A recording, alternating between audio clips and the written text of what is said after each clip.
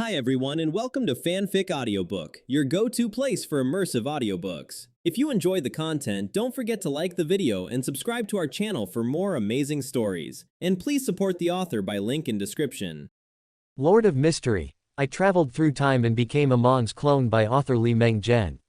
Chapter 61 to 100. Chapter 61. Mrs. Gao Jia. Inside an extremely spacious hall in Backland. The interior was as warm as spring, with a massive crystal chandelier hanging from the vaulted ceiling, flickering with countless candle flames that illuminated the entire venue as bright as day. Long tables were arranged throughout the hall, laden with delicious dishes such as roasted spring chicken, pan-seared foie gras, stewed lamb, Backland-style roast goose, and Orevie lobster baked with cream cheese. Even a beggar lying in some dark corner outside the hall could smell the fragrance they wafted. In the right-hand corner, an orchestra dressed in white shirts, black coats, and pink bow ties was performing a soft and soothing low-end classical concerto, following the baton of a gray-haired elderly man. Attendant in red vest shuttled between the halls carrying trays. On their trays were various rare famous wines like Sea of Fog champagne, Ormure wine, Southville red wine, and more. Socialites and noble ladies either took their husbands' arms, dancing gracefully to the music, or gathered in small groups to chat about domestic affairs in the past. At that moment, the wife of Gao Jia weak husband, one of the largest shareholders of Backland Bank, suddenly noticed that her husband seemed a bit distracted. He had missed the musical beat several times already, and once he even nearly stepped on his wife's foot, which was clad in Fenipote lambskin boots. Had the lady not been sufficiently alert and taken a step back to avoid the leather shoe lunging for her toes, the current scene would have become unmanageable. As a believer in the Lord of Storms and hailing from a Loan Marquis family with nearly a century of heritage, Gao Jia weak husband himself had an unparalleled love for music. Coupled with his family's tireless cultivation since childhood, his musical level among Loan's bankers could be called number one without any modesty. According to the Singer of God, Ace, Gao Jia weak husband is a musical genius delayed by pounds. And the musical talent of Gao Jia weak husband had brought him unparalleled rewards. He and a girl from an earl's family who believed in the Evernight goddess became acquainted through music.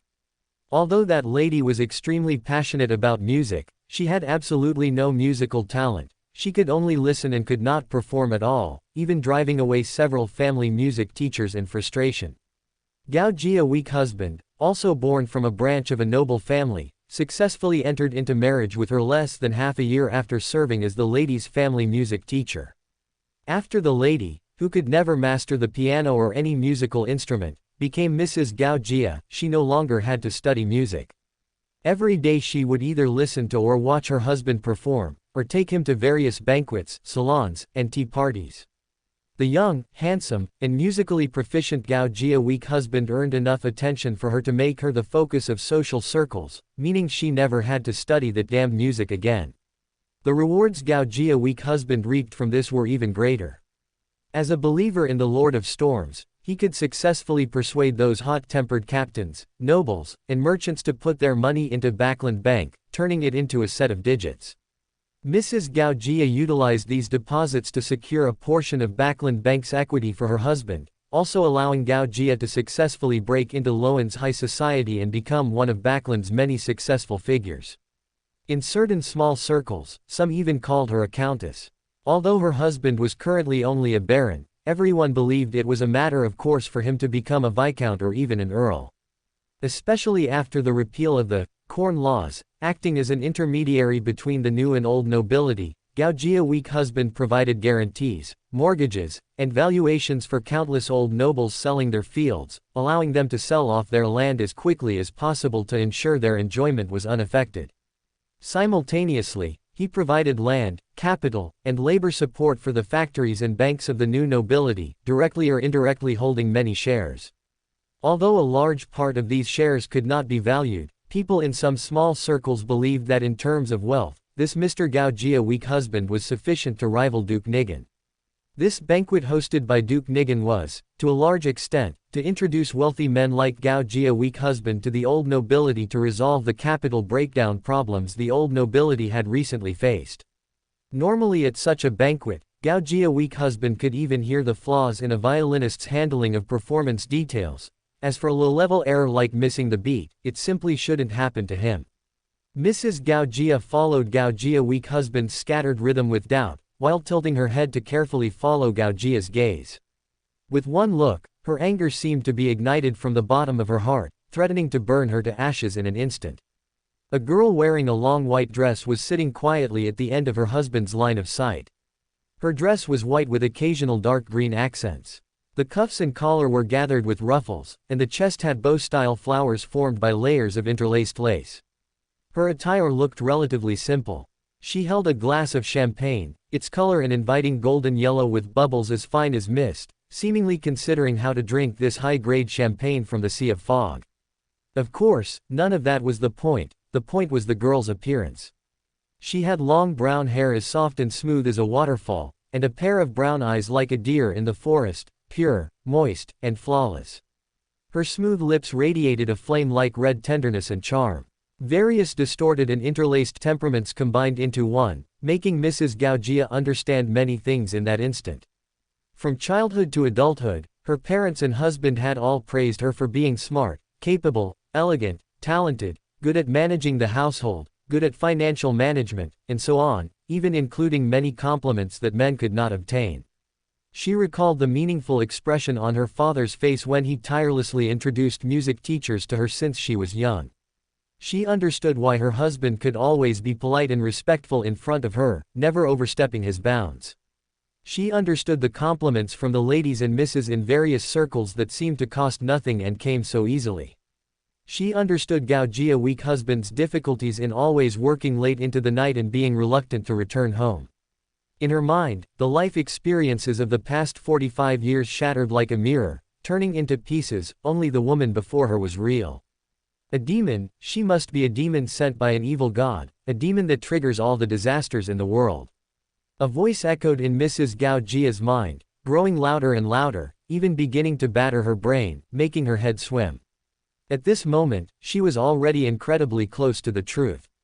Her dance steps began to falter, and she remained completely oblivious even as her husband's leather shoes stepped on her noble boots worth hundreds of pounds several times. Chapter 62. Slap in the face.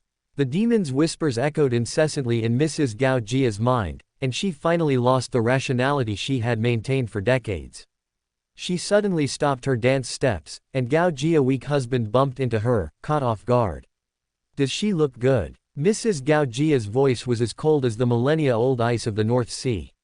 She looks good. Gao Jia's weak husband answered without thinking, only then remembering the source of the voice. He struggled to shift his gaze to Mrs. Gao Jia's high chest, cinched by her corset, and then saw that face, which was twisted almost to the point of deformity. Having been with his wife for decades, he had never seen this side of her. Mrs. Gao Jia forcefully flung away the hand she was holding with Gao Jia and strode toward the girl sitting alone in the corner of the hall, holding a glass of misty champagne. Her steps were no longer elegant, they were so hurried that she nearly tripped several times. Coming before the girl, she felt increasingly angry. Though the girl's dress looked clean and tidy, it was spun from coarse linen thread with a thread count of less than 100. The Fenipote Highland fine-spun evening gown she was wearing could buy at least 100 of the dresses the girl had on. Leave my husband. Her voice sounded somewhat trembling and raspy due to her extreme emotional agitation. The girl looked up, her clear, flawless brown eyes seemingly startled, her lips trembling, yet no words came out. Leave my husband, or I'll make you disappear from Backland forever. Her voice was low and powerful, not at all like the sound a woman should make. Her father was a count in Loan who held military power, she possessed vast wealth and knew many of Backland's underground organizations. She felt she was fully capable of dealing with a girl who appeared to have no power at all. Who are you? I don't know you, and I certainly don't know your husband. The girl's eyes widened, her pupils seemingly brimming with rolling tears. Get out of here. Don't think I don't know what you're thinking. I meet bitches like you every day, don't even dream of seducing my husband. The girl gently set down her wine glass and slowly stood up, her movements elegant and natural, looking more like a lady of a noble house than Mrs. Gao Jia. Madame Liana introduced me here. Watching the girl's elegant and natural movements, Mrs. Gao Jia's anger flared even more. Human genetic instincts from thousands of years ago were awakened within her body, the elegant and decent facade she had maintained for decades could no longer be sustained. She raised her right hand and swung it hard toward that delicate, supple face. No. 7 Iron Gate Street. Having finished the weekly tarot club, Li Meng had finally managed to settle down in Backland. If only every evil organization could bring him an income of £1,000. Watching the pounds in his anonymous account increase, Li Meng felt a strong sense of unreality. When he had sold the formula to Audrey before, it was a solid transaction where everything could be appraised, so the feeling wasn't as intense. But this time, the money from selling knowledge, information, and ideas gave him a sense of illusoriness regarding this method of trading. No wonder Klein was so keen on collecting Russell's diaries. Trading based on one's own abilities feels very solid and secure. No matter how much one earns, it feels like a real transaction, and earning the money is reasonable. But buying and selling nothing, creating wealth out of thin air, is particularly prone to producing an extremely stimulating sense of excitement, well, the feeling of getting something for free. It's just that after the excitement, one tends to feel a sense of emptiness and loss. This feeling is even more tortuous, making it hard to muster any spirit. After finally adjusting his mood, Li Meng began to think about the path ahead, finding the main ingredients for the Shadow Ascetic Potion. Currently, the gathering Li Meng most wanted to attend was the one hosted by old Mr. Eye of Wisdom. He recalled quite a bit of the transaction content from the gatherings, but unfortunately, that did not include contact information. He knew that General Beander gatherings required a recommender. After all, these were illegal activities, and everything had to start from a point of safety. If he were to rashly seek them out, he feared he would be treated as an undercover agent for the Church or the Ninth Organization of Military Intelligence and die on the spot. Currently, number 9521 remained on the ship. Li Meng and number 3006 had each paid him £2 to guard the vessel. For the time being, there was no need for the ship, so there was no need to contact him. As for No. 3006, Li Meng had no idea where she had gone since going ashore. Although the Scholar's Book number 9998 could contact some of Amon's avatars, the conditions for use were very harsh. At most, it could only be used as a text-based walkie-talkie. Besides Miss Justice, who else were the important figures in Backland? Li Meng recalled quietly for half an hour, but he could only remember some blurry matters. He couldn't recall specific addresses, people, or times. As for the gathering hosted by Mr. A, Li Meng felt somewhat repulsed in his heart. Not only because of his disgust for the actions of the Aurora Order and Mr. A, but also because he knew the people at Mr. A's gatherings had very complex backgrounds. Mr. A had always relied on his own strength to suppress those participating in the gatherings. For his current self, entering such a gathering randomly would be somewhat dangerous. Furthermore, Mr. A's gathering also required an acquaintance to lead the way in. In fact, Li Meng had another choice, which was the former Backland Medical College, located in a nearly abandoned 3-story building in the western suburbs of the North District. This Beander gathering was what most people imagined Beanders to look like. All participants had to wear white lab coats, white masks, and surgical caps, blending in with the surrounding corpses and bones. The initiator of the gathering was a male corpse in a black academic gown, soaked inside a transparent glass column filled with preservatives. This was most likely organized by that bunch from the Numinous Episcopate who loved to toy with corpses. Perhaps the controller was one of the doctors in a white lab coat sitting among the crowd. Li Meng recalled the details and soon straightened out the key points. Although gatherings of the Numinous Episcopate were dangerous, as a powerful organization spanning the northern continent and southern continent with land area and population no less than that of the Seven Gods, their sources of materials could be said to be the most extensive. These evil organizations each had their own advantages. The Numinous Episcopate's advantage was that they had once ruled the southern continent. Although they had fallen now, they were not something small organizations could compare to. However, Li Meng didn't know their gathering times right now. If he went there to observe randomly, he would be easily discovered. The Numinous Episcopate also had demigods in Backland. The latter two gatherings that Audrey was taken to were both through furs, which meant she possessed the contact information for these gatherings. In the future, he would need to find a way to contact furs. Since Zio Derecha was an arbiter of the Backland underground world, there would be many opportunities to deal with her in the future. He would start from there. Chapter 63, Apology. July 16. This reporter has learned that a malicious theft occurred at the Tassoc South Bank Inn, on Iron Gate Street. According to reports, at 9 a.m. on July 16, Officer Hunter received a report from the victim, Mr. Grady, stating that he had lost £182 in cash this morning. According to Mr. Grady, he discovered the fact that his property was missing this morning after cleaning all the rooms in his inn. Mr. Grady has always been a good citizen who works sincerely, is warm to others, law-abiding, hard-working, and kind. Any criminal activity directed against such a citizen must be severely condemned. The Backland Bridge Police Station solemnly declares that they will solve this case as soon as possible to restore a safe and comfortable living environment for the people of Iron Gate Street. This reporter reminds everyone to take good care of their property when away from home. Looking at the news in the Backland Evening Post, Li Meng felt a bit dazed. He didn't know when he had made it into the news, albeit in a very peculiar way. Backland's reporters are truly impressive. Something that happened in the morning was in the paper by the afternoon. If only the police station had this kind of speed. That thief and Mr. Grady must be in cahoots. If he hadn't been using the soul of a hypnotist at the time, it really wouldn't have been easy to notice the hidden signals between them.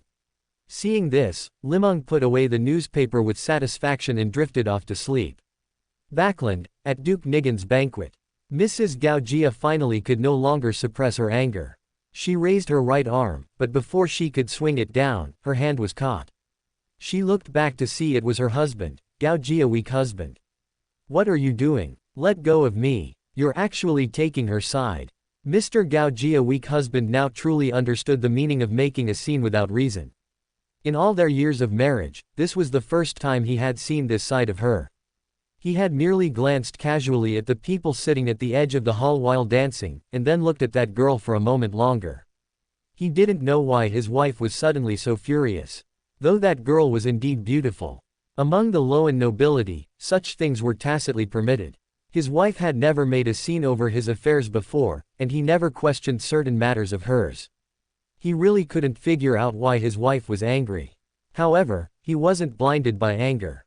He knew that such banquets were invitation only, and to enter, one had to at least have a title. Although he hadn't seen this lady before, judging by her temperament, she should also be a noble. Unlike his wife, as a member of a branch family, the cold shoulders and setbacks he had faced since childhood far exceeded her imagination. After finding success, he understood the source of his wealth even better. He wasn't a marquis, even his title of baron was obtained through donations.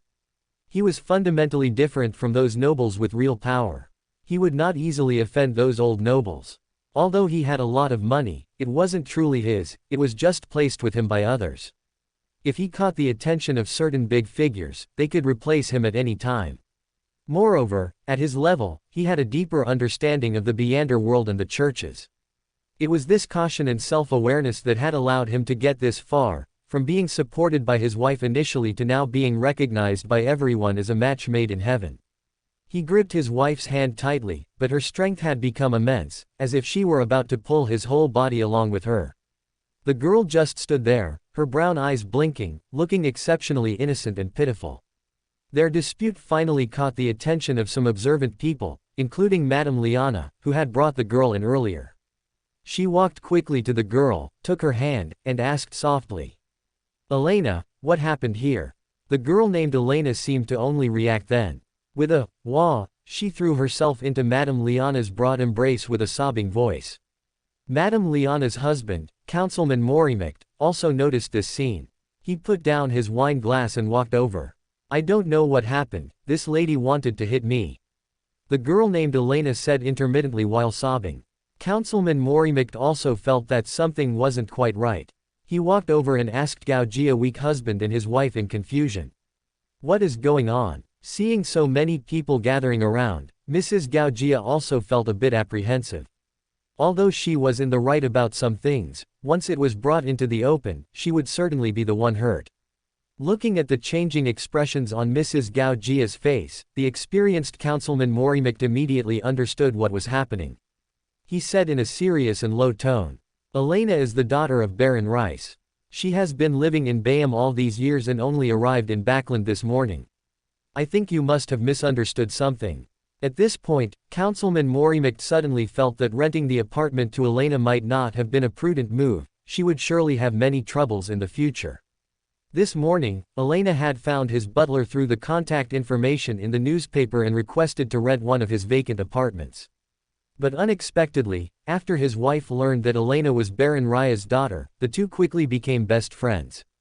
Thus, in the afternoon, she brought her new friend along with the councilman to attend Duke Nigan's banquet. Of course, the most critical reason was that Elena had rented his high-end apartment in Empress Borough for £220 for half a year without any haggling. Houses in Empress Borough, even just an apartment, were terrifyingly expensive. Even Councilman Morimact himself did not live in Empress Borough, choosing instead the North District, which was closer to St.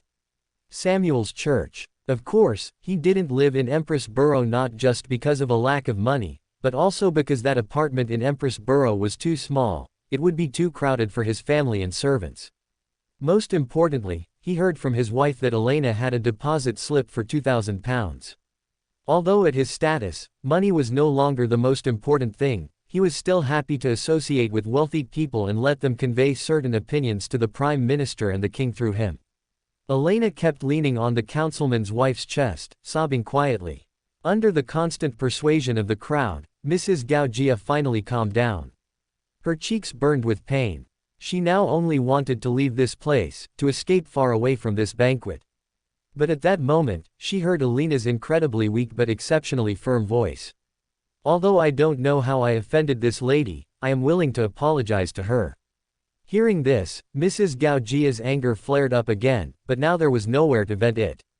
Gaugia's weak husband gripped his wife's hand tightly and half-dragged, half-pulled her away from the banquet and onto the carriage home.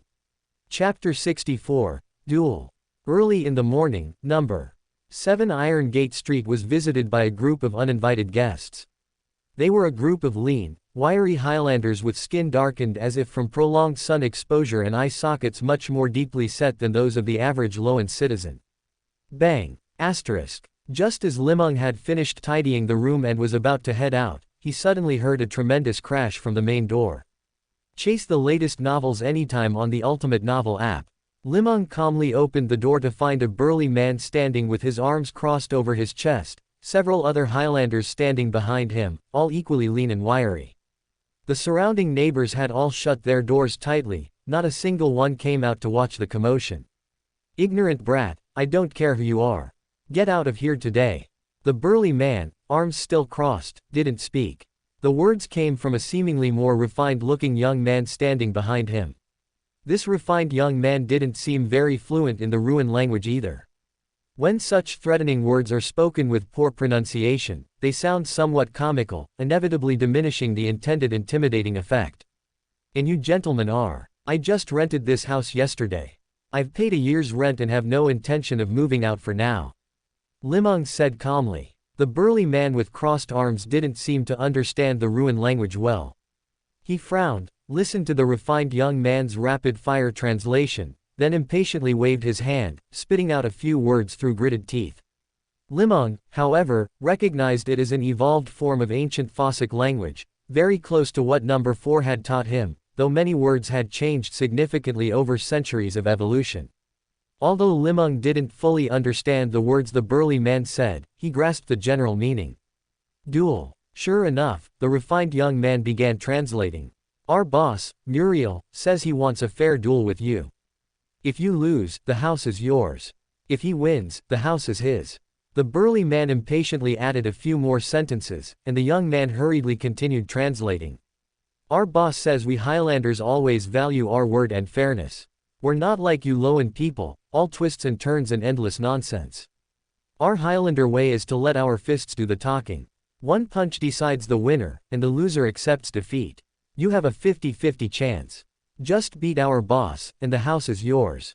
Don't learn to be indecisive like Gunther Nigan, dragging things out over a shabby house. We Highlanders look down on that kind of person. Li Meng was instantly conquered by this burly man and his translator. Listening to them, it sounded as if the house was originally theirs, and they were now giving him a chance to get it for free. The most incredible part was that they could still talk about fairness, straightforwardness, and reason. Who said Highlanders were brainless and only knew how to fight? This burly man Muriel looked like he was all muscle, even his brain stuffed full of it. But if Li Meng weren't strong enough, he would have been cornered by their words, forced into a duel, and then, accepting the wager and the loss, would lose the house and possibly his life. He now understood Gunther Niggen's idea of renting the place out and leaving. However, he was still a bit puzzled. If Mr. Niggen just left like this and the house got taken over, wouldn't he still not get it back? This plan seemed extremely clever, but its execution probably wasn't ideal either. Seeing Li Meng seemed somewhat distracted, the burly Muriel's face grew even angrier, turning from a yellowish black to a deep red. The tough guys behind him seemed unable to hold back, rubbing their fists and palms. A few even pulled out blades made of polished sheet metal, shouting insults at Li Meng. But with a wave of his hand, Muriel stopped them all. Despite their fierce expressions and large, threatening gestures, not one disobeyed their boss's order and charged forward. He said a few more sentences, and the young translator began translating again. Our boss says he is a kind man who can't bear to kill, even though he can kill an ox with one punch. But his kindness stops him from using such power. He hopes Loan people are the same, cherishing their lives, especially since you are still young. Li Meng didn't respond. He simply swung the sheet metal gate fully open, stood inside the doorway, and made an inviting gesture towards the burly man. Muriel seemed to be hesitating about something, but his followers and the translator couldn't hold back anymore. A clamor of discussion swelled up. Li Meng looked at the burly man and said coolly, directly in ancient Fanfic language. Some matters are better resolved directly between us. Muriel frowned, then suddenly spoke a few more sentences to the translator, his voice urgent and sharp. The refined young translator looked at Muriel with an expression of utter disbelief, seemingly too shocked to speak.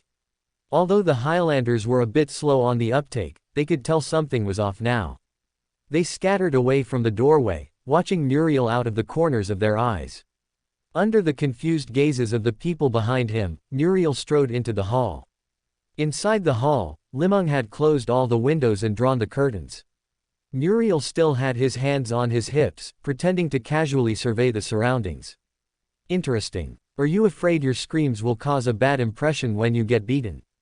We promise to be quick, so quick you won't even have time to scream, a Highlander said, waving his sheet metal blade, though it gave off a sense of bluster more than true threat. Li Meng ignored them and directly shut the main door. Muriel didn't stop him. Muriel stared at Li Meng for a few seconds, then shifted his gaze to the red glove on Li Meng's right hand. Under the observation of Li Meng's hypnotist soul, this Muriel's etheric body color was extremely harmonious. His astral body was filled with a calm blue, as pure as the azure sea. This was the mark of a Beyander, and a Beyander who had digested his potion very well. Under Li Meng's gaze, Muriel asked in somewhat uncertain ancient Fanfic language, "You are a Beyander. Why do you speak Fanfic?" Li Meng didn't answer. At this moment, he was filled with doubts about this Muriel's identity. Muriel most likely wasn't from the Church of the Seven Gods. The churches all had major financial backers and wouldn't stoop to this level. However, observing his astral body suggested he likely understood the acting method, otherwise, his digestion wouldn't be so complete. If he was from a cult or an officially cultivated, white glove, then which faction did he come from? The Intis Ambassador, the Military Intelligence 9th Division, or the Aurora Order? Would those organizations directly teach the acting method when training peripheral members? Were they that generous? Li Meng's memory of the plot didn't include this person, so he couldn't glean more information. Thinking this, he responded in Fanfic. Yes, I believe this duel will be quite thrilling. Chapter 65, The True Executioner. Muriel, however, grew quiet, showing no intention of initiating a duel. You give off a very dangerous aura. I have no desire to fight a powerhouse like you. This is all Gunther Niggen's scheme. He took our money but now attempts to renege on the debt. Seeing Li Meng's confused gaze, Muriel continued to explain. Open black lens bracket note to readers. Please remember our domain for accessing Taiwanese novels anytime close black lens bracket. I am not like those foolish Beyonders from the God of War Church, who know and possess nothing beyond the power of their potions. I practice ancient secret arts passed down through the ages, allowing me to clearly sense danger. A warrior who is oblivious to peril and only knows savage combat is not far from falling. And you feel dangerous to me. This isn't mystical at all. Wasn't it said that the warrior sequence was very keen on combat, growing more excited the stronger the opponent? Li Meng mentally grumbled while slightly raising his voice. I don't know what conflict exists between you and Mr. Gunther, but I know I paid him £150 for a year's rent on this house. As for matters between you, I have no wish to interfere. Muriel casually lowered his hands from his hips, a smile appearing on his face. I don't believe a swindler is enough to affect the friendship between two Beyonders, especially a Beyonder familiar with the Fossic language. Oh, you usually call it ancient Fossic, but for us, it is the true Fossic language. This Muriel's identity was absolutely not simple. Thinking this, Li Meng suddenly had a flash of inspiration. He stretched his arms straight out to his sides, forming his body into the shape of a cross. This was precisely the standard gesture used by the Aurora Order for proselytizing, symbolizing the true creator willingly being hung upside down on the cross to redeem this world. I am Julius, a holy emissary of the Aurora Order. I come from the Lord's sanctuary, ordered to spread his glory to the lambs upon the earth. Muriel also seemed startled. Soon, a wry smile touched his lips as he raised his right hand high and made a chopping motion downwards. Li Meng recognized this as a special prayer gesture once used within the realms ruled by the Giant King. The execution rite. It was used exclusively among the Giant King's believer, an extremely distinguished etiquette signifying mutual recognition and the qualification to be executed by the other. Yes, in the regions once ruled by the Giant King, execution was an extremely solemn ceremony, one not worthy of ordinary people and the weak. Number 4 knew so much. Perhaps he was alive during the pursuit and extermination of Beyonders from the Giant King's court. Li Meng assessed internally, realizing number 4 was even more mysterious than he had imagined. Muriel, true executioner of the 732nd Judicial Court of the Giant King's Court, law enforcer of the Hornekis region. The twilight light of Ormir will surely illuminate the entire land. Muriel's voice was slow and forceful, sometimes pausing briefly to recall the words, having not recited them for so long. The two men exchanged a smile. Sharing a common secret, they instantly became the best of friends. A cultist wanted by the Church of the Seven Gods, and a believer in a true god long lost to history, found a common topic in this moment. Who would have thought Ormir still had believer nowadays? How many years had it been since this ancient god passed away? At least several thousand, if not 10,000. His name had even become a brand of wine. Few probably knew it was once the name of an ancient god. Li Meng's thoughts raced, combination the history of mystery he recalled, and in an instant, he understood the significance of Muriel and the church behind him. Although the Hornekis mountain range was vast, extremely difficult to traverse, and held little value worth conquering, it was impossible that the headquarters of the Church of the Goddess of Night, the Serenity Chapel, also located within the Hornekis Mountains, had not discovered this organization. After all, the Night Kingdom above 6,000 meters altitude, home to half a fool and an angel of the night pathway, had been discovered and destroyed by the Church of the Night. No one would believe that an executioner of Muriel's caliber and the so-called judicial court behind him could stand against the Church of the Night. The Church of the Seven Gods weren't particularly sentimental people either. When a person leaves, the tea goes cold. The Giant King had been dead for so many years with no hope of revival. The Seven Gods certainly wouldn't spare his believer out of regard for Ormir. If they still had a reason to exist, it was that the Evernight goddess still wanted to use them to give the god of war Church in Fossic one last bit of trouble. I worship your father, therefore I am your father. Though it sounded incredible, it represented a serious conflict of interest. Ormir, the Giant King's eldest son, god of dawn, Badhail, had already inherited his father's divine position. But the existence of Ormir's believer was a denial of Badhail's position as god of combat. No one liked their predecessors' people lingering around after they ascended, constantly muttering the predecessor's history. It seemed Muriel was well versed in this too. He hadn't gone to Fossic, which shared the same god of combat belief, to make a living, but came directly to Loan, controlled by the Church of the Goddess of Night. In Loan, although he was a pagan, as long as he didn't challenge the authority of the seven gods, the church wouldn't do much to him. In Fossick, even though everyone worshipped the god of combat, he would truly lose his life. Li Meng even suspected that these believers of Ormir were intentionally preserved until now by the Evernight goddess. As Li Meng sized up Muriel, Muriel was also discreetly sizing up Li Meng. As a backbone of an organization existing for thousands of years, Muriel knew more than the vast majority of Beyonders. He even knew that the former giant kingdom was destroyed by the ancient sun god, and the giant king also fell in battle against the ancient sun god. Although the church's scriptures claim the giant king would return at some future time, the believer already harbored doubts in their hearts. And that evil god worshipped by the Aurora Order had an unclear, indescribable relationship with the ancient sun god. If one traced it carefully, the two sides were nemesis. However, all that was thousands of years ago. The mighty ancient sun god fell at the end of the third epoch, and the evil true creator had vanished from the northern continent by the end of the fourth epoch.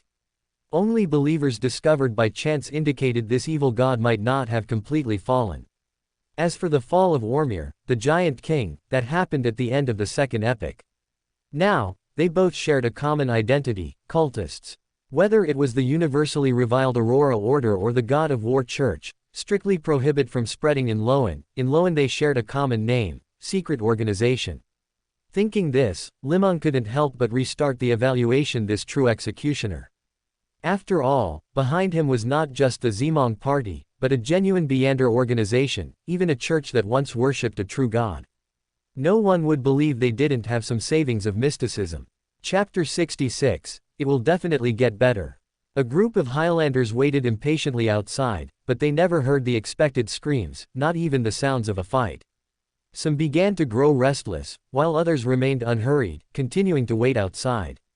The young translator paced back and forth by the door, finally unable to resist pressing his ear against the iron door to listen for what was happening inside.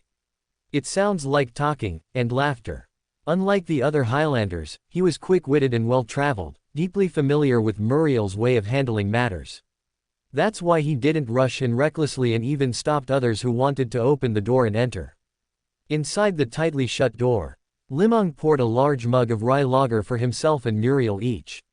The two sat down at the wooden table in the center of the room. The empty space welcomed its first guest.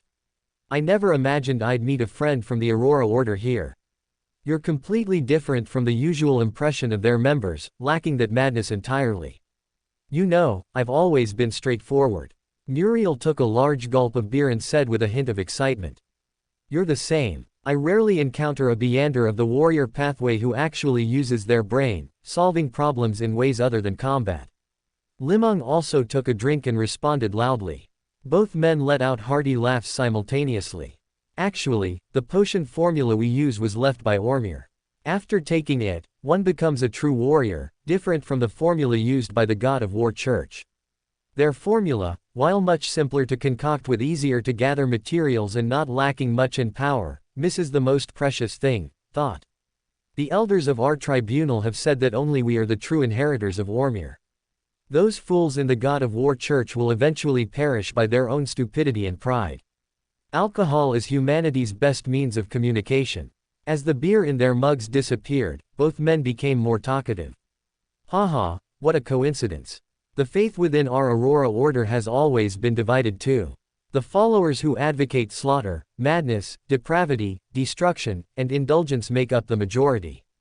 They've ruined the reputation of all Aurora Order members. In truth, the true believers of the true Creator have always used asceticism, temperance, and silence to restrain madness and depravity. But ever since our Lord disappeared from the northern continent, we can no longer receive clear divine decrees and cannot suppress those fanatical followers. Whether Muriel believed it or not, Li Meng certainly believed it himself. Li Meng refilled Muriel's beer and continued to tell him the history of the Aurora Order's temperance faction. Under the pursuit of those lunatics within the Aurora Order and the sieges by the Church of the Seven Gods, our numbers have dwindled. Many have never even heard of us. Indeed, most people lump us together with those fools from the God of War Church, or simply haven't heard of us at all. As if meeting a kindred spirit, Muriel drained his mug in one go, his voice tinged with emotion. We've lived in the deep mountains for thousands of years. If not forced by circumstances, who would want to come to Backland? From the Black Emperor to the Blood Emperor, from the primordial demoness to death, the Hornecus region has seen countless wars and changed masters numerous times. We successfully avoided all those dangers. But who could have predicted the later emergence of Emperor Russell? We fear neither war nor death. But ever since Russell's Industrial Revolution, all those little gadgets manufactured in Loan and Intis have captivated our youth, traded away our precious Beander materials and various local specialties. And our women, once they glimpsed the prosperity outside, never returned. Even if they became factory workers, maids, servants, or even prostitutes in Backland, they insisted on staying. Li Meng listened quietly, appearing deeply sympathetic. Our youth gradually vanished like this, our lands fell into neglect, and our mystical items disappeared. Our tribunal can't even find enough Beyonders anymore. All that remain are white-haired elders. But how much longer can they hold on? As for the men, most don't speak the Ruan language. They can only do the heaviest manual labor, dockworkers and the like, or join the local Zimong party, fighting for them, only to die in a foreign land, their bodies often lost. But what can we do? We're already dependent on Loan's industrial products, yet we lack the strength to acquire them properly. We can only watch as these little things gradually sap our strength, until we finally vanish into the deep mountains, becoming mere historical legends. Li Meng poured another beer for Muriel, listening silently as he continued. Our faith cannot be allowed to die out like this. The tribunal elders decided to send executioners to Backland to gather Ormir's faithful here and establish a foothold in Loan. That's how I went from being a true executioner to becoming an executioner in the Zimong party's underworld. Muriel seemed somewhat melancholic, taking large gulps of beer. You'll get used to it gradually. Like us, we've been in hiding for hundreds of years under the pursuit of the Church of the Seven Gods, all while bearing the infamy caused by those fanatical Aurora Order members. Li Meng didn't know if he was talking to himself or comforting Muriel. Perhaps. Seeing those who were once Ormir's most devout believers now become society's lowest dockworkers, constantly pointed at by the Church of the Seven Gods and the nobility, forced to hide their faith, it fills me with resentment. But now, I've become part of the underworld too. I don't know if my actions have long since betrayed my faith. After all, the tribunal of old was Ormir's right hand, the law of the giant king, the most just and stern presence in this land. After all, even Amon, once the divine son of the ancient sun god, a being of supreme dignity, has now fallen to a state where everyone chases him away. Isn't that quite normal? Thinking of this, he suddenly realized there were quite a few of these fallen true god churches. It will all get better. Li Meng activated his hypnotist trait, quietly initiating psychological therapy, speaking with unwavering conviction. Times are changing. It will definitely get better in the future. Muriel looked at Li Meng, suddenly stood up from his chair, and brought his right hand down in a forceful chopping motion, the most standard executioner's salute. By the giant king above, may it all be as you say. The smell of alcohol on him vanished completely with his movement, and the man became sharp and capable once more. Li Meng opened the door. This executioner of the Zimong party seemed to have grown exceptionally tall as he strode out with large steps. You can find me at number 79, Iron Gate Street in the future. Then, he turned his gaze to the group of Highlanders waiting outside. Let's go. Don't come back here again. Chapter 67, Investment. In a miniature detached house in Empress Borough. Number 3006 forcefully untied and threw her white dress with lace and a lotus leaf hem onto the floor. The stiff petticoat made the skirt stand upright, like a princess who had lost her upper body. She thought for a moment, picked it up again, and hung it in the wardrobe. This was lent to me by Madame Liana. I'd better not get it dirty, or I'll have to wash it before returning it. The woman brought her nose close to the dress and sniffed, finding no other odor besides the faint fragrance of her own body. I am truly so clean. The girl recalled the heated gazes of countless men at the banquet, her eyes returning to the dress. If I sold this dress to them, how many pounds could I get? After all, I wore it personally. An ordinary linen dress in Bayam can sell for a few pounds to those unsophisticated pirates. This dress is worth at least 200 pounds. Tomorrow, I'll go to the ladies' clothing store to buy some cheaper dresses. I don't need such good ones for this, it's a bit wasteful. Inside the dress were two stiff corsets tied together with laces, with a triangular insert in the very center, lifting her ample bosom. "Lo, and people are so troublesome." Number 3006 muttered softly, lowered her left hand burning with black flames, pulled the laces of the corset out of the eyelets one by one, slowly loosened it, and her entire body seemed to expand by several sizes. The woman let out a comfortable moan, casually threw the corset on the floor. The stiff corset hit the floorboards with a heavy thud. "I'm never wearing this thing again. It's hard to even breathe. I don't know how those ladies and misses endure it. I don't need to squeeze out my chest like they do, so why wear this pointless thing? Are the ladies and misses of Backland all on the smaller side?" Number 3006 stomped forcefully on the stiff corset a few times, and after feeling it wasn't as hard anymore, casually kicked it into a corner. The woman then untied a large bag from her waist, carefully placed it on the table, then fumbled around her waist, undid two more straps, and a pale green slip slid straight down her legs and fell to the floor. She stretched out long and lazily, revealing a clean, loose linen nightgown. Nightwear is so much more comfortable. She recalled the full hour of etiquette instruction Madame Liana gave her before departure yesterday afternoon, even offering to gift her a personal maid, a housekeeper maid, a cook, a housekeeper, and a coachman. At that moment, she almost regretted using the identity of Elena Rice. In the end, she played her trump card, stating that her savings were meant for a big business venture, and she currently had no money to pay for these expenses. The atmosphere instantly turned awkward until Councilman Morimicht came in to mediate, telling her that his own household had too many servants and was also facing financial difficulties, which finally made Madame Liana relent. However, Councilman Morimicht was very interested in her big business venture and told her he could provide some policy support, including persuading the Prime Minister or Parliament to pass policies favorable to her. With the rising influence of the new party, the status of lobbyists like them, born from the old party but speaking for the new party, began to decline. Many factory owners and bankers started preferring to act themselves, no longer needing the old nobility as spokespeople. Right-pointing arrow. This caused Councilman Morimicht's income to drop. He could no longer receive as many donations as before and even had to rent out his properties to maintain a respectable lifestyle. No 3006's money was originally intended for purchasing mystical items or supernatural materials. She never expected this turn of events and had to hastily fabricate some highly profitable Bayam specialties. She claimed to have a ship, though its origins were somewhat irregular, and stated that with certain documents, it could freely sail into Backland, promising considerable profits. Councilman Morimicht's skills all lay in his mouth. His understanding of business came entirely from the merchants and factory owners who flattered him.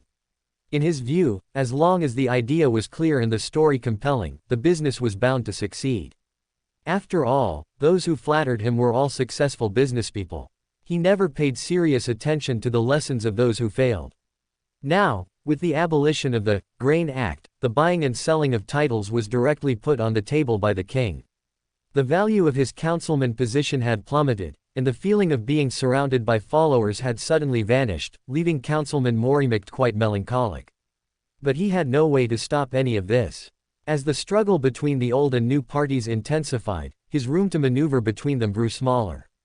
The new party had also chosen their own spokespeople, no longer spending large sums to have him speak for them.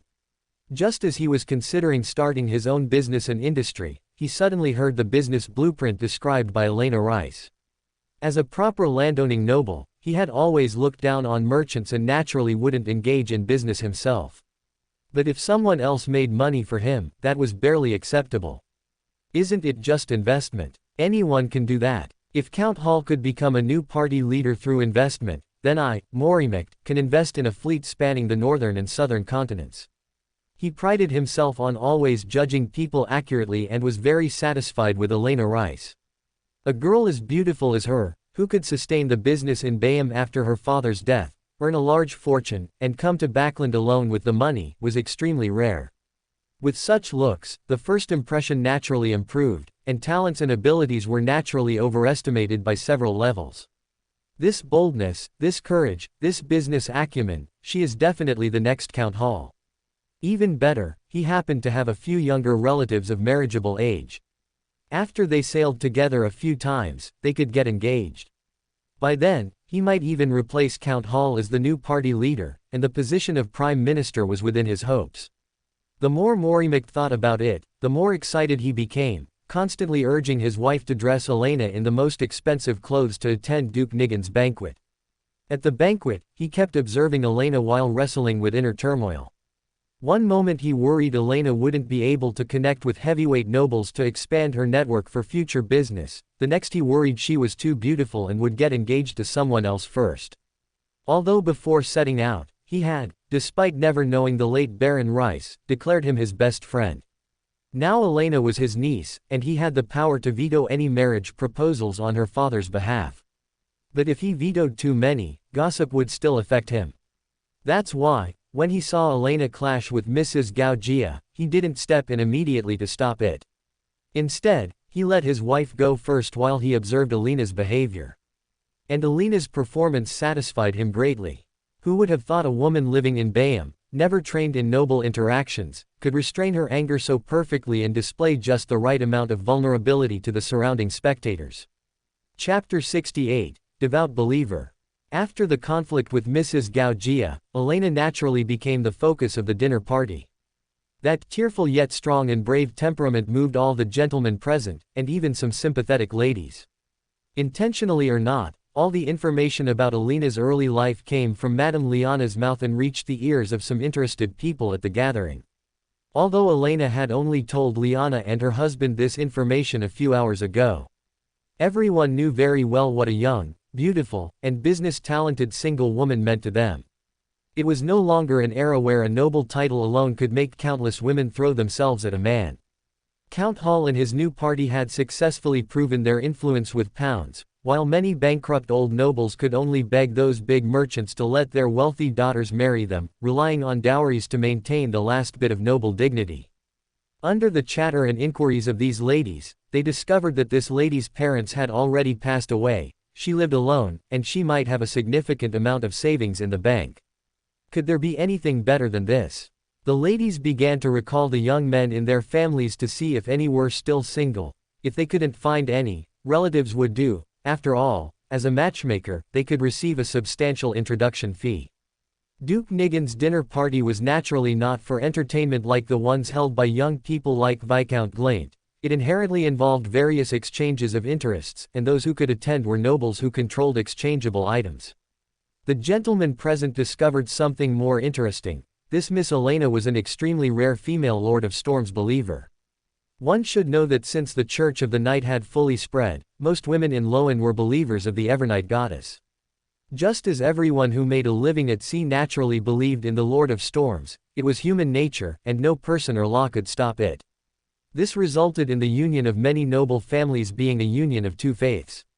This problem was particularly serious in Loan's high society. 80 or 90% of the wealth of these nobles and big merchants was related to the ocean, naturally leaning towards the Lord of Storms, and even the Loan royalty were believers of the Lord of Storms. While the women in their families, having studied from a young age and being exposed to different religions, would naturally choose the Church of the Goddess of Night. And the group of people who had become wealthy through the Industrial Revolution of Emperor Russell in recent decades, led by Count Hall, generally leaned towards believing in the Evernight goddess and the god of steam and machinery. This created a huge religious split in the upper class of Loan. Although the three major churches maintained a superficial peace, the union of different faiths was always inconvenient. This made women who believed in the Lord of Storms extremely rare in the upper class of Loan. After all, some tenets of the Lord of Storms, especially the various famous quotes of Mr. Luerme, made it very easy for highly educated women to change their faith. But Miss Elena had always adhered to her father's faith and was a devout believer of the Lord of Storms. Especially when her fist pounded hard on her chest, that magnificent scene of undulating waves made everyone present feel a surge of heat. Thus, Elena became the focus of the dinner party, the object of countless people's conversation. She talked to countless people about her non-existent business in Bayam, her ship borrowed from the Church of Storms, and various local customs, legendary pirates, and such of Bayam. Although many of them were familiar with Bayam and had even been there personally, hearing these things from a girl who had lived in Bayam for decades made them particularly vivid. The dinner party had to be postponed until late at night before it ended. Elena refused the requests of countless enthusiastic people to take her home or visit their houses. She returned to the home of Councilman Morimicht and Madame Liana in the North Borough. After staying there for a short while, Elena firmly refused Madame Liana's warm invitation to stay and returned to her apartment in Empress Borough. She took a whole long detour. Although her apartment in Empress Borough was very close to the dinner party hosted by Duke Nigan, she still spent several hours taking this long detour to avoid enthusiastic suitors. Even more tiring than in Bayam. Thinking of this, Elena kicked off her boots and threw herself heavily onto the brand new sheets. Pritz Port, on a deserted small island. An inland river vessel was anchored in a hidden, wind-sheltered spot on the island. Number 9521 was on the beach not far from the ship, basking in the sun. Days without work were truly wonderful. He looked at the seagulls flying in the sky, the fish and shrimp swimming happily in the clear seawater, and felt the warm sea breeze, feeling incredibly comfortable.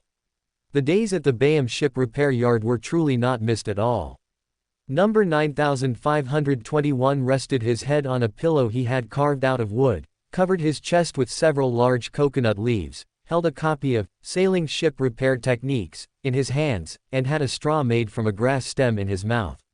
Several emptied coconuts were tossed beside him, his body filled with a sense of happiness. Just as the words in the book began to blur and he was about to enter a sweet dreamland. Splash, splash, splash. A burst of white waves surged onto the beach, and his feet, which were stretched out by the sea, were instantly soaked. Number 9521 jolted awake from his beautiful dream. He saw a tall figure in low and formal wear standing on the ship not far away. He wore a red glove on his right hand, held a blue book in his left hand, and had a strange necklace around his neck, looking around. No. 9998. Number 9521 immediately recognized who the visitor was. He shouted loudly and waved his hands vigorously. The figure on the ship immediately spotted him, looked at him with a puzzled gaze, then as if suddenly realizing something, took off the strange necklace from his chest, strode off the deck, and came to the beach where number 9521 was lying. Number 9521 warmly pulled Li Meng to sit on a mossy rock and handed him a cut-open coconut. That enthusiasm swept away Li Meng's worry about him getting lost at sea. Li Meng sat down casually on a smooth rock, took out 2 crystal pork knuckles and a roast chicken he had bought at a roadside diner, opened a parcel, and took out a jar containing boiled potatoes, peas, white radishes, rhubarb, lettuce, and turnips, along with 2 bowls and 2 sets of cutlery. Wow, I haven't eaten meat in so long. Number 9521 cheered and grabbed a pork knuckle to gnaw on vigorously. You don't know, when I was at the repair yard, the overseer rarely bought food to save money. He just boiled the snails, shells, crabs, shipworms, and such scraped off the bottom of the ships with water for dinner. Sometimes they weren't even washed, the smell made me want to vomit. If I hadn't been unbearably hungry every day, I wouldn't have been able to eat that stuff at all. Number 9521 spoke indistinctly while gnawing on the pork knuckle. Chapter 69, Mining Coal. Watching number 9521 gorge himself, Li Meng felt a surge of emotions in his heart. Technically, this guy was also an Amon avatar, but if the avatars from number 4's group saw this, they would likely explode on the spot and kick 9521 out of their ranks. Despite all being avatars, some were high and mighty, masters of life and death, some played with the mortal world, fooling all living beings, while others lacked food and clothing, suffering from hunger and cold. Number 9521 quickly finished gnawing on a pork knuckle and reached for another. Are you eating? He waved the pork knuckle in front of Li Meng, and seeing no reaction, he took a large bite out of it. The second pork knuckle quickly vanished into his stomach before he finally picked up a bowl, intending to have some vegetables to ease his greasy appetite. The seawater swayed gently as a small boat followed the tide, softly coming to rest on the beach. Elena was still wearing that red dress, looking neat and capable. She stepped onto the sand with her bare, fair feet, the blue seawater wetting her red skirt. Sealed artifacts made by shepherds are truly useful. Are you really not considering selling it? I can bring you unexpected pleasure. No, number 4 said that it's best for avatars not to have overly deep interactions, otherwise it will trigger a convergence beyond our cognition, potentially fusing two avatars directly together. Boring. Wouldn't that be good? Number 3006 said with a smile, seemingly recalling something very interesting. I heard that the demonesses in the land of betrayal are all promoted from men. Now I am the only one who was born female. You should feel honored. No, number 0's default gender is also male. Therefore, the avatars split from Amon should also be considered male, just with their gender changed by the potion. Haven't you noticed that without makeup, you look quite similar to No. 4. Would it kill you to talk a little less? Frost instantly covered No 3006's face, and blooms of black flames appeared around her. These flames were like black flowers. When they touched nearby rocks, the stones were immediately corroded with terrifying small holes. When they touched the seawater, it was like sulfuric acid dropping into fresh water, causing the sea to boil instantly. Li Meng stood where he was, having no intention of moving, let alone activating any Beander powers to protect himself. Those menacing black flames touched Li Meng's body and quickly turned into blue smoke, vanishing into thin air. What are you guys doing? Number 9521 put down the bowl in his hand, his face full of curiosity. Adults are talking, don't interrupt, kid. Number 3006 barked at him fiercely. Number 9521 immediately turned his head back obediently to deal with the food in his bowl. Elena withdrew the black flames from her hands and found a rock near the sea to sit on, letting the rolling waves wash over her fluttering gauze skirt. Do you have any clues about that lord of the spirit world? She casually toyed with her hair, speaking in a seemingly nonchalant manner. How could I possibly have any? Li Meng replied expressionlessly. I thought so too. Countless avatars before us haven't found any clues. Some were even powerful demigods who completely disappeared in Backland. How could we possibly find anything? Yes, if anyone could find him, it would be No. 3, number 4, or No. 0. With our strength, it's impossible. I really don't see any meaning in this search. It feels like we're just gifting sealed artifacts to the Church of the Seven Gods. A trace of a smile suddenly appeared on Elena's face. I wonder what I would look like after becoming a sealed artifact. Don't think nonsense. I guarantee you won't become a sealed artifact. Li Meng spoke with absolute certainty. Open black lens bracket, close black lens bracket. It seems you don't want to become a sealed artifact either. Elena stood up and walked over to Li Meng, her pure eyes staring into his, as if trying to see something within. He then realized that number 3006 was actually about the same height as him. Thinking about it, it made sense. Everyone was processed from number 0's template, the only difference was the skin. We'll just live well here. As for that damned lord of the spirit world's resurrection backup, let time find it. Let time find it. Li Meng emphasized, repeating No 3006's last sentence. The two smiled at each other, as if everything was understood without being said. By this time, number 9521 had finished his food. Holding his empty bowl, he looked at the two of them with a puzzled expression. All right, stop staring. I spoke with a coal merchant in Backland. I can introduce you to a coal mine in Dacey County to dig for coal. Aren't you called Dixie? It's perfect for you to go see Dacey. Coal mines are underground, sheltered from the wind and sun, and warm as spring all year round. I'm sure you'll love it. Number 9521 looked at number 3006, feeling that something was wrong, yet unable to offer a rebuttal. He had read many books in the captain's cabin, but they only introduced the uses of coal, not the treatment of coal miners. Fortunately, a Beander's innate sharp intuition allowed him to feel the malice Elena hadn't bothered to hide, which was almost overflowing. He unconsciously hugged his rice bowl tighter and leaned toward Li Meng. I'll just follow No. 9998. Our numbers are relatively close, I think he won't lie to me. Number 9521 paused, then asked in a very hesitant and weak voice. Do you guys have the supplementary materials for the appraiser potion? You can dig coal to buy them. A coal miner can earn at least 15 souls a week. If you don't eat or drink for over a decade, you'll have enough. Before Li Meng could answer, number 3006 snapped irritably. All right, stop teasing him. I came here this time because I want to discuss our next plan of action with you. I want to know who this ship actually belongs to. Don't think about it. Some idiot from the Church of Storms lent it to me, and it has to be returned to them before long. Number 3006 said nonchalantly. Although they generally lack brains, no one is going to ignore the loss of something worth tens of thousands of pounds. We might get into big trouble. Is it possible for us to buy this ship? Li Meng looked at number 3006, she had never explicitly told them who the ship belonged to. I asked Bishop Edgard and Bayham. To buy this ship, it would cost at least 20,000 pounds. The Church of Storms doesn't lack ships, but their demand for gold pounds has always been very obvious. Li Meng considered his own finances and wisely gave up on the idea. Although the abilities of a dream stealer could raise that amount of money in a short time, he wouldn't be far from becoming a sealed artifact himself. As for other options like borrowing money from Miss Justice, they were even further out of consideration. After all, Audrey was just a child, what she used now was all pocket money. Taking out tens of thousands of pounds at once, even if she could, would attract unwanted attention.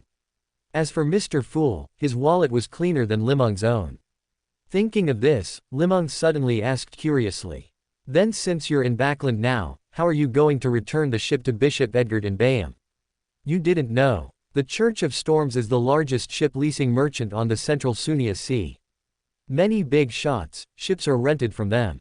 Having finally touched upon a blind spot in Li Meng's knowledge, number 3006 wore a triumphant expression. That works too. Chapter 70, Suspicious Character. Number 9521 finally escaped the fate of mining coal. No matter who it is, hearing that a Sequence 8, or even a potentially promoted Sequence 7 Beander, is going to mine coal would feel like a crime. He followed Li Meng to Backland and settled down at number 7 Iron Gate Street. Why would number 4 dispatch such a person to come to Backland with him? Li Meng didn't believe there were no other avatars available. For an angel, obtaining any Beander characteristic could create an avatar. Why choose such an obviously unsuitable avatar to go to Backland? Li Meng thought it over and felt it had a lot to do with the other party's Savon pathway. What number 4 wanted wasn't for number 9521 to work, but for him to remember the results of Li Meng in number 3006 and then report back to him. After all, the competition between avatars was also very fierce. Although everyone was an avatar, who would fuse with whom? This was a matter of principle. He was an avatar created by number 3, although he currently seemed to have no connection to number 3, who knew if number 3 had left something on him. And while number 3006 was an avatar created by number 4, it seemed number 4 didn't quite trust her either.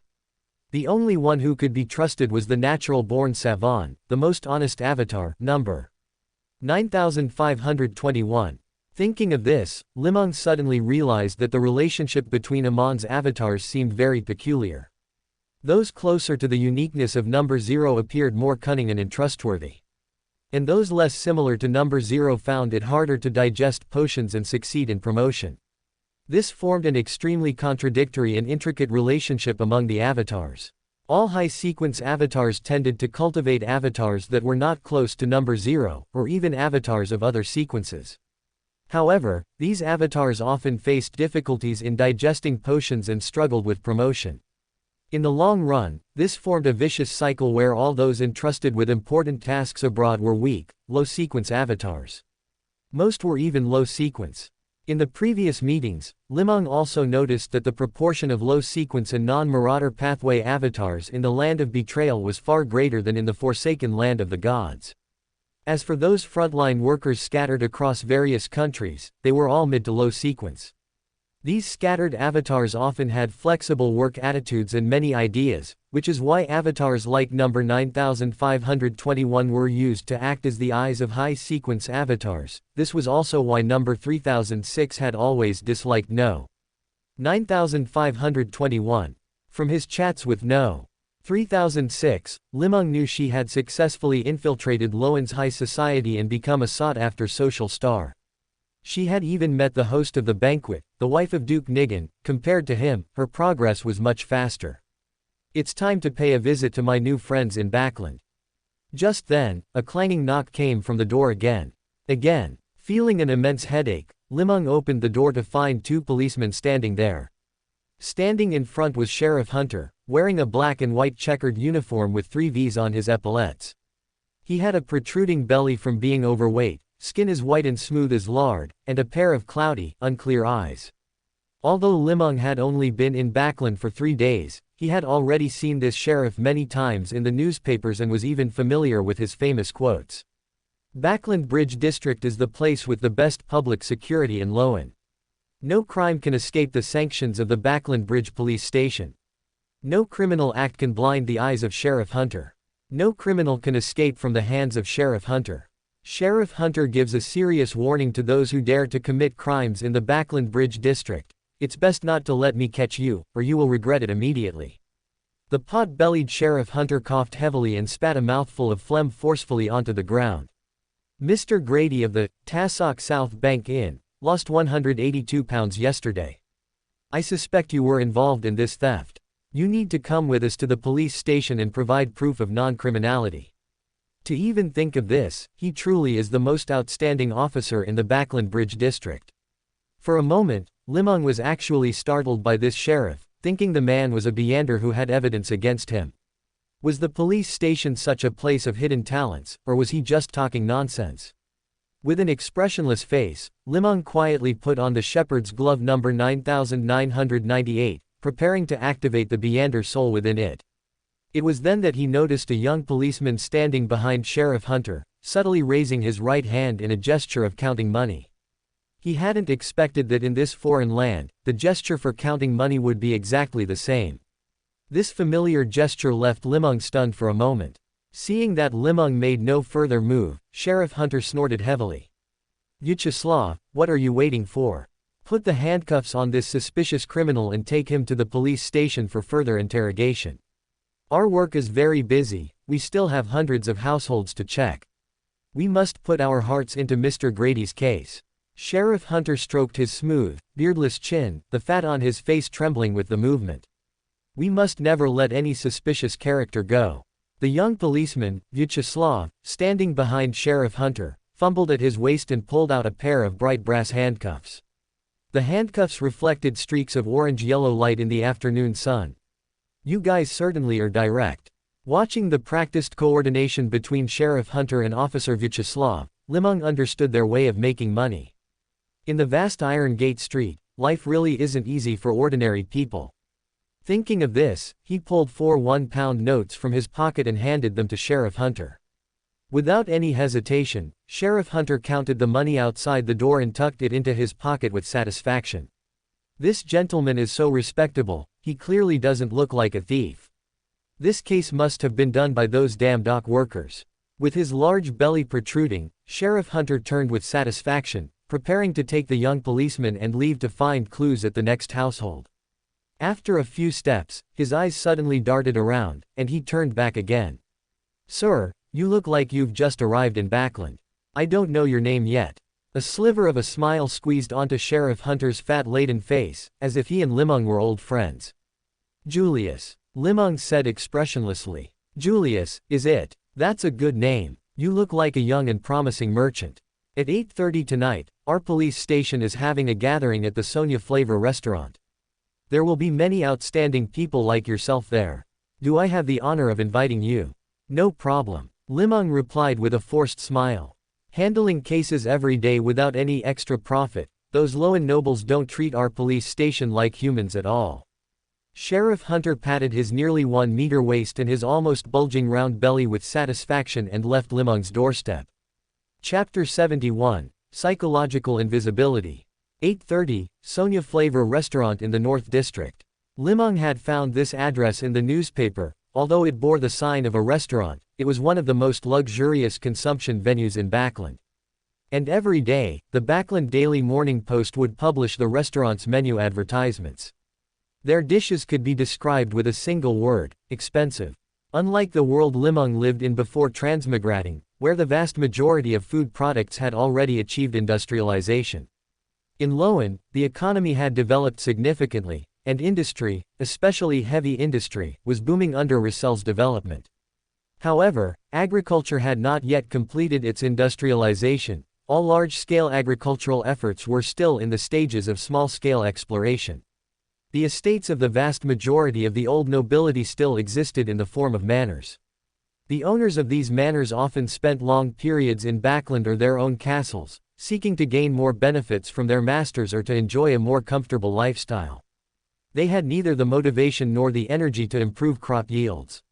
More importantly, although Loan's industrial development was very rapid, surpassing Emperor Russell's homeland of Intis, the cost was also immense. With a large volume of industrial products being exported and sold overseas, a large volume of products from other countries also entered Loan. The most significant impact came from agricultural products from Fenipot. As the Church of the Earth Mother held authority over domains such as proliferation, reproduction, growth, planting, and fertility, they were unrivaled in agriculture.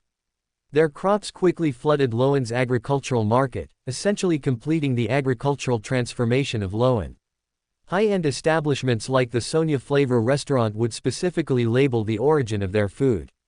Once Fenipot's agricultural products could win on both quality and price, the remaining catering businesses that wanted to take the high-end route could only use various premium ingredients as their signature and boast of exorbitantly priced chefs. Customers paid for the novelty, the service, and the attitude. The specialty of the Sonia Flavor restaurant was various types of cold water seafood. Today's signature dish was Osta lobsters just transported from Sonia.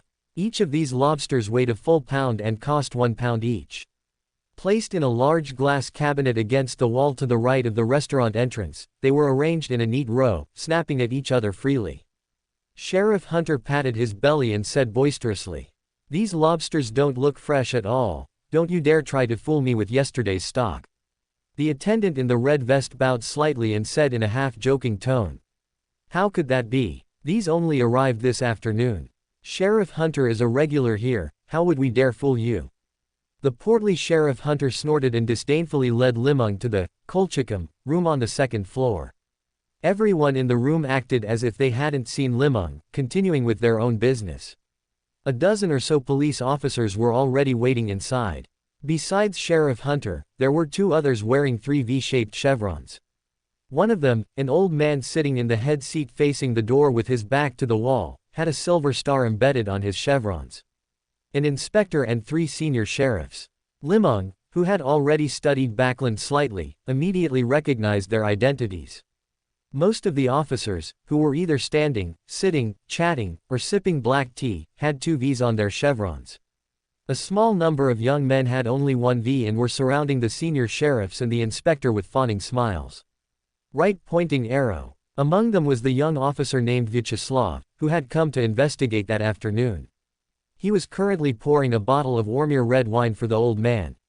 The crimson liquid flowed slowly, looking just like blood freshly drawn from a human body. The young officer performed this task very slowly and seriously, completely devoid of his casualness and laxity from the afternoon, as if he were doing the most important thing in the world. The elderly inspector's hair was completely white, but sitting in the carved mahogany high-back chair, he still possessed an imposing presence. Seeing Li Meng enter, he only slightly raised his head before continuing to savor the Ormir wine in his hand, as if he had come today solely for this glass of red wine. Watching the inspector slowly pour the red wine from the glass down his throat, Sheriff Hunter stood before the chair waiting patiently until the old man swallowed the last drop of wine. The wine outside is still better. Unlike the stuff at the police station, they dare to bring it out even when it's insufficiently aged. A smile squeezed onto Sheriff Hunter's pale, fat face, making his eyes even smaller. His entire face seemed to be compressed into three slits on a white steamed bun. That's only because those country bumpkins have never tasted authentic Ormir and can't tell the good from the bad. Otherwise, no one would dare fool you. As Sheriff Hunter spoke, he took the wine bottle from Vyacheslav, poured more red wine for the inspector, and handed it to the old man. HMPH, I know exactly what they're thinking. This area of Iron Gate Street is far too lacking in rules. The old man did not take the glass, instead, he slammed his palm heavily onto the table. In this place, who doesn't know the name of Inspector Ray Hudson? You are the rules here. Sheriff Hunter maintained his smile, and several young officers also hurriedly stood up to console the old man together. Li Meng just watched them quietly without saying a word. After the group had consoled him for a while, Inspector Raig's anger seemed to subside. He took the red wine and swirled it gently. Who caused the mess with Brady's case? Sheriff Hunter, who had already begun to relax, felt his fat tighten up again upon hearing this. Beads of sweat began to roll down his cheeks. That Grady didn't appreciate your painstaking efforts for the Backland Bridge District at all. He was shouting loudly in the street early in the morning and was overheard by a reporter from the Morning Post. That's how this happened. I've already warned him. Hearing this explanation, Inspector Riggs seemed somewhat dissatisfied and set the glass down heavily on the table. You lot are a bunch of good-for-nothings. You can't even handle a small matter like this. If you can't deal with those reporters, I don't think you should keep your job. Look at our Backland Bridge District. What a fine place it was, but because of those reporters, it's been made into such a mess, with chaotic things happening everywhere. Saying this, the old man suddenly raised his head and looked at Li Meng. Who is this gentleman? Why is he here? At that moment, it was as if Li Meng's psychological invisibility had been deactivated. He suddenly appeared in the room, and everyone raised their heads to look at him. Those chatting closed their mouths, those tasting wine put down their glasses, everyone, as if commanded by a remote control, shifted their gaze to Li Meng simultaneously. This is probably the origin of the Beyonder ability known as psychological invisibility. At this moment, Li Meng gained a deeper understanding of this Beyonder ability. Chapter 72, Labor Fee. Sheriff Hunter's tense fat relaxed slightly, a hint of pride appearing on his pale, chubby face. This is Mr. Julius. He's come to Backland from Bayham for big business. The sheriff paused for a moment, seemingly waiting for Inspector Riggs and the other police officers to digest this news. These people are really well informed. He had just made up this identity and hadn't told many people yet, but these police officers knew everything. He wasn't sure if they suspected him or had another target.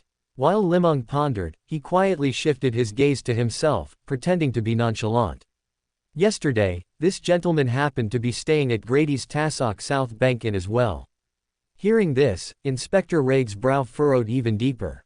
His sharp gaze swept over Li Meng, as if trying to see through him. However, Li Meng stood there expressionless, neither defending himself nor planning to resist, showing no sign of anger. All right, actually, it was just a joke. The pale, chubby Sheriff Hunter said with a bit of pride, but no one applauded his joke, not even a corner of anyone's mouth twitched upward. Mr. Julius's current residence is No. 7 Iron Gate Street. People from the Zemong party came this morning and then left. At this point, among the police officers, those tasting wine put down their glasses, and those chatting closed their mouths. Everyone's gaze, including Inspector Riggs, showed a look of surprise. Continue. A slight smile appeared on the old man's face, as if he had become interested. According to our informant in the Zemong party, their executioner, Muriel, found this Mr. Julius this morning and challenged him to a duel. Although no one saw the result, after Muriel came out, he ordered the Zemong party not to let their subordinates near No. 7 Iron Gate Street again. At this point, Sheriff Hunter cleared his throat and said loudly in a proud voice. Mr. Julius doesn't have a single scar on him. The surrounding police officers seemed to explode into a commotion. Even Inspector Riggs, who had been sitting steadily in his chair, couldn't help but want to stand up and personally check if Li Meng was injured. Since that Muriel came to Iron Gate Street, these small merchants and factory owners have become disobedient. You've seen all this. Take Grady, for example. The £10 monthly tribute he used to pay is gone. I heard it was all given to Muriel. Does that make sense? It makes no sense at all. Sheriff Hunter spoke indignantly, as if stating a great injustice. A trace of dissatisfaction also appeared on Inspector Riggs' face. Hunter, I don't want to interfere too much in your affairs, but if anyone causes me to make another mistake during this critical period, I'll have them leave immediately. Sheriff Hunter, however, completely relaxed at this moment, as if he had found the right line of thought. He pulled Li Meng to sit down next to Inspector Riggs, picked up that bottle of Ormir, and skillfully poured 3 glasses of red wine. Li Meng emerged tipsily from the Sonia Flavor restaurant in the North District, found a rental carriage at the door, and quickly jumped inside. Inside the carriage, the wind-blessed soul activated. Sweat began to seep from his body, and the alcohol throughout his system started to evaporate rapidly. He regained his clarity. From beginning to end, Sheriff Hunter never mentioned Mr. Grady or his Tassock South Bank Inn again. Instead, He highly praised Li Meng for standing up to the Zimong party's executioner. In the heat of the drinking, the sheriff suggested that Li Meng could represent the police station in collecting protection fees from the merchants on Iron Gate Street, and the Backland Bridge District Police Station would provide protection. According to Sheriff Hunter, the Zimong party could collect anywhere from several hundred to £1,000 in protection fees every month on Iron Gate Street. This money had previously been given to Hunter and several senior sheriffs. But since Muriel, the Zimong party's executioner, arrived, he had suppressed almost all the local gangs, including the police station, and pocketed this income for himself. This made Inspector Reg Hudson, who had paid a high price, very dissatisfied, but he was helpless against them. The Zimong party was not only powerful but also had a keen sense of smell. Most operations against them ended in failure. Although the Backland Bridge District Police Station was considered a local power, they lacked the support of local residents. Consequently, they were always at a disadvantage in terms of information, suppressed at every turn, and had almost completely lost the qualification to protect Iron Gate Street. And no, 7 Iron Gate Street had always been under their watch. They had previously focused their attention on Gunther Nigan, hoping this collateral branch of the Backland family would clash with the Zimong party and attract Duke Nigan's attention to deal with the executioner. But Gunther didn't show enough strength, so they shifted their gaze to the house's new tenant, Li Meng. Reg Hudson directly promised Li Meng that if he could take back the protection fees that originally belonged to the police station, he could keep 1/10 of it as his labor fee. It was very straightforward. No. 27 Swordfish Street, Tiana. Melvin Haynes was gradually beginning to adapt to the meander characteristic of the apothecary. He could casually grab a handful of medicinal herbs and clearly feel their efficacy and weight, even detecting impurities left behind by improper processing that affected their potency. While he was organizing herbs in the room, a young girl with a high yellow ponytail and a youthful face ran in again. Before she even arrived, her crisp and loud voice could be heard from afar. "Daddy, Daddy, someone's looking for you." "Who is it this time?" Melvin asked in a drawn-out, slightly impatient tone. "An uncle in a trench coat. I saw him before at Grandpa's funeral." It felt like everyone was very afraid of him. Melvin Haynes stood up abruptly, grabbed the little girl, pointed to a very small door nearby, and said with a serious face, "Go out through here and play at Aunt Godot's. Don't come back until I come to get you, understand?" The little girl opened her bright eyes wide and was about to speak when Melvin hugged her, opened the small door, and pushed her out. "Don't come back until I come to get you," he instructed seriously while locking the door behind her. Just as he stepped out of the room filled with herbs, he saw Loic, the Nighthawk's captain in a gray trench coat, standing in the center of the room with his back to him. Under the crimson moon of the late night, he appeared exceptionally mysterious and powerful. Melvin Haynes, son of Scoin Haynes, makes a living practicing medicine. 32 years old, his wife passed away 7 years ago, and he has a daughter, Freya Haynes. Because he intends for his daughter to inherit his medical skills, she hasn't attended school. The man in gray's low voice was soft and soothing, like a murmur. Anyone seeing this scene would be extremely nervous, and Melvin was no exception. He asked back in a hurried tone, "Who exactly are you, and why are you looking for me?" Chapter 73, The Greatest Wish. "Don't be nervous, we don't have any ill intentions." Captain Loic slowly turned around, revealing eyes that shone brightly under the moonlight. "I know my father wasn't an ordinary man, but he never mentioned those things to us." "Was he being threatened by you?" Melvin asked, his voice trembling slightly. Ever since he was a young boy, he had felt that his father was different from ordinary people. His father, Scoin Haynes, was one of Tiana's most famous doctors and was frequently taken away by a group of mysterious people. Scoin never mentioned the identity of those mysterious people to anyone in the family. He rarely even mentioned the world of Beyonders. The only things left behind were the process of how he obtained a potion formula and his conjectures regarding one, which Scoin had accidentally revealed once after getting drunk. Scoin Haynes possessed extraordinary medical skills. Often, with just a glance at a patient, he could quickly pull the appropriate medicine from the rows of drawers for them to use. Except for certain special patients, Scoin had never failed. Until one day, that group of mysterious people took Scoin away. When Scoin reappeared before his son a few days later, he seemed fraught with worry, talking to himself mysteriously all day long. Young Melvin had witnessed his father's glory since childhood and aspired to become an outstanding doctor just like him. His father had always been very supportive of this. But after that incident, Scoin seemed to have a different view on his son becoming a doctor. By then, however, young Melvin had already grown up and begun seeing patients on his own, completely ignoring his father's words. In silence, Scoin became increasingly eccentric and thin. Melvin tried to use his own medical skills to save his father, but he failed without exception. 10 years ago, Scoin suddenly died at the medicine counter, holding a prescription in his hand as he quietly stopped breathing. Melvin took just one look at the prescription and knew it was the kind of potion formula his father had mentioned. Unfortunately, the space for the main ingredients was blank. Melvin Haynes wasn't particularly heartbroken, he seemed to have expected this day to come. He quietly buried his father without even notifying any relatives or friends.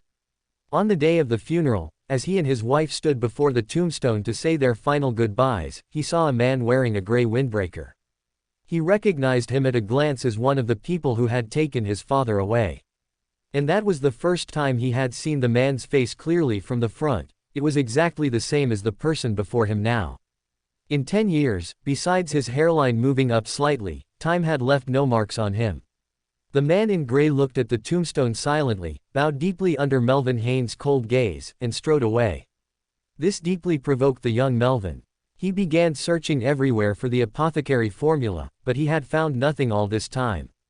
Until today, after finishing the medicine for the last asthma patient, he suddenly had a flash of inspiration. He felt something in his body seemed to digest and fuse, entering a deeper level of his being. He immersed himself in this feeling, repeatedly weighing every kind of medicine in the pharmacy. For a long time, he had thought his father's talent for grabbing medicine at will was a skill deliberately practiced to better complete treatments. He had also practiced silently since childhood and possessed the ability to grab any weight of medicine.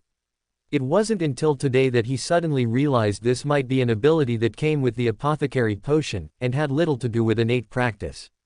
He had simply wasted several years of his life. He began to wonder why his father hadn't told him these simple common sense facts. Now, he knew the person in front of him would give him the answer. The man in gray tapped 4 points in front of him with his right hand, tracing the shape of a crescent moon. Melvin habitually tapped 4 points on his chest as well. At that moment, he suddenly remembered that he never knew his father's faith, nor had he ever seen him pray to any deity. His own faith in the Evernight goddess came from his deceased mother and his wife. Regarding Scoin, I am very sorry, it was an accident. I originally thought he had taken all of this with him to the other world, but I didn't expect you to take that step after all. The man in gray's voice was low and gentle, like a relative telling a story of the past. He was a very good man, but later he was influenced by the believers of the Earth Mother, changed his faith, and became a Beander. His overly sensational medical skills caught our attention. Oh, I forgot to introduce myself. We are the Nighthawks, an organization formed by Beyonders who believe in the Evernight goddess. Given his exquisite medical skills and noble character, we decided to recruit him to work for us. However, due to his faith, he refused to join us and could only engage in limited cooperation. Unfortunately, during a treatment, he came into contact with a corruption created by a powerhouse of the death pathway. This corruption continuously withered his soul and body, leading to his premature death. Saying this, the man in gray took off the half-top hat on his head, revealing his stern and indifferent face. Many people died that time. Your father's greatest wish before he died was for you to live a safe and peaceful life, no longer in contact with the Beander world. I have been watching you frequently, secretly stopping some Beyonders who attempted to approach you. The man in gray's voice seemed even softer. But fate is so unpredictable. After hearing the recent news about you, I immediately knew you had embarked on the same path as your father. This was my own choice. Melvin's voice was low and forceful as he said, I want to know who killed my father. And how do you plan to treat me? I don't know how you obtained the formula, perhaps from a believer of the Earth Mother, but you haven't changed your faith. You can consider joining us, or cooperating with us, just like your father did. As for the cause of your father's death, I won't tell you until your strength is sufficient. Knowing everything too early will only lead you to face death sooner. I will return in 3 days. I look forward to your choice. The man in gray put his top hat back on and straightened it with his hand. Melvin felt everything before him shatter like a mirror, and everything he had just seen vanished rapidly like a dream. He was still in the pharmacy, his right hand clutching a handful of dried tuna sinensis buds. These tuna buds encountered rainy weather during the drying process, so their medicinal effect isn't sufficient, the dosage needs to be increased. The habitual sensation from his hand reminded Melvin. He suddenly woke up and ran quickly to the hall. Freya was leaning over the high counter, swaying her head as she recited a prescription. Melvin could tell at a glance that she wanted to doze off. The door was tightly shut, and no moonlight entered. Chapter 74, The Detective. By the time Li Meng returned home from the Sonia Flavor restaurant, it was already 11 o'clock at night. Number 9521 was already fast asleep in the second-floor bedroom. Bursts of roaring snores drifted out through the open bedroom door, sounding like a steam engine with poorly sealed cylinders dragging a severely overloaded carriage. Li Meng finished washing up quietly and crept up to the second floor. Of the 7 bedrooms on the second floor, Li Meng lived in the one on the far left. For no other reason than its proximity to the Tasok River, allowing him to use his wind-blessed abilities to dive into the rushing waters at any moment and evade most lethal pursuits from land. If it were the powerhouses of the Church of Storms, they were generally very loud. Acting quietly did not fit the Church of Storms' work ethic. Number 9521 lived in the 4th room on the left. This had once been Gunther Niggen's study, filled with hundreds of various books. Many of the thick volumes had never even been flipped through. Aside from the Holy Scriptures of the Church of Storms, most were professional technical books published by the Backland Machinery Publishing House, especially those authored by Emperor Russell. Based on a love for books, number 9521 had naturally claimed this place. As for the other rooms, Li Meng closed the bay windows and sealed them off after cleaning up the dust. To alone Amon's avatar, they didn't need much. Most items could be obtained at will, which spared them from strange quirks, such as a passion for shiny, glowing objects. Li Meng resisted his drowsiness, set up a wall of spirituality in his room, and only then fell into a deep sleep. July 18, Wednesday. Li Meng woke up early and began his meander path in Backland. He went through all the clues he could find in his mind and rejected the idea of seeking out Audrey, Furs, and Hugh Dilch. It wasn't that this trio was bad, but he really didn't want to reach that point. All 3 of them were skilled at and fond of subcontracting layers of tasks. In the end, 9 times out of 10, the mission would fall back onto his own head. He couldn't become as famous as Mr. A, otherwise, there would surely be a reserved spot for him in the Evernight Goddess's secluded town church. Thinking it through, he came up with a good idea. He could find the great detective Isengard Stanton and ask him for help in finding potion materials or meander gathering places. That way, entering a meander gathering he hosted would be a matter of course. As for how to find this detective, it was quite simple. After all, the contact information for such detectives often appeared in various newspapers. The biggest problem was how to avoid raising the other party's suspicion. Li Meng flipped through the Backland Morning Post and found the nearest private detective agency, the Holly Fisher Detective Agency. Holly Fisher was a detective who looked quite old. Whether it was because business was bleak or because he hadn't fully woken up yet, he seemed listless, sitting behind a long table and yawning repeatedly. "I'm looking for a well-informed detective because my task might involve some significant trouble." As Li Meng spoke, he observed the detective's expression, worried about offending this gentleman and having to find another. "If you are willing to make an introduction, I will pay you a 10 sol referral fee." Holly Fisher, however, seemed unfazed. He casually pocketed the sol on the table and said with a yawn, "Mr. Julius, I know of you. Your trouble is not something I can handle, and I don't plan to get involved." Speaking of which, the detective suddenly remembered something. He took a black-covered notebook from a drawer, flipped through a few pages, and found a blue business card tucked inside. Isengard Stanton, the detective in Backland most skilled in the method of deduction, and the most famous in our circle. He lives in Hillsden district. Here is his contact information. Holly Fisher tore a page from the notebook and wrote down an address on it. Isengard doesn't have an office, he just hired an assistant to help. But please be sure to show him respect. otherwise, consequences you don't want to see will occur. His consultation fee is £1 for half an hour. Remember to bring enough pounds. Am I really that famous? Li Meng grumbled in his heart, then realized this was all thanks to Muriel. Someone who had fought a significant duel with an executioner of the Zimong party was enough to enter the radar of certain detectives and police. He pocketed the slip of paper with the address, left the detective agency, and hailed a rental carriage to head to Hillsden district. After transferring through rental carriages, public carriages, and the metro, it was already 10:30 a.m. by the time Li Meng reached the residence of the great detective Isengard in Hillsden district. Isengard Stanton's residence looked unremarkable from the outside, even a bit dim from a lighting perspective, but Li Meng knew at a glance that this house was definitely one of the most expensive in the area. When this house was built, the owner seemed to have safety in mind. It used walls twice the thickness of a normal house, deliberately narrowed windows, and certain extra wall pillars, making it difficult to breach with low-level Beander abilities or ordinary gunpowder weapons. This indicated that the owner was well versed in the art of construction and very clear about what they might encounter. Before an unlit fireplace, a middle-aged to elderly man with graying hair at his temples held a dark pipe, sitting calmly in a rocking chair, his gaze deep as he looked at the visitor in the sofa area. He was the owner of this place, Isengard Stanton, a very famous private detective within small circles. However, he did not run an agency and only hired an assistant to help. Wearing a white shirt and a black vest, Isengard brought the pipe to his lips, took an intoxicated puff, and slowly exhaled. The consultation fee for half an hour is £1. I hope you don't waste time. Li Meng immediately took out £1 and placed it on the table. I heard from Detective Holly Fisher that you are the most famous detective in Backland. I only have one question I hope to get an answer for here. I need some Beander materials, well, things far beyond the imagination of normal people. Where can I obtain them?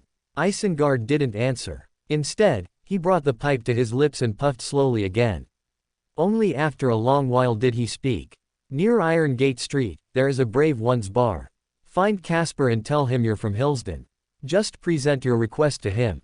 This information costs £5. I think you understand its value. Li Meng took out 3 £1 notes and 2 gold coins from his wallet, placed them on the table, and quietly left the hall. Money really goes fast. In the blink of an eye, only 13 sol remained. Fortunately, there were still 2 gold coins, otherwise, leaving this place today wouldn't have been easy. He looked at the few remaining bills in his wallet and ultimately gave up on the idea of using his Dream Stealer ability. Judging from the incident at the Tassock South Bank Inn, the talented and extraordinary people here were beyond imagination. Some people, even without Beander abilities, could approach the truth through sheer intuition and intellect. It was just that they weren't willing to use their brains to pursue the truth. Chapter 75, The Shark Butcher. Enmat Port, East Chester County, the locals' largest seafood market. An exceptionally sturdy woman was slaughtering various fish and seafood for the passing customers. She had gray hair and matching gray eyes, wearing a black apron so stained its original color was indistinguishable, with her long hair tied back casually by a white ribbon. Her thick lips and sharp features gave her an unusual masculine beauty, which, set against the floor and walls covered in fish scales and the entrails of unknown creatures, was surprisingly pleasing to the eye. Holding a foot-long narrow-edged cleaver, she was responsible for processing the various fish, shrimp, and crabs purchased by customers. The customers who had bought seafood crowded around to watch her handle the fish. She casually pulled a gleaming bone-cutting knife from the rack, her left hand pinning down a shark over a meter long and weighing at least 100 pounds. Under the pressure of her fair, slender fingers, the shark seemed to lose all its strength, unable to thrash its head or tail, left only to twitch weakly. The onlookers didn't mind at all, their eyes wide as they focused intently on the performance of this shark butcher. Instead of swinging the bone cutter with force like a normal person, she gently placed it atop the shark's head, gesturing between the fins.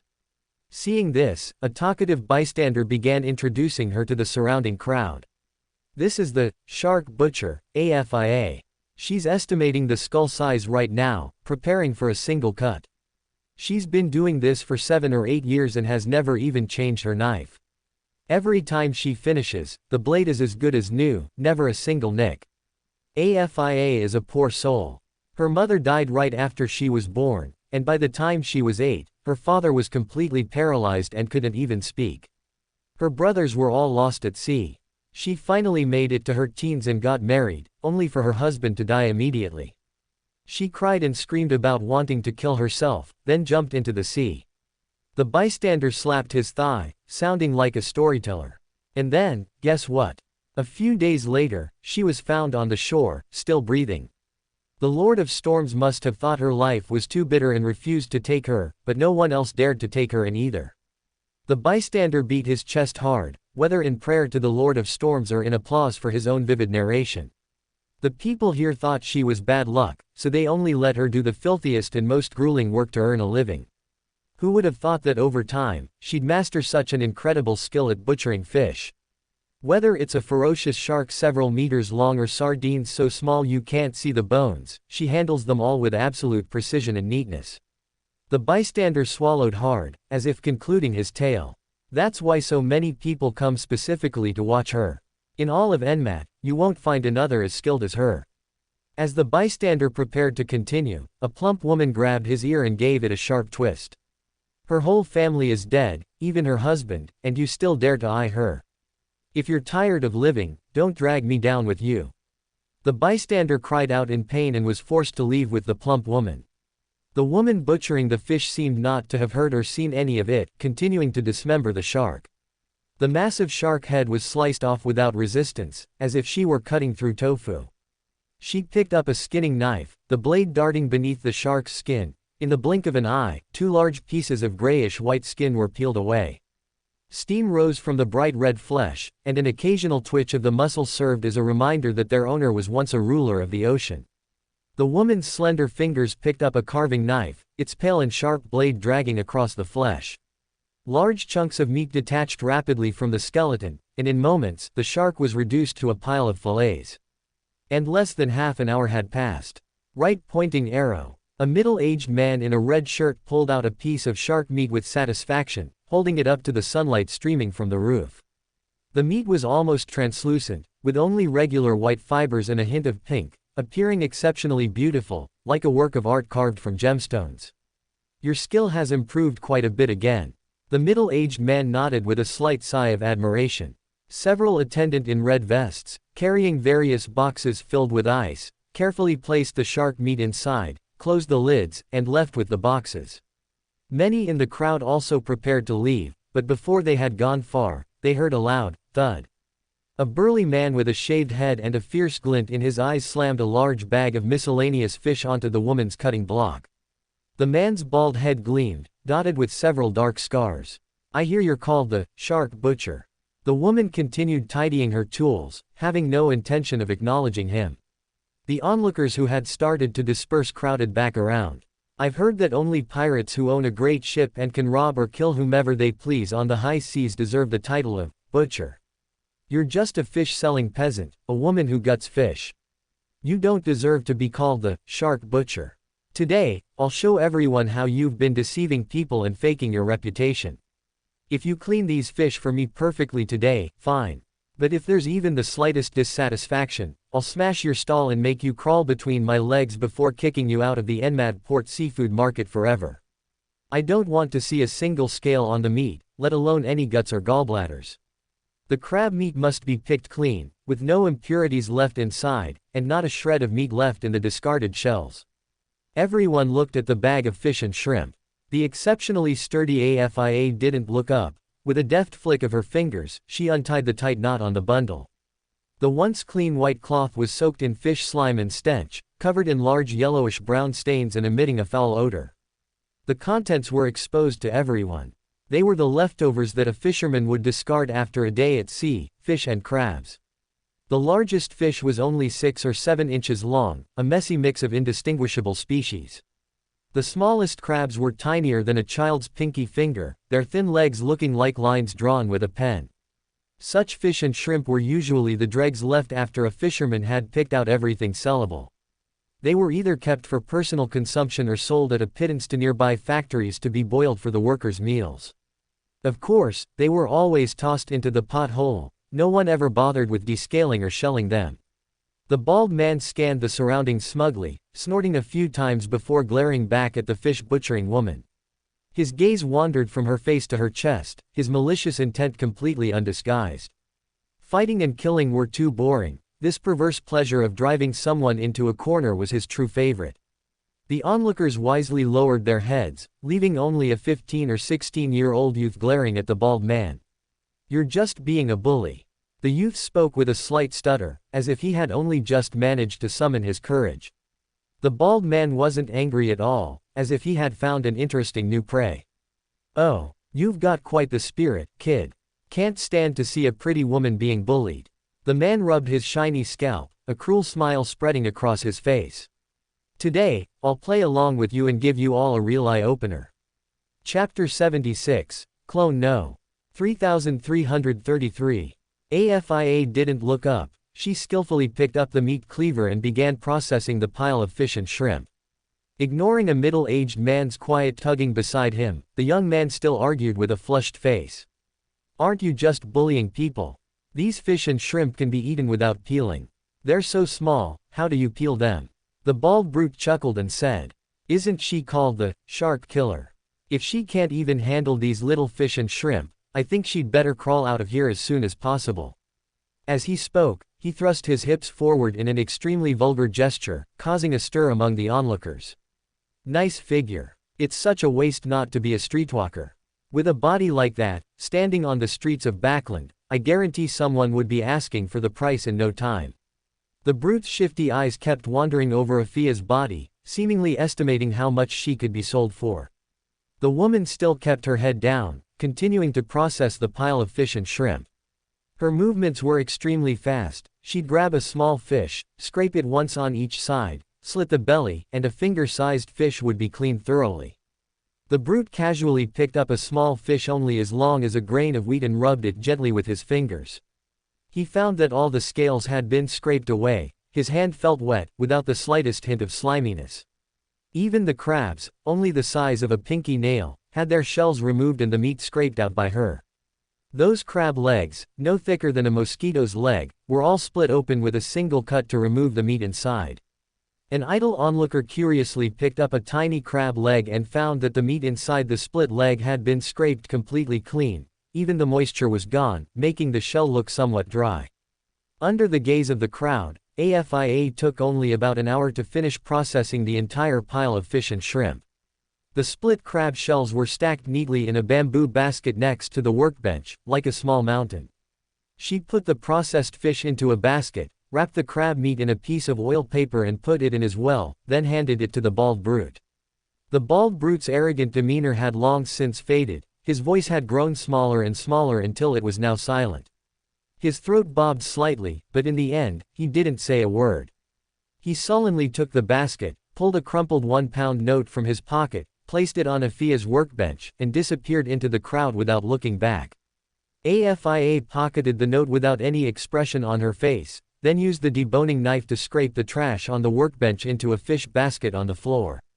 The young man looked as if he had met his idol. Seeing Afia's dirty clothes, they seemed to be glowing. He quickly ran up to her and said stammeringly, "You're so amazing. Can you teach me?" The middle-aged man beside him had a look of frustration, pulling hard on the young man, trying to drag him away. AFIA looked up at him, her tone hard and blunt. "You can't learn it." After saying that, she lowered her head again and began processing various fish and shrimp brought by customers. Only this time, the customers seemed much more polite, and many even used honorifics. From the time the seafood market opened in the morning until it was completely dark at night, she killed fish all day long, yet she still wasn't tired at all. Under the dim light, she even seemed more energetic. Various sharks and whales, no matter how large the fish or shrimp brought in were or how complex their structures, she could decapitate them with a single stroke, clean and efficient. It was as if she was born for this. Not until the crimson moon rose high into the sky did AFIA end her hard day's work. She packed her tools, carried a small bamboo basket, and walked back to her home 5 kilometers away along a muddy and dark path. It was a crude wooden shack near a remote beach, surrounded by nothing but grayish-brown mud. She opened the wooden door, revealing an empty room. By the hazy light of the crimson moon, she felt around and lit a brass lamp burning fish oil in the middle of the room. In the middle of the table sat a gray wooden box containing her father's ashes. Behind the wooden box was a small carriage clock. AFIA lit candles at the four corners of the table in turn, then took several processed fish and small crabs from the bamboo basket and placed them on the table. As the candles burned, white smoke rose in the room, and a wave of dark, eerie cold spread from the candles. She skillfully took a bottle of fishy-smelling oil from her bosom and poured it onto the candles, just enough to turn the flames from white to green. It was as if every movement was engraved in her very bones. The pointer that tinkers with time. The shadow that wanders through fate. The incarnation of deceit and mischief. The son of the great creator. Afia's voice was soft and charming, completely unlike her hoarse and cold voice during the day.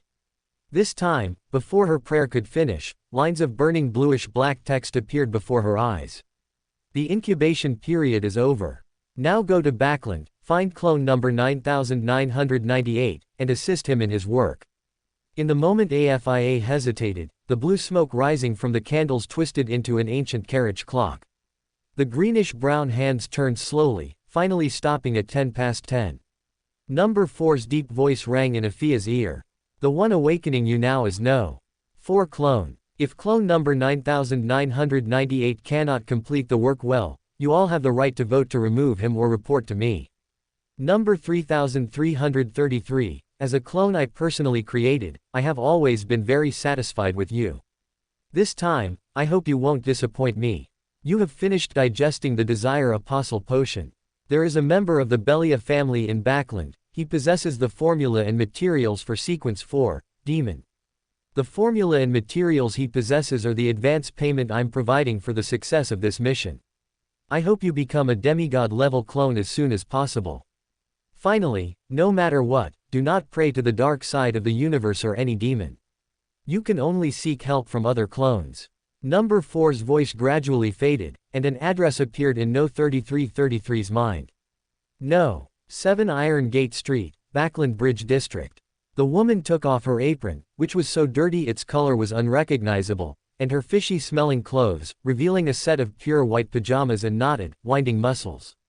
Her arms were about as thick as the thighs of many low-end clerical workers, and her chest was as magnificent and imposing as mountain peaks. AFIA rummaged through a cupboard, found a floral dress, and then a colorful headpiece to wear on her head. Then, she began to apply makeup in front of the mirror on the table. Half an hour later, the shark killer had disappeared from the world, leaving only a little match girl. In this era, although Emperor Russell invented the lighter, the price of such steel creations was not affordable, and their performance was not outstanding. They appeared more as a luxury and status symbol in high society and certain occasions where status needed to be displayed. For example, lawyers, detectives, doctors, and the new nobles born in recent decades often preferred using lighters. As for general workers, fishermen, farmers, and the conservative nobles of Loan, they still mostly used matches. As a fisherman's daughter, selling matches was a very reasonable business. She slung the bamboo basket full of matches over her shoulder and walked several kilometers to the pier. By the time she arrived, it was already light.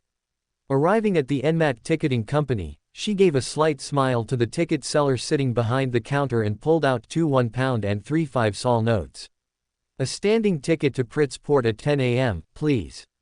Thank you. After receiving the boat ticket, she carried her bamboo basket and squeezed into the port waiting hall with the crowd.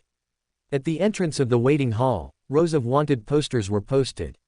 The one at the very bottom depicted a fierce-looking bald brute. His eyes were full of malice, looking cunning and cruel. The text next to it described his criminal record, suspecting him of murdering several innocent women and elderly people. He was Baldy John, with a bounty of £250. Chapter 77, Brave One's Bar. Dear Mr. Locke Lovell, I presume you are now a telepathist. I wonder if the symptoms of seeing everyone as full of malice have been alleviated. I have always believed that it is not a medical condition, but merely a perspective. Perhaps you could try believing in a certain deity to gain peace of mind. After all, their power is far beyond the imagination of ordinary people. My current address is No. 7 Iron Gate Street, Backland Bridge District, Backland City, Kingdom of Loan. You can write directly to this address in the future. I will check the mailbox frequently. Well, I am actually writing this letter for another purpose, which I know cannot be hidden from any true telepathist. During the transaction at Black Abyss Castle, I promised a gentleman that I would sell him 100 milliliters of ghost shark blood. This is a very precious material, worth at least 600 pounds. I hope you can assist me in continuing this transaction. I will pay you a 20% commission. If it can be sold at a higher premium, that will all belong to you. The delivery method can be specified by the other party. I can deliver it to any place he trusts. In Backland, you'll run into Beyonders just by stepping out the door, the kind full of malice. In comparison, Tiana is a good place, more suitable for our lives. I think I will return there in the future. I must remind you that the church commands a team composed of Beyonders. I have already encountered them, which is why I left Tiana. You must be careful not to expose your mastery of Beyonder powers, otherwise, it will be difficult to escape their hands. Finally, please help me look out for news regarding adult tumbleweed and its seeds at gatherings. I have reason to believe that someone in Tiana possesses the technique to capture this grass. If there is news, I will pay you in Golden List via a Backland Anonymous account. If you need it, in the near future, I can provide the formula for Sequence 7, Psychiatrist. Looking forward to our better cooperation. Your friend, Julius. Locke finished reading the mail in the dim sunlight of the hall. After a long silence, he took the letter to the second-floor study, opened a safe in the corner, folded the letter neatly, and put it inside. He sat quietly in front of the desk and began to write a reply. He wrote very slowly, stopping from time to time to recall things, finally finishing his mail before dark. Looking up at the lights outside the window, Locke changed into a black robe and a large hood, put on a whale mask, and after checking that everything was satisfactory, extinguished the gas wall lamp, strode out of the room, and locked the door. Under a sycamore tree not far away, a carriage was waiting quietly. Hillsden District, Backland. Li Meng did not return to Iron Gate Street, but went directly to the Backland Library located in the Hillsden District. He wanted to familiarize himself with some of the big figures in Backland here, such as the ambassador who was killed because of a £5 information fee. Although he had no intention of extra provocation toward this ambassador, as the other party was a notorious intelligence chief of Intis, it was very necessary to understand him in advance. The other party controlled an executioner of the Zemong party and had carried out extensive infiltration into the Backland underground world. They would come into contact sooner or later. Li Meng flipped through the Backland current affairs news in reverse chronological order, gaining a general understanding of the figures from Backland who appeared in this newspaper as preparation for his future activities here. In this world, money and power are, to a large extent, bound to strength. Many figures who frequently show their faces in the current affairs news are also big figures in the Beyonder world, especially some military generals and royalty. Even if they are not, they will not lack the protection of Beyonders around them. After all, wealth and power without strength are like fat chickens waiting to be slaughtered. Before he knew it, the sky had grown dark.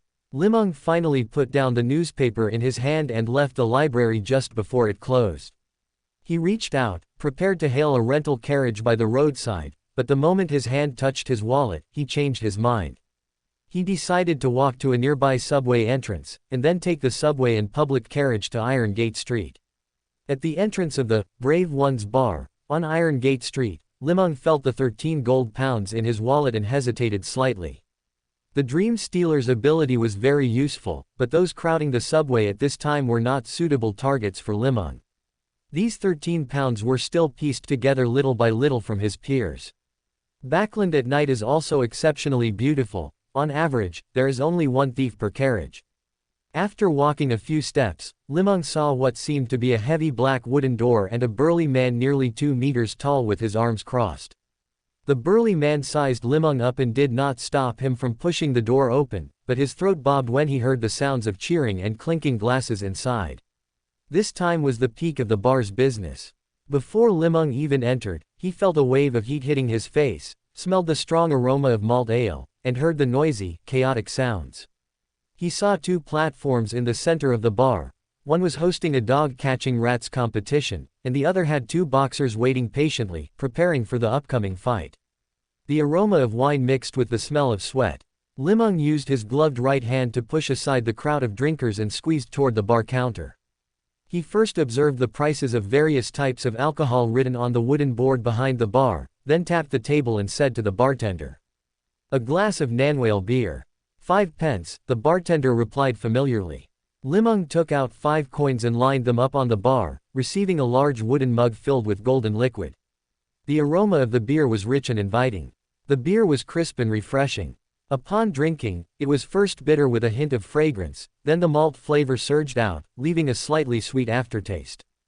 Putting down the mug and glancing at the fine white foam, he took the opportunity to ask, "Where is Caspar Scanlon?" The bartender stopped wiping the glass, looked up to scrutinize him for a few seconds, and pointed to the side. "Billiards room 7. Li Meng drained the beer in one gulp, placed the mug on the bar, and walked to the door of billiards room 7. The door was slightly ajar. With a gentle push, it creaked open. The 2 men inside holding billiard cues stopped and looked toward the door in unison. "I'm looking for Caspar Scanlon. I'm from Hillsden." Hearing this, a middle-aged man with a large nose wearing a linen shirt said in a deep voice, "Come in." Caspar Scanlon had a large, jagged scar on his face, stretching from the corner of his right eye all the way to the right side of his mouth. His nose was a typical brandy nose, almost completely stained red. His billiard opponent was already used to such things. He very skillfully put down his cue, left the room, and closed the door behind him. Chapter 78, Desire Apostle. Caspar Scanlon limped over and asked, "What do you want?" "I need to trade some items, the kind that are beyond a normal person's understanding." Caspar glanced left and right, walked to the door, relocked it, and whispered, "I know a place where there are many people like you. As for whether you can strike a deal, that has nothing to do with me. Even though you're from Hillsden, I must warn you in advance, do not anger them, or you might not see tomorrow's sun. Of course, in Backland after September, seeing the sun isn't easy anyway. However, they aren't having a gathering today, so I can't take you there. How much do I need to pay you for this information?" Li Meng asked in return. Caspar nodded in satisfaction. £2. After Li Meng took out £2 and placed them on the billiard table, Caspar's tone relaxed. "Come back at this time tomorrow, and I'll take you there." "Fine." Li Meng gave a concise answer as he pushed open the door and walked out. Stepping out of the bar, Li Meng took a deep breath and strode into the dark streets. On Iron Gate Street, gas lamps were few and far between, and many were broken.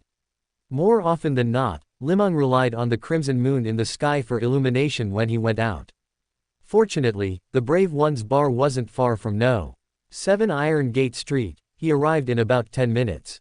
Just as Li Meng was calculating his funding sources for tomorrow's Beander gathering, he suddenly noticed a woman crouching at his doorstep. The crimson moonlight shone on the woman's sleeveless red dress with its fine floral patterns and the white turban wrapped around her head. On the ground to the woman's right sat an empty bamboo basket, and in her left hand, she held a cold, glinting knife, poking at the ground seemingly at random. Through Li Meng's vision as a hypnotist, he could see that the tip of the woman's knife was aimed at ants that were moving. These poor ants, attracted by a dead rat, were trying to carry some food for the night by the moonlight, only to have their heads neatly severed one by the woman. The dead ants' limbs twitched weakly, as if they hadn't yet realized the reality of their demise. A few of the sturdier ants had all their legs and antennae removed, their entire bodies torn apart.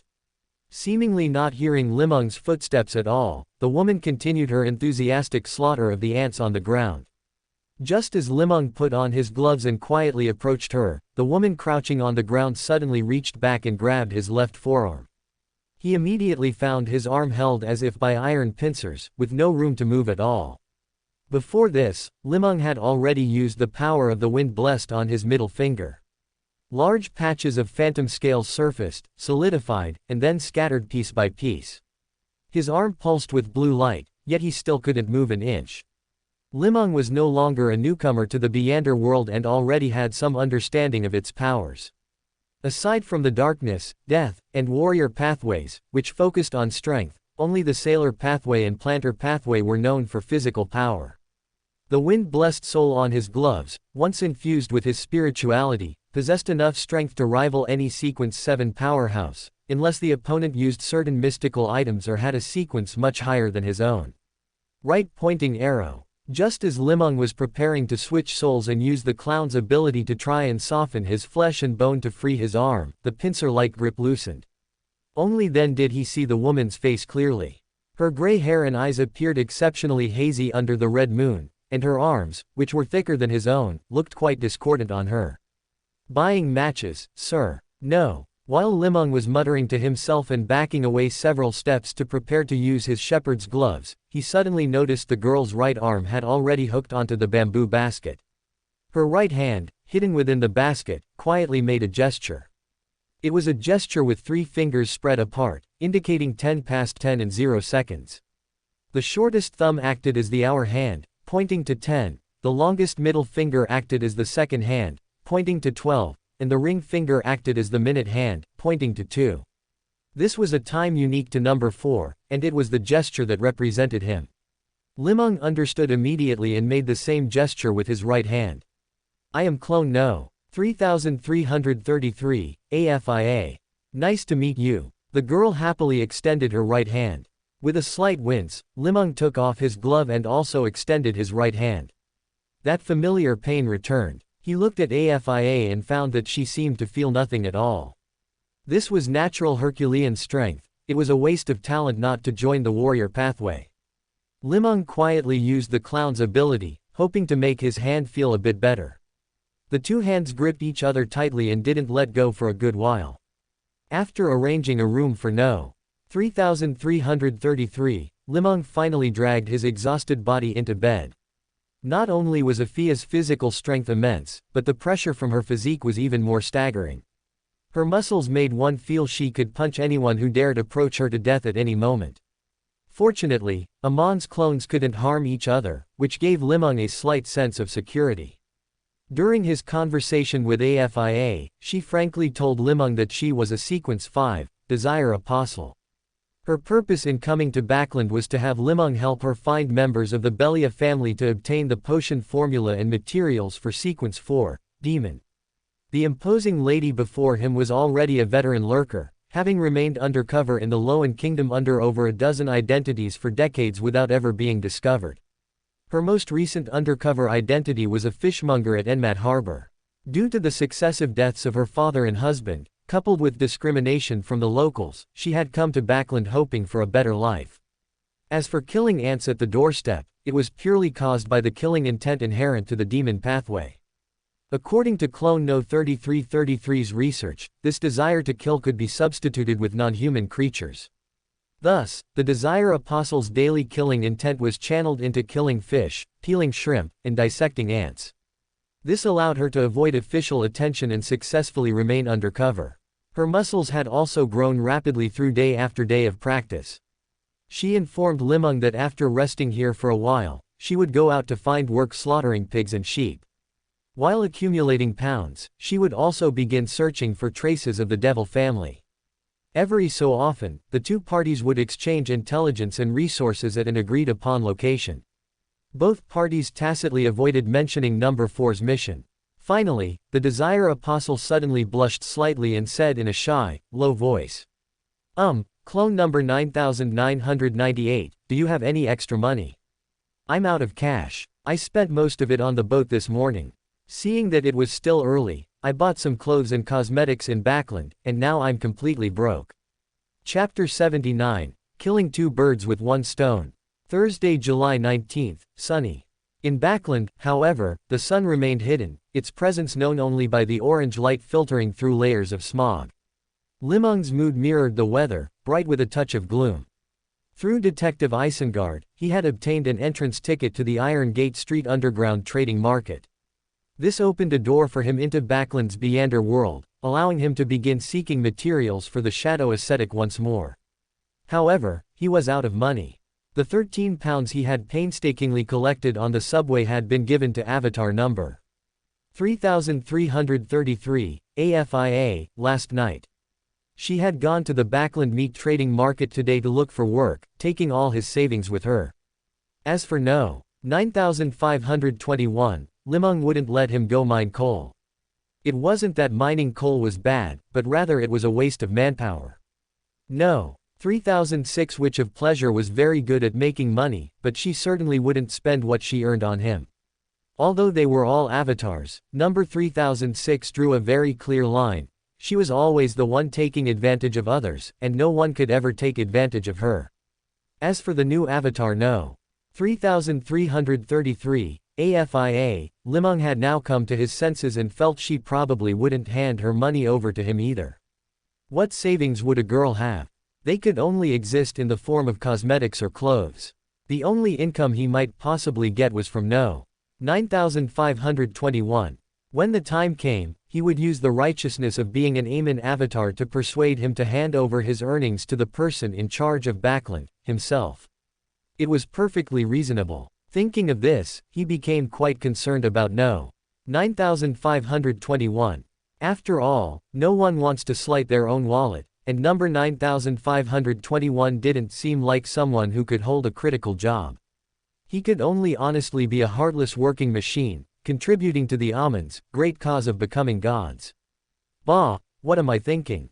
With only 3 people, I'm already starting to daydream about exploiting them and stealing the fruits of these brothers and sisters' labor. What would happen if there were dozens of avatars in the future? I must have been corrupted by Amon. I need to reflect deeply. I am a transmigrator from a new era, not just an ordinary Amon avatar.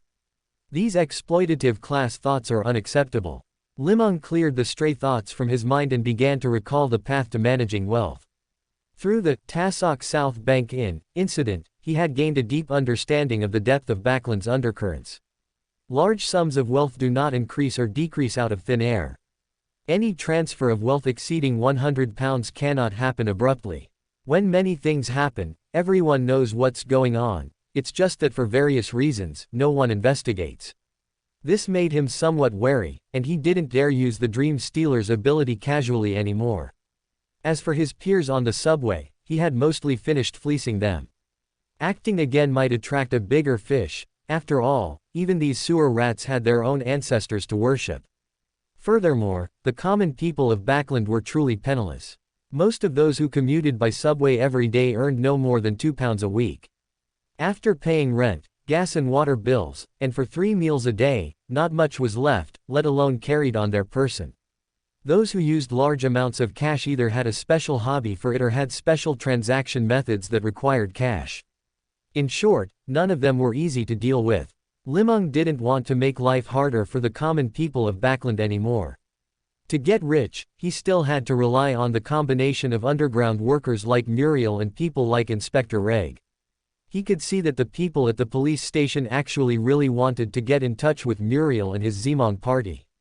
While on the surface the police station was their natural enemy, in reality, the opposite might be true. The police station in the Backland Bridge district had very limited control over the local underground forces. Right pointing arrow. This was a piece of dark humor, but upon careful reflection, the details were quite interesting. As a true gang, the Zemong party was daring and ruthless. Countless big figures needed them to do things they weren't suited to handle personally. And in Backland, the one thing there was no shortage of was big figures. In a real gang like the Zemong party, those who were truly daring and ruthless were actually a minority. Most people in that world were just looking for money. This led to internal competition among these big figures. For example, the Intis ambassador, to bribe an executioner, offered a price that was directly a Sequence 9 Beander characteristic. Casually handing out a few golden lists to make someone risk their life was something that happened in the low-end countryside and small cities. In Backland, the market price had already been driven quite high. Even the cheapest and easiest Beander characteristic cost money. It wouldn't appear on the market for less than £200. Moreover, one had to promise a bright future to gain someone's unwavering loyalty. And an executioner. As long as you weren't afraid of death and dared to kill, you had a chance to become an executioner. In Backland, there were too many people who could afford such a price and too many who needed these shady things done. Relatively speaking, the police station had instead become a weak department. Although the police department was backed by the king, there were plenty of people in Backland who dared to offend even the king.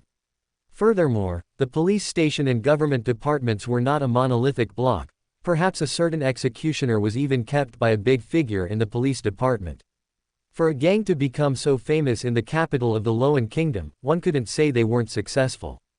To the point that although they often had direct conflicts with the police department, they didn't pay any protection money to Inspector Reg or Sheriff Hunter. This was unreasonable. After all, if one were looking for a protective umbrella, who would be more suitable than Inspector Reg or Sheriff Hunter, who directly governed Iron Gate Street? But Muriel and the Zemong party who followed him didn't care about these people at all, let alone protection fees. Wanting to be a protective umbrella but being unable to, what a distressing thing that was. At the banquet the night before last, Li Meng had listened to Inspector Reg's denunciations of the Zemong party's evil deeds and Sheriff Hunter's accounts of their various illegal activities. Li Meng had been confused, not knowing what they were talking about. It wasn't until the end, when Inspector Reg Hudson, whether he was truly drunk or not, started talking about protection fees, that Li Meng finally understood. What is a crime? Not paying protection fees to Inspector Reg Hudson was the greatest crime. But such things couldn't be forced by an individual.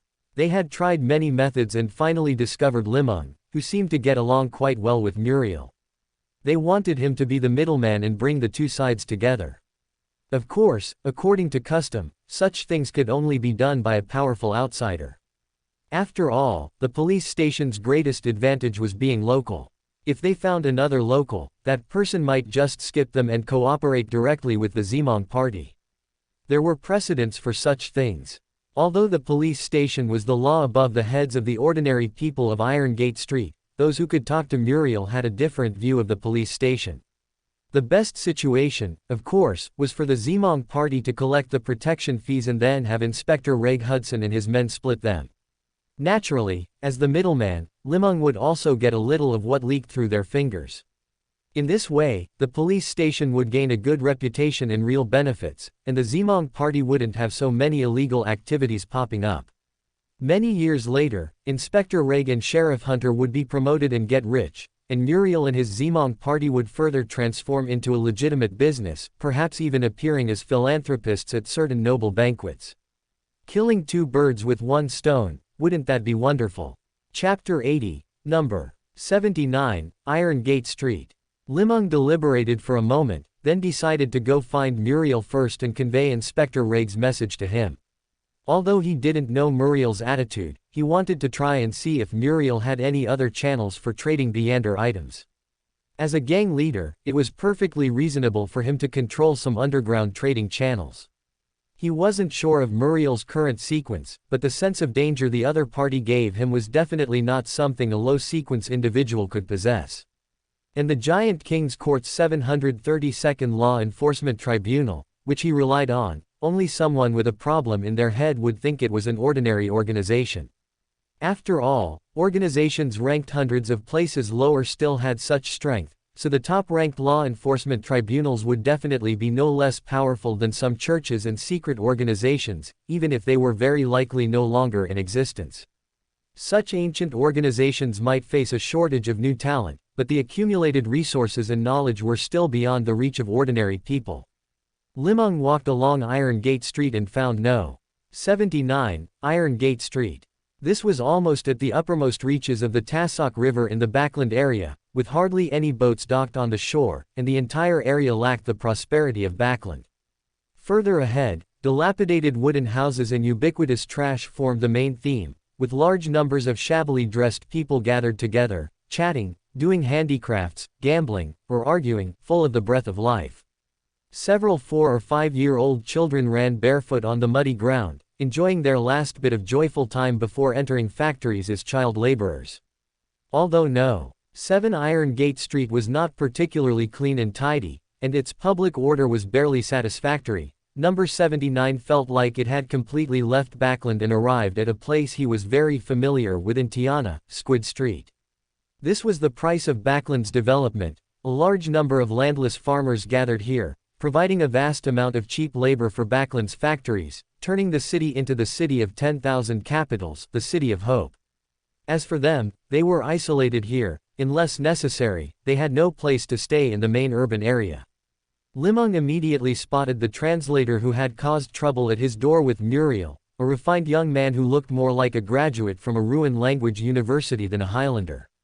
The young man was mingling among a group of gamblers, but his eyes were extremely vigilant, scanning his surroundings. Seeing Li Meng's arrival, he quietly withdrew from the crowd, walked up to Li Meng, extended his right hand, and spoke in a strangely accented Ruin language. "My name is Miklosh, you can just call me Mick." Li Meng also extended his right hand. "Julius, can you take me to see your boss?"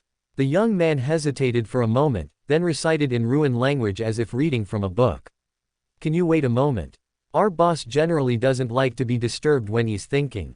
Seeing how fluently he spoke, Li Meng knew that he had come to the right place. A gang member who only knew how to fight had no future.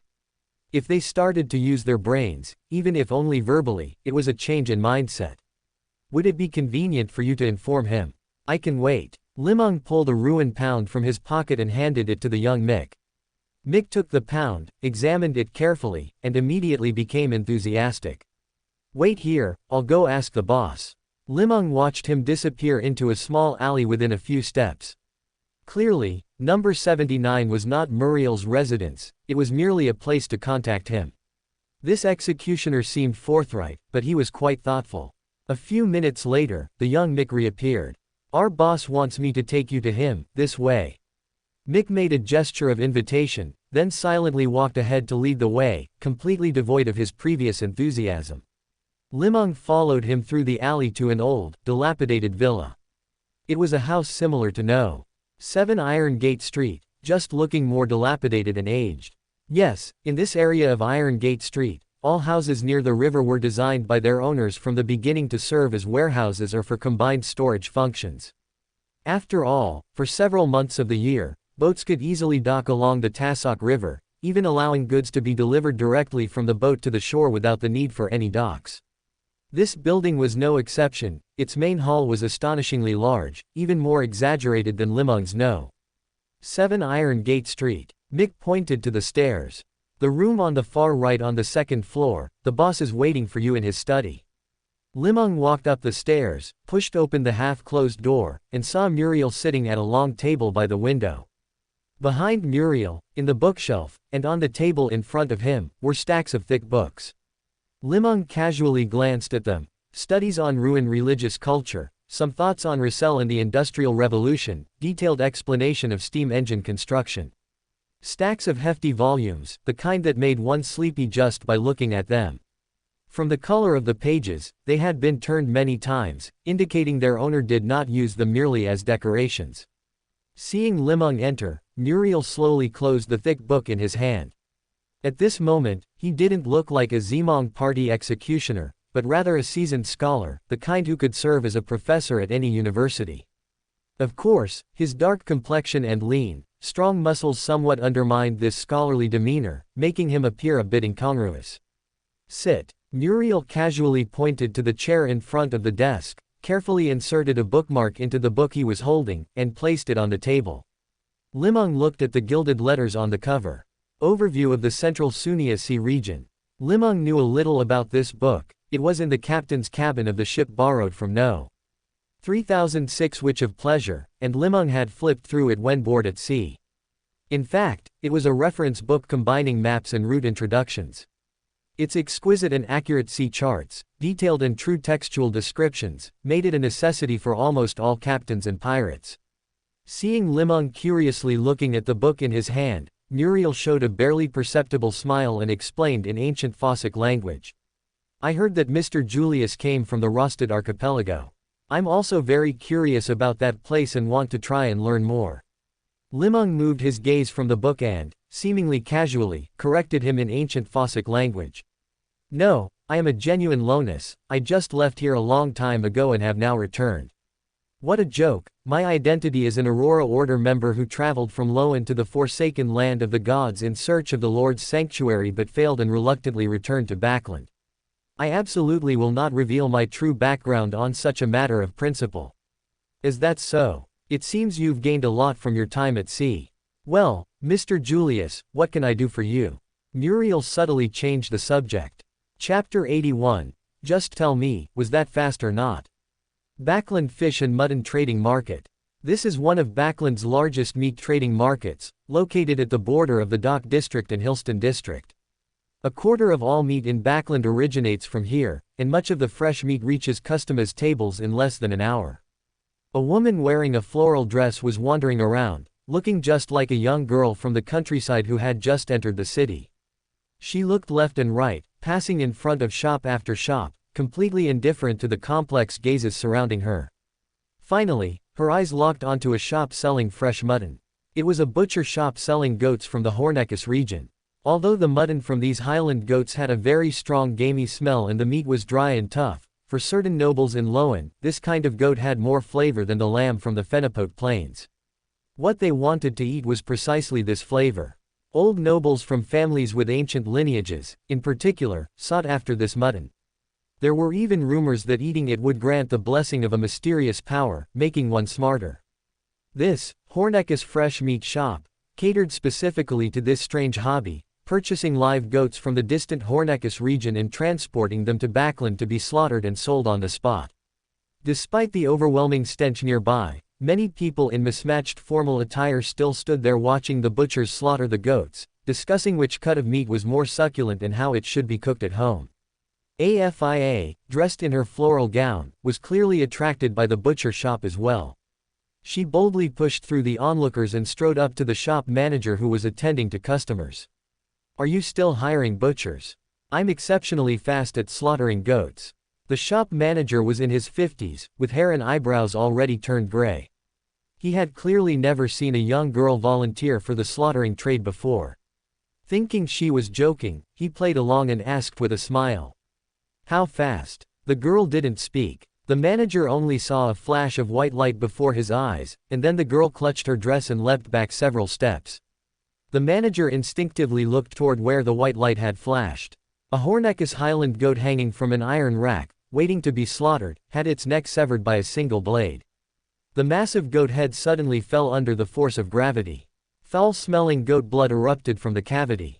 The manager and several people standing close by couldn't dodge in time, and their clothes were inevitably stained with the dark red blood.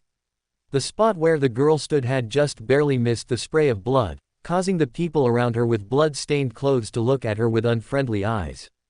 "Just tell me, was that fast or not?" The manager's gray eyebrows twitched as he asked back with some confusion, "What did you do before?"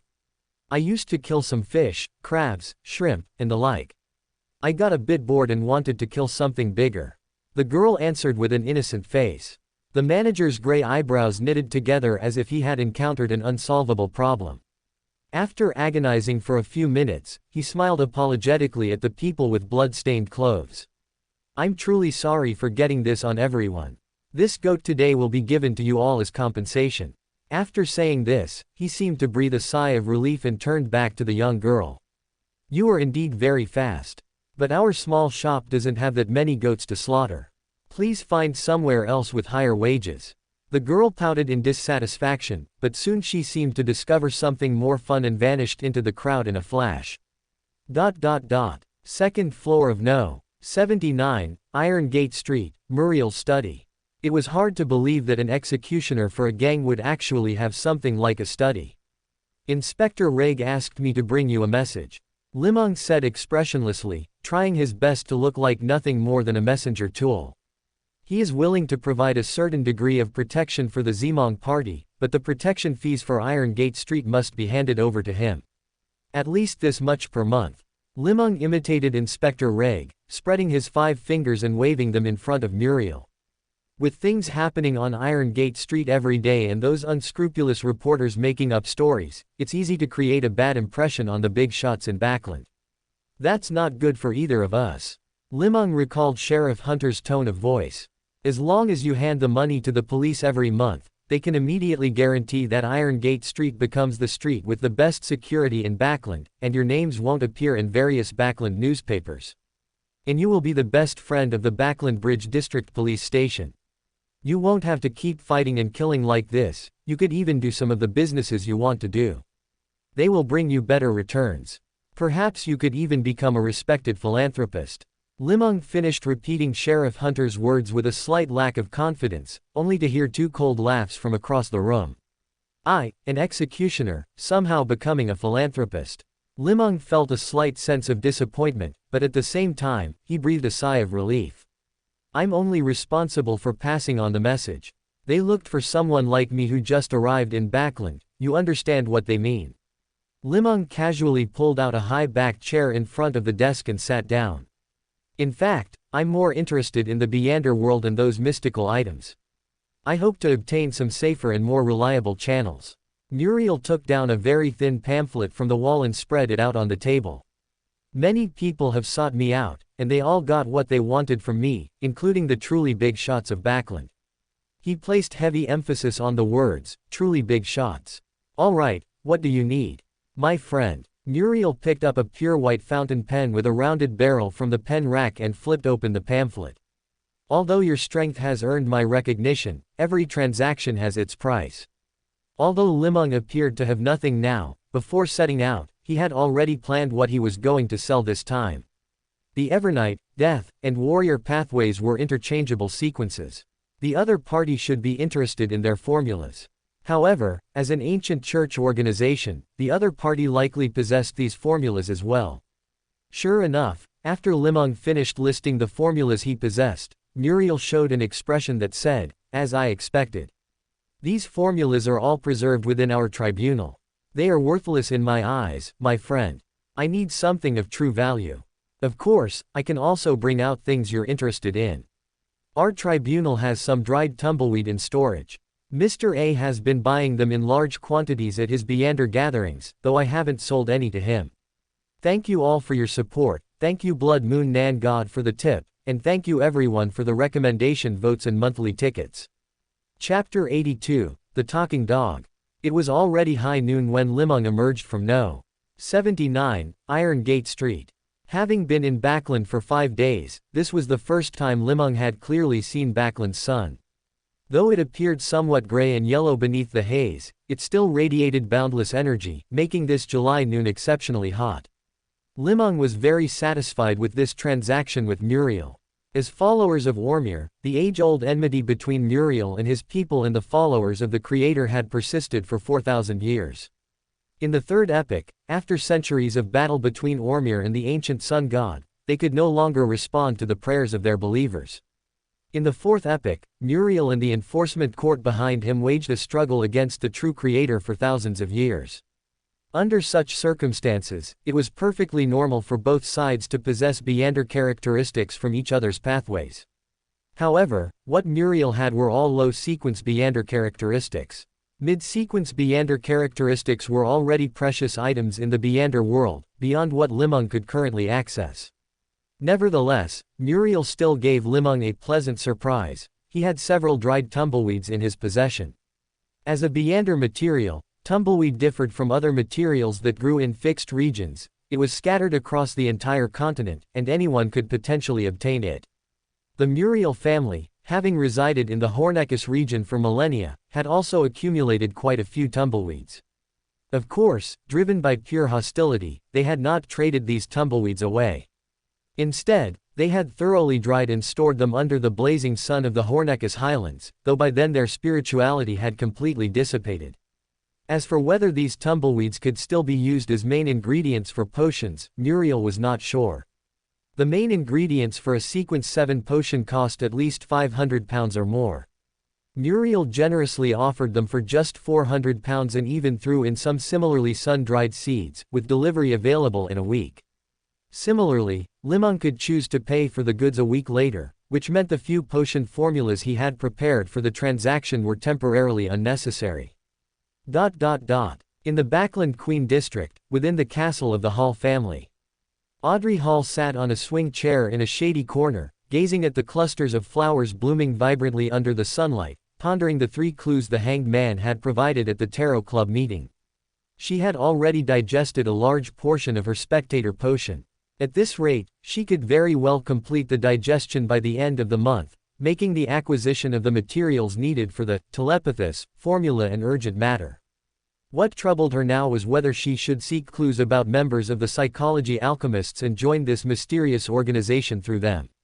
For an ordinary person, obtaining a spectator formula and gathering the required materials would take years or even decades of effort and savings. More importantly, it also required considerable luck, so they wouldn't think that far ahead. But Audrey came from a privileged background, and the Hanged Man's description of high-ranking powerhouses on the spectator pathway had broadened her horizons considerably. She didn't appear to be particularly competitive, but that was only because the things she desired always came to her with ease, including the current potion formula, which hadn't seemed too difficult to obtain. But now, she was finally facing what appeared to be a somewhat difficult choice. From what the Hanged Man implied, he could at most provide mid-sequence potion formulas. Beyond that, he was powerless. This made her reflect on herself. Did she intend to become a mid-sequence Beander and stop there? Or should she start looking for members of the psychology alchemists, attempt to join them, and obtain higher sequence potion formulas? Of course, theoretically, she could first obtain formulas from the Hanged Man and then seek out the psychology alchemists when she reached the mid-sequences. But having grown up in the Hall family, she understood all too well that once she possessed a certain level of power, it would be difficult to join other organizations. It was just like the servants and stewards in her own home. The most trusted were always those the family had watched grow up. Others were naturally met with a sense of detachment. Audrey, who had always lived under her parents' protection, faintly sensed that her life was beginning to change in unpredictable directions. This was partly because she had stepped into the Beander world and met the Fool and the Hanged Man. More importantly, the subtle effects after digesting the spectator potion allowed her to better perceive others' emotions and thoughts while also becoming more aware of the changes in her own mind. In short, her heart had become more sensitive and perceptive. While observing others, she couldn't help but examine herself and contemplate the future. Just as she was struggling with these thoughts, she spotted her family's golden retriever, Susie. Susie was sneaking around with a furtive posture, slipping behind a cluster of flowers, a place extremely hidden and easy to overlook. If Audrey hadn't been lost in thought, her gaze just happening to fall there, she would have hardly noticed such a spot. Susie, what is she up to? Audrey hid in the shadows of the flower bushes, watching as Susie sat down with her back to her, facing the flowers. Suddenly, the scent of gardenias wafted through the air. Watching Susie's back, Audrey couldn't help but picture Susie wrinkling her nose and sniffing the fragrance lightly. She herself couldn't resist taking a couple of sniffs. Just then, she heard a slightly hesitant voice in the air. "How are you?" Although Audrey had long known from the Hanged Man that animals might start speaking after consuming potions, she had never truly prepared herself for it mentally. But now, she instantly recognized it as Susie's voice. The familiar tone and cadence were like a friend who had been mute for over a decade suddenly speaking, both astonishing and yet not entirely surprising. "It's true. What he said is really true. Dogs can talk. Why can't dogs talk? It's just that you couldn't understand what I said before." From amidst the gardenias came Susie's voice. She seemed a bit puzzled. "I don't know what happened, but I feel like you can understand me now." Audrey frowned, thinking for a moment before suddenly realizing something. "You could always understand what I said." "Yes, ever since I drank that silvery white stuff, I seemed to understand what you were saying. But what I said, you never understood. It made me so anxious. Oh my goodness, what did I say before? Did I say anything inappropriate for a dog to hear?" It felt like 10,000 horses were galloping through Audrey's heart. Then, she suddenly sensed something wasn't right. "You were just barking randomly before. You only learned to speak human language today, didn't you?" "No, Audrey. What I said before could even be understood by the cat next door, but you humans just couldn't grasp it. It was only today that I mustered the resolve to imitate your sounds. I practiced for a long time in front of the air. Even now, I dare not look at your facial movements, or I'll forget how to pronounce your language. But honestly, human language is quite complex. It took me quite a while to practice. After all, I'm just a dog." At this moment, Audrey was plunged into deep doubt about the world.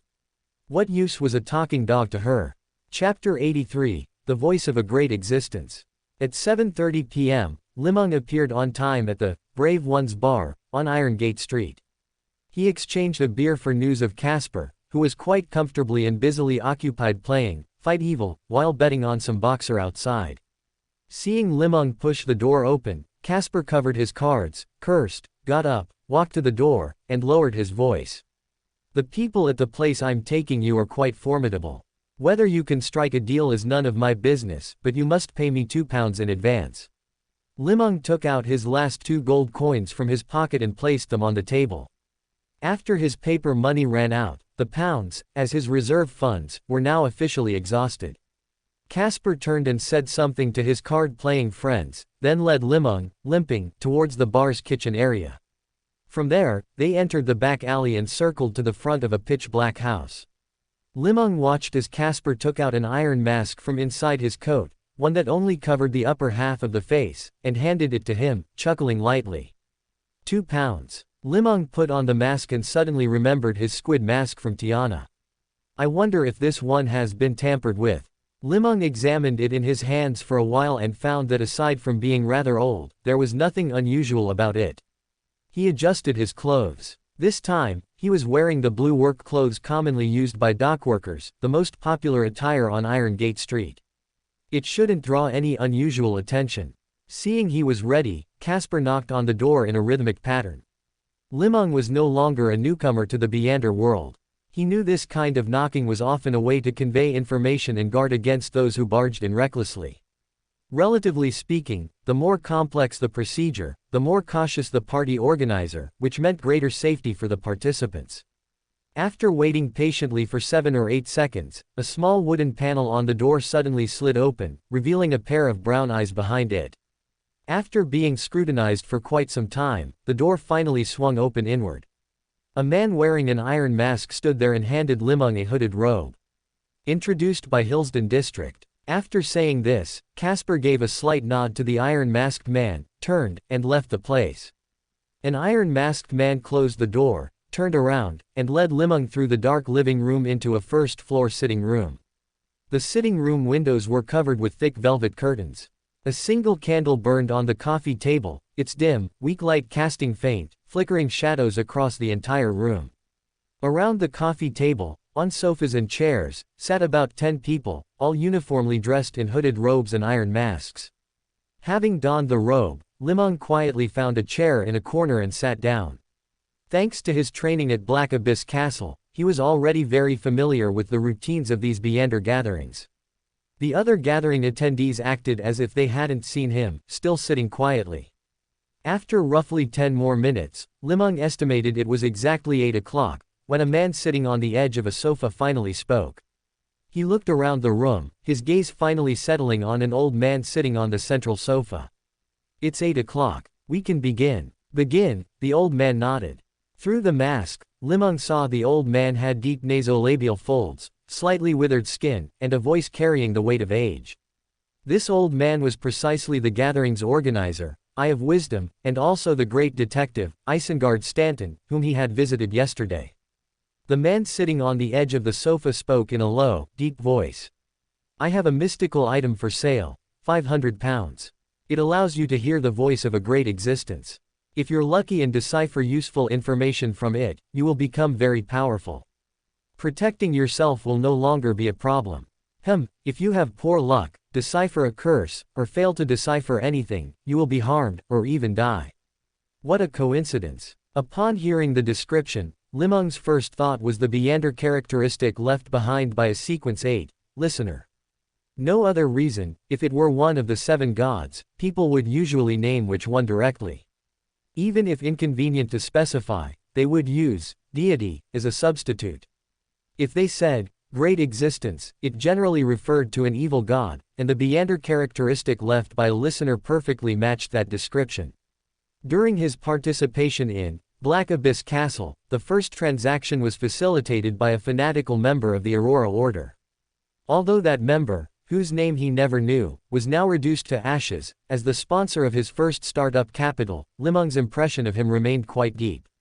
Now, arriving in Backland and attending his first Beander gathering, he could once again encounter a Beander item from the Faceless Pathway. Although Li Meng couldn't use this item now, he was still very interested because the other party was likely a member of the Aurora Order. Even if not, they must have a very close relationship with the Order, as only Aurora Order members would clearly know the item's function. If a Beander from the Faceless Pathway hearing the true creator's voice was a 9 deaths 1 life gamble, then a Beander from any other pathway listening to the true creator's voice meant 10 deaths no life, certain doom. After asking once and seeing no response from those around, the man spoke again. £450. Is anyone interested? A young man sitting in a corner was about to respond when the person next to him reached out and pressed down on his leg. The young man then closed his mouth. Old Mr. Eye of Wisdom also saw this. He asked in a somewhat puzzled voice. Black Snake, is that item of yours contaminated? Black Snake chuckled. How can you call it contamination? It has merely received the gaze of a certain great existence. The gathering instantly fell silent. Everyone closed their mouths. Old Mr. Eye of Wisdom pondered for a moment, then suddenly spoke in a stern tone. In future gatherings, do not mention that ill-omened item of yours again. Otherwise, you know the consequences. Black Snake snorted dismissively but did not verbally refute. Clearly, his strength was far inferior to that of Eye of Wisdom. With this disruption, the gathering became somewhat subdued. Old Mr. Eye of Wisdom stood up from the sofa and spoke in a solemn, forceful voice. There are newcomers today, so I will reiterate the gathering's rules once more. Participation and transactions in the gathering are completely voluntary and free. However, no one may bring unmanageable danger to the gathering. This includes actions that could expose us to the eyes of official Beyonders, as well as trading certain items beyond our control. Wild Beyonders do not have an easy life in Backland, which is why I organized this gathering. Old Mr. Eye of Wisdom's voice was now bordering on scolding. I do not want anyone or any action to destroy it. He glanced around, seeming to feel this was not quite appropriate, then relaxed his tone and looked towards a woman sitting opposite him, her face completely concealed by the shadow of her hood. Madam, you may begin. The woman clearly understood the old gentleman's intention. She immediately stood up and took over. I wish to sell 2 weapons. Li Meng had little interest in weapons. The shepherd's glove number 9998 was arguably the strongest mystical item in its sequence. Even if there were items more powerful, their negative side effects were not something a normal person could endure. However, as long as there was a transaction, pounds could be generated, so Li Meng still sat up attentively. One is a rune steel sword, manufactured by the Church of the Eternal Blazing Sun. It possesses purify and exorcism effects. It is the bane of undead creatures like water ghosts, wraiths, and zombies. It can still be used for 3 years. Of course, its sharpness is also sufficient for killing people. The woman's voice rose and fell, clearly disguising her characteristics. £550, or the Sequence 8 Barbarian Formula, and you can have it. Li Meng did possess the Sequence 8 Barbarian Formula, but he only wanted money and did not need that rune steel sword. The notary soul within the shepherd's glove could unleash the more powerful light of purification, which Li Meng was already very proficient in using. He had no need for an additional sword. Although wielding a sword carried a certain elegance, times had changed. Firearms were now the mainstream. Carrying a sword on the street was already a sign of being behind the times. However, he could ask if the lady was interested in purchasing the Barbarian Formula separately. Li Meng closed his eyes and recalled the Barbarian Formula in his mind. Chapter 84, Eye of Wisdom. The lady introduced the second weapon. Thorn Rapier, possessing an extremely sharp blade that can easily pierce any armor and carries a bleeding effect. Once struck, the wound bleeds incessantly and is very difficult to clean and bandage. It can be poisoned, and is stealthy and lightweight to use. It only costs £55. £500, I want that runic steel sword. Just as the woman finished speaking, a gloomy gentleman sitting in another corner spoke up. Open black lens bracket. Remember this site's domain name, a wealth of novels awaits you, close black lens bracket. No, it must be £550, or you can exchange it for the Barbarian Potion Formula. The value of this sword is far beyond your imagination. In certain special situations, it can save your life. The lady appeared very patient, seemingly in no hurry to sell. But a Sequence 8 Potion Formula is worth £450 at most. The gloomy gentleman was clearly very familiar with prices as well, and began to haggle. The trading atmosphere of the gathering was instantly heightened. Either the Barbarian Potion Formula or £550. I'm not in a hurry for money right now, I need the Potion Formula more. The lady remained firm. What a coincidence, I'm only buying this weapon for my personal collection. It's not very useful, and I won't spend any more money on it. The gloomy gentleman didn't intend to back down either, and the two sides reached a stalemate. Li Meng coughed softly, drawing the attention of both parties. "I have the barbarian potion formula."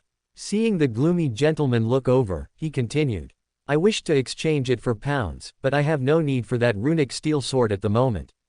After hearing this, the gloomy gentleman tilted his chin toward the woman and spoke with a slightly smug voice. "Sell the potion formula to me. I'm willing to pay £550, with £50 as the appraisal fee for Eye of Wisdom. At the same time, I have one condition: you cannot sell this potion formula again within this gathering. Anywhere else is up to you." At the other's gesture, Li Meng copied the potion formula onto a small slip of paper, folded it, and handed it to the nearby attendant. The attendant took the note with both hands, walked to the single-seater sofa in the center, and handed the folded paper to Eye of Wisdom. The old gentleman unfolded the paper and placed it on the small round table beside him. He pressed the slip flat with both hands, but kept his eyes fixed straight ahead, trying not to look at the contents. Then, he took out a handkerchief, wiped his right palm, and pulled a ring encrusted with many tiny diamond-like stones from his pocket. The ring's design was complex and exquisite, with a green gemstone resembling an eye clustered in the center. Just by glancing at it from a distance, Li Meng felt as if he were reading dangerous knowledge from Scholar's Book No.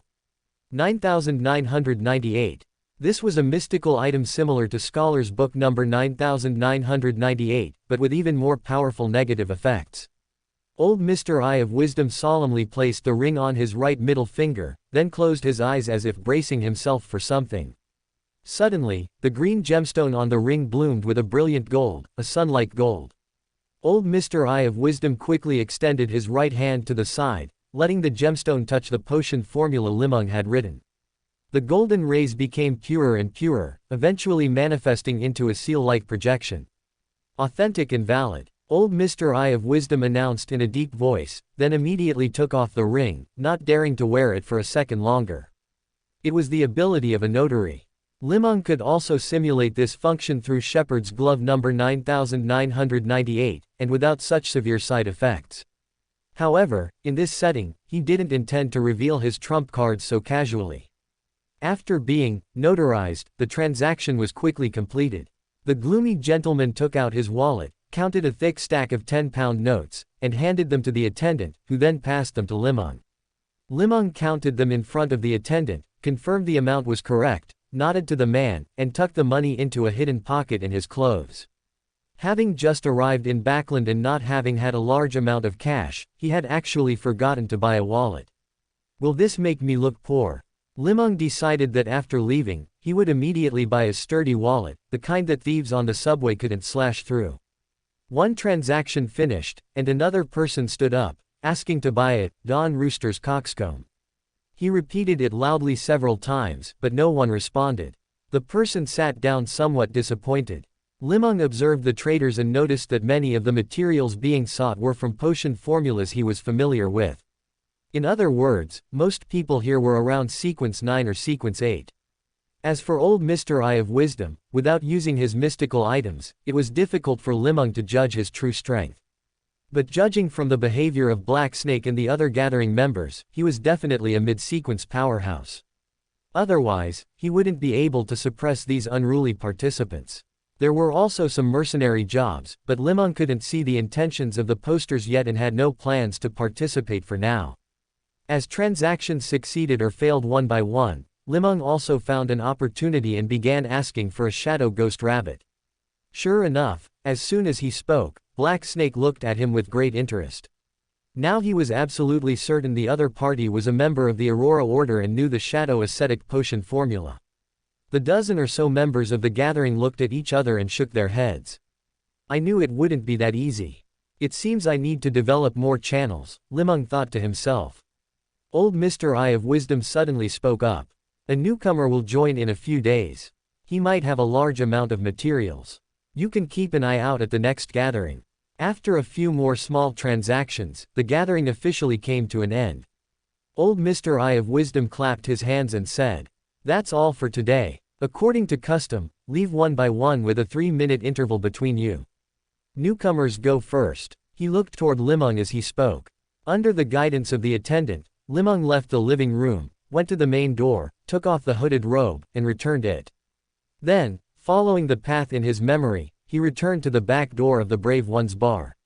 He removed his iron mask, passed through the kitchen, and amidst the noise of barking dogs and shouting people, saw Casper sitting in the card room. Li Meng asked softly, "Is there a time for the next gathering?" "You're quite bold. How do you know there will be a next gathering? It seems you didn't get what you wanted." Casper put down the cards in his hand and said with a slight relaxation, "Of course, what I need is enough pounds. The time of the gathering is only announced on the evening of the day before. But I cannot tell you the specific method of notification yet. If you want to attend the gathering, you'll just have to come by a few more times and try your luck." "No problem, I have plenty of time." Li Meng put away his iron mask and strode out of the card room. He was going out to buy a wallet. The 50 10-pound notes pressing against his chest felt heavy, and he needed something sturdy to hold them. Chapter 85. Why didn't you bark? "Susie, have you finished digesting your potion? I mean that silver-white liquid you drank." Sue circle upper right quadrant filled lower half circle upper right quadrant filled. Sue. Audrey sat on the garden swing, looking at the large golden retriever sitting on the ground not far away. At Audrey's request, Susie turned her head away, trying her best not to look at her anymore. When two spectators meet, whoever has the worst acting skills feels the embarrassment. Audrey was clearly not a qualified actor. Ever since she discovered Susie was observing her, she often broke character because she couldn't withstand Susie's scrutiny, completely falling out of the spectator state. Forget about acting, being able to maintain her composure and not lose control was already a challenge. If previously the human and dog could maintain an intimate relationship because they couldn't speak to each other, now this talking dog had completely shattered the tacit understanding. Well, it was like how a child can no longer sleep with their parents once they become sensible. Audrey suddenly blushed slightly. Fortunately, Susie is a female dog. She felt a secret sense of relief in her heart. "I know the stuff you're talking about. I finished digesting it a week ago. Now I always feel a bit hungry and could go for another portion." That stuff tasted quite good and was really potent. Susie stared at the withered gardenias in front of her, occasionally pressing her black nose against them and sniffing hard, as if trying to catch a hint of floral scent. "A week ago. I gave Susie the potion in early July, so doesn't that mean she finished digesting it in just 1 week?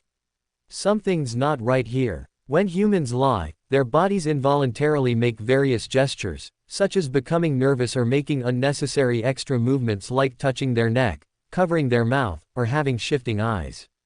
But under Susie's thick and soft golden fur, no expression or emotional fluctuation could be seen. More importantly, how could a dog lie? Isn't lying a talent unique to humans? Audrey really wanted to circle to the front to observe Susie's facial expression, but she remembered that she only had experience observing humans. It was truly difficult to read the emotions of a dog. If only there were no fur on the dog's face. The image of a bald Susie floated through Audrey's mind, sending waves of revulsion through her. Digested then, so be it. She's just a dog, what could she possibly understand? But I'll have to be careful in the future. I can't just pet her head whenever I want. Wait, what was I trying to do? Only then did Audrey remember that she wanted to ask Susie if she understood the acting method. Asking about the digestion progress was meant to lead into telling Susie about the acting method. The knowledge she gained at the Tarot Club had never been shared with anyone else, let alone recorded on paper. How did Susie know? If she didn't know, why was it so fast? How did you digest it? Audrey thought for a moment, then added, perhaps feeling that Susie might not understand what she meant. I mean, what did you feel when you were digesting the potion? How are you sure it's the potion digesting and not the meat and bones you ate? Audrey, I understand what you mean. I know what you want to say. You don't need to explain so much. Susie's nose finally left the withered gardenias as she looked up at the sky, seemingly lost in memory. That day, after you gave me that stuff to drink, you were too excited and forgot to tell anyone to feed me. I was hungry all afternoon until I discovered that when I concentrated on observing other things, a sensation of food digesting would come from my stomach. Just like that, whenever I was hungry, I would recall that feeling. But a week ago, that food was completely digested, and it could no longer trick my stomach. Sorry, I really was too excited back then, Audrey said with a slight apology. But I remember there are servants at home specifically responsible for raising the dogs. The daily food portions are fixed, aren't they? No, Audrey, you don't understand.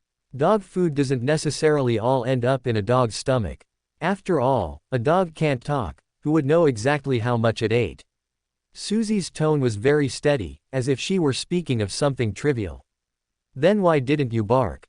Audrey asked curiously. I did bark, you just didn't understand. Besides, do you shout loudly when you're hungry? I usually just instruct the servants to bring me some food. Audrey thought back and realized she rarely felt hungry. Most of the time, her catchphrases were, I'm full, I can't eat anymore, or, I don't want to eat. As for hunger, that was a sensation she experienced very rarely. Most of the time, her personal maids knew whether she was hungry better than she did. They would bring snacks or prepare meals in advance, seamlessly filling the empty space in her stomach. So when I have nothing to eat, I go out and find some food myself. Susie's nose began to move down along the withered flowers. But now, my thoughts are a bit confused. Some things that used to taste very good might no longer be edible by human standards. Like the stuff buried under these flowers. I feel that if I eat it, you'll never talk to me again. Susie's voice sounded a bit confused, as if she were undecided. Audrey climbed off the swing and said in a firm tone, no, we will always be best friends. Come, I'll take you to eat something even better right now. Susie stood up somewhat reluctantly and wagged her tail. No, I'm not hungry right now. I prefer staying in the garden rather than in the rooms, and I definitely don't want to go to that tiny doghouse, it's not comfortable at all. From the Brave Ones bar to number 7 Iron Gate Street, all the other shops along the way were closed except for the bars and some hostels. Li Meng had no choice but to walk all the way back with this huge sum of money in his pockets. As expected, you can never get rich doing honest business or being a worker. You still have to rely on reselling these Beander items and knowledge to achieve wealth. Li Meng knew from the newspapers that the king of employees in Backland, the current first manager of Backland Bank, Rudolf Verduin, had an annual salary of only £5,000. And that was already the ceiling for an employee, something all workers aspired to but could never reach. Yet, his income from a single night was equivalent to the other man's salary for an entire month. Speaking of which, should he deposit this money in the bank tomorrow, carry it with him, or hide it in some inconspicuous jar? Li Meng thought for a long while and finally decided to carry it with him.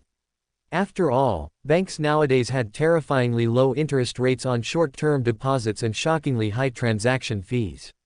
Most of the time, the interest on a £100 deposit was far less than the fee for a single deposit or withdrawal. Since there wasn't a massive overissuance of currency, banks in this era functioned more as places for physical currency circulation, providing funding sources and security for the real economy. They didn't have so-called wealth management functions, and their credibility far exceeded the banks in Li Meng's memory. Of course, the fees were also much higher than the banks in Li Meng's impression, there were almost no free services. As for hiding it at home, heaven knows when he might lose it. Chapter 86, Different. Waking up early in the morning, Li Meng realized it was Monday, time for the meeting again. No. 3333 Afia had gone out, saying she was looking for a job. The good news was she didn't ask him for money, the bad news was she had discovered he had money on him. As for how she found out, it all started when the three of them were having breakfast together. Originally, Li Meng wanted to just grab a quick bite outside, but as luck would have it, number 3333 had also gotten up, finished washing, and was sitting on a chair by the door waiting for him. Standing beside her was number 9521, head bowed, holding her bamboo basket in both hands like a servant. Morning, what are you waiting for? Li Meng felt something was wrong. Having just come down the stairs, he felt the atmosphere was inexplicably eerie.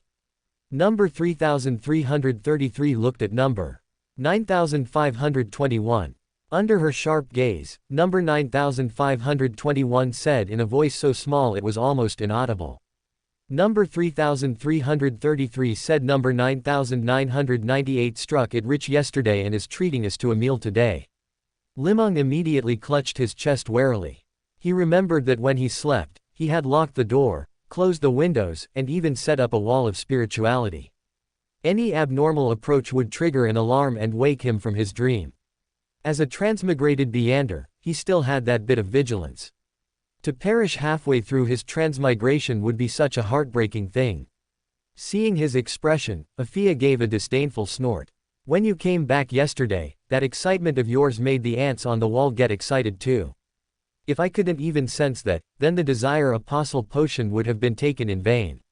And what does that have to do with eating? Because number 9521 said he was hungry and wanted to eat fresh Hornicus region highland goat meat. And what does that have to do with me? A person is hungry, and it just so happens he has money in his pocket, so he takes the money out to eat. Isn't that perfectly reasonable? Afia said solemnly, while no 9521's head hung even lower. Li Meng somewhat missed that slightly shy country girl he had met just the night before last. Let's go. I just checked, there's a rental carriage at the door. It's not far from here, only £2 for the fare. Number 3333 stood up from her chair and patted number 9521 on the shoulder. Is there a need for all this trouble? I think that restaurant at the door is quite good. £2 is enough to get full, there's fish and meat. I've been there once, and the taste was decent. Li Meng was still trying to make a final struggle. No, I've looked at that one. When the chef is cooking, he's always losing his temper. The meat he makes gives off a pungent, bloody smell. Just as Li Meng was about to speak again, he saw number 3333 already ushering number 9521 out the door. He had no choice but to lock up and join them in the rental carriage. Today, number 3333 wasn't wearing that floral maxi dress anymore. She had somehow bought a lace dress in a patchwork of red, yellow, and blue, and was even wearing a translucent sun hat. Her whole appearance seemed to be trending toward No. 3006 Elena. Number 9521 continued to wear the blue overalls Li Meng had bought for him at the grocery store. Holding No. 3333's basket, he sat opposite number 3333 with Li Meng. It had to be said that although everyone was made from the mold of number 0, their temperaments, experiences, and living habits were different. Even without any means of disguise, they looked very different. For example, when both Li Meng and number 9521 wore blue overalls, number 9521 looked like a coal miner, while Li Meng looked more like a flexible employee. As for No. 3006 Elena and No. 3333 Afia, even if they wore the same clothes and makeup, the difference would be huge. Even if number 3006 dressed casually, she could make a normal man lose his soul with just a glance. She had an elegance, composure, and a flicker of romantic wisdom. But number 3006 was something else. She wore that garish lace dress, revealing her somewhat fair arms and calves, but for some reason, her whole person looked a bit violent, like a chore maid in a wealthy household who was often bullied and filled with a sense of vengeance. Don't look at me with those eyes. I know what you're thinking. Seeing Li Meng looking at her, number 3333 seemed a bit angry. I regretted it right after I bought the clothes yesterday, but the shopkeeper wouldn't give a refund. How about you give me some money and I'll buy another set? I think it looks quite nice, especially since it matches your temperament so well. Don't you think so, Xiao Dixie? Li Meng nudged number 9521 with his elbow. Number 9521 seemed to be startled out of a sleepwalk, repeatedly saying, "Good. Good. Good. Don't lie in front of a desire apostle. The aura of deceit on you has already begun to contaminate the other avatars." Thinking that the other party was a Sequence 5 powerhouse, Li Meng felt it was better not to dwell on this issue. I mean, since you found it unattractive, why did you buy it? You don't understand. The demon pathway has no normal aesthetic sense. When I put on the clothes, all the shop assistants sincerely thought it was beautiful. I was deceived by that emotion. Number 3333 pulled up her low-cut dress. Only then did Li Meng realize how much the front of her clothes was exposed, but because her arms were too thick, his subconscious actually told him it was chest muscles. It was only when I was walking on the street that I began to feel the emotions of others looking at me were a bit off. By then, it was too late to return it. All right then. Although Li Meng didn't understand the behavior of wearing a formal dress out in the morning, the actions of the Amons couldn't be judged by common sense. Furthermore, according to the scholar's book number 9998, every sequence in the devil pathway is a born criminal, burdened with crimes that could lead directly to execution. Unlike the hidden lunatics of the prisoner pathway, the worldviews of beyonders of the demon pathway have completely changed, and they are no longer bound by any worldly morals. To put it bluntly, they have no logic and no bottom line. Regarding this senior, number 3333, who had been lurking for a long time, Li Meng was unwilling to have a direct conflict with her. Although she had always seemed like a normal person, no one knew when she might explode. In a silent atmosphere, the carriage drove out of the Backland Bridge district and entered the edge of the Hillsden district. After running for a full half hour, it stopped at a Horneckus Highland Flavor restaurant. From the outside, the standard was no less than the previous Sonia Flavor restaurant. Contrary to Li Meng's memories from his previous life, in Loan, places that explicitly labeled themselves as restaurants, on their signs were generally high-end dining venues. Low-end small eateries would call themselves cafes. That's right, those cafes mainly sold fast food that could fill one's stomach, with coffee being just an add-on. In restaurants that explicitly stated the source of their ingredients were pretty much the ceiling for price and quality. After all, in this era, there were few refrigerators or cold chain transport systems. As for using other similar substitutes, there was also a high risk of exposure, because the patrons of these restaurants were often particularly picky nobles, and many were even opened by nobles with certain special hobbies. Last time at the Sonia Flavor restaurant, in the North District, he hadn't asked about the price or looked at the menu before being led directly to a private room. He didn't know how much of his money would be left after this ordeal. Chapter 87, You Eat First. Li Meng watched expressionlessly as Afia slowly flipped through the menu, his heart fluttering with the movement of her finger. He had originally hoped they were too early and the restaurant hadn't officially opened, or that the manager would refuse service after seeing his and No 9521's shabby clothes. That way, he could have naturally declined this meal. But none of that happened. A waiter in a red vest politely ushered everyone into a private room on the second floor, enthusiastically offering menus and coffee. Li Meng watched number 3333 flip to the last page, which featured the most expensive dish in the restaurant, charcoal-grilled Horneckus region Highland goat. This one. Li Meng glanced at the price, £17.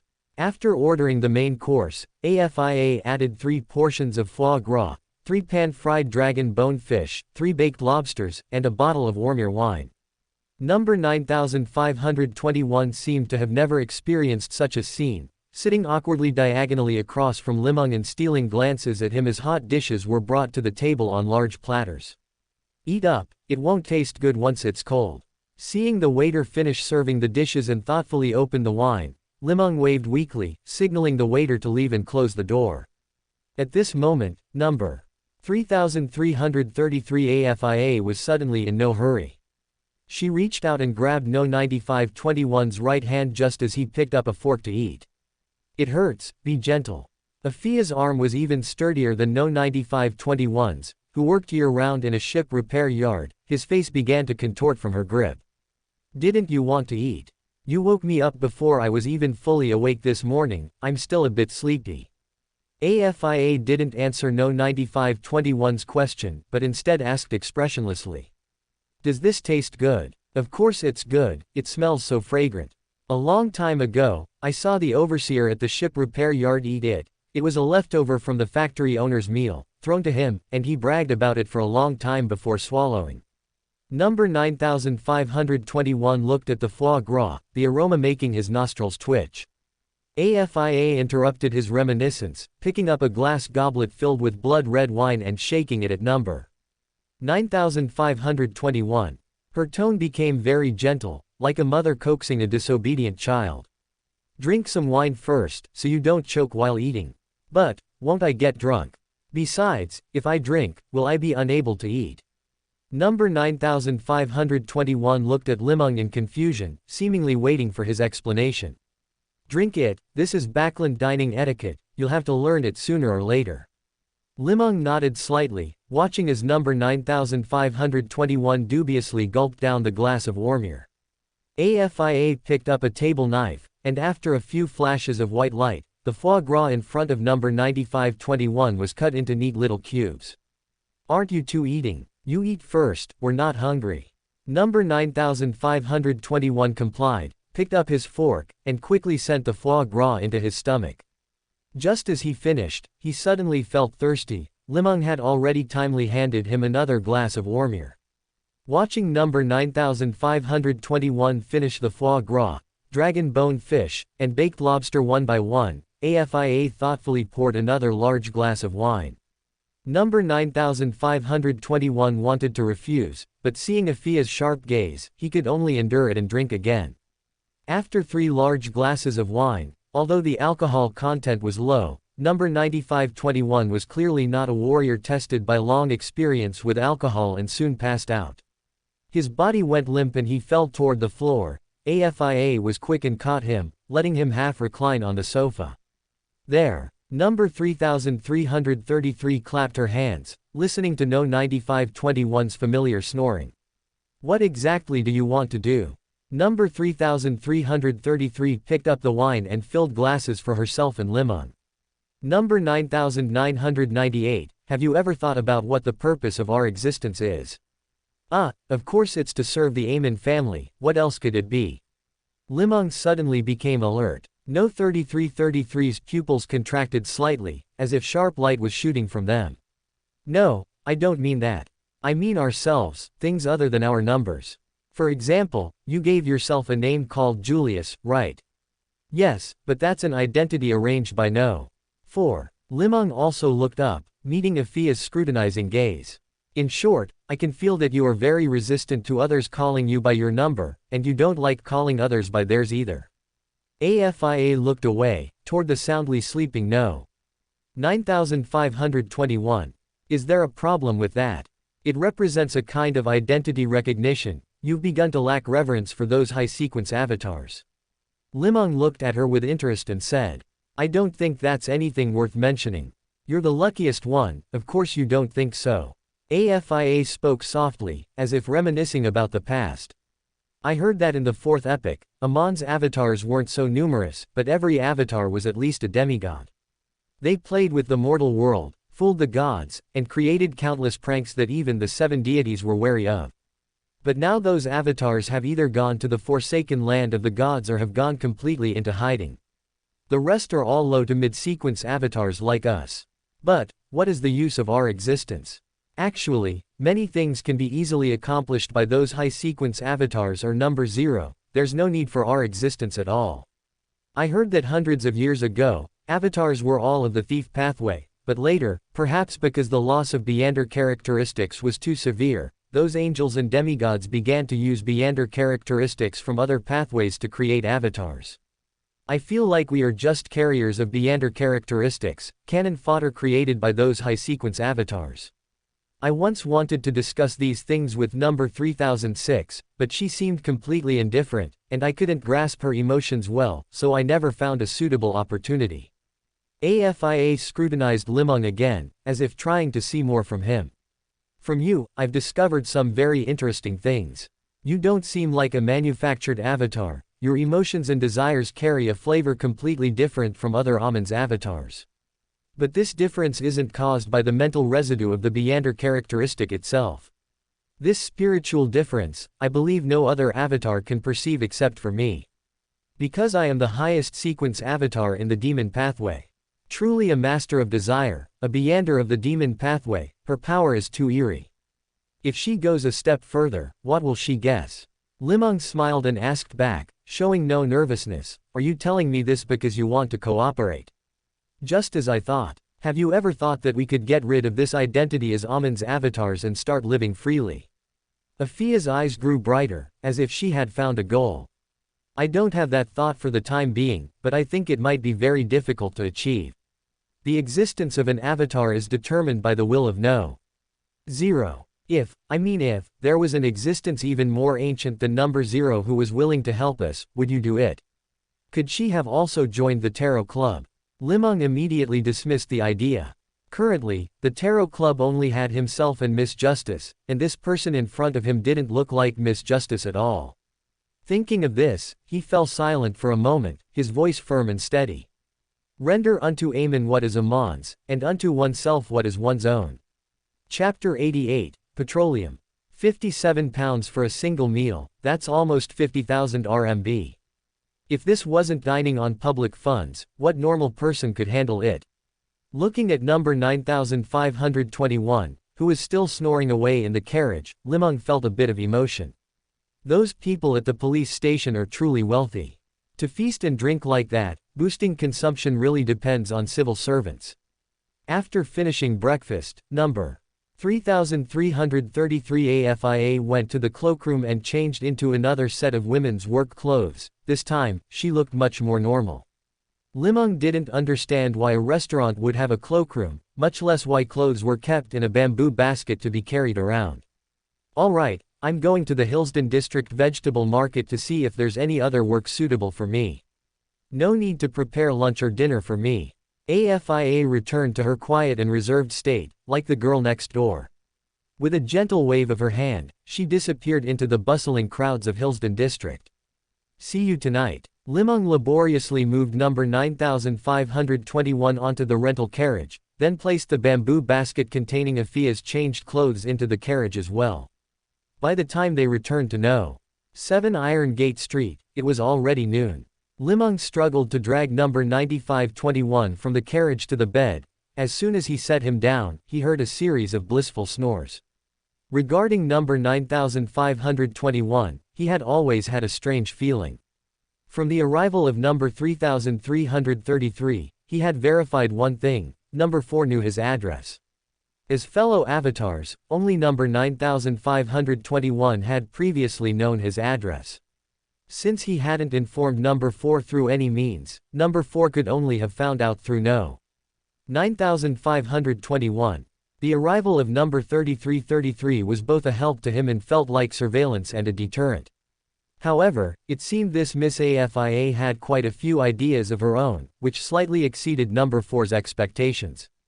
Through their interactions during this period, Li Meng discovered that among these avatars who had been lurking in the land of betrayal for a long time, none except number 9521 seemed to match Amon's temperament.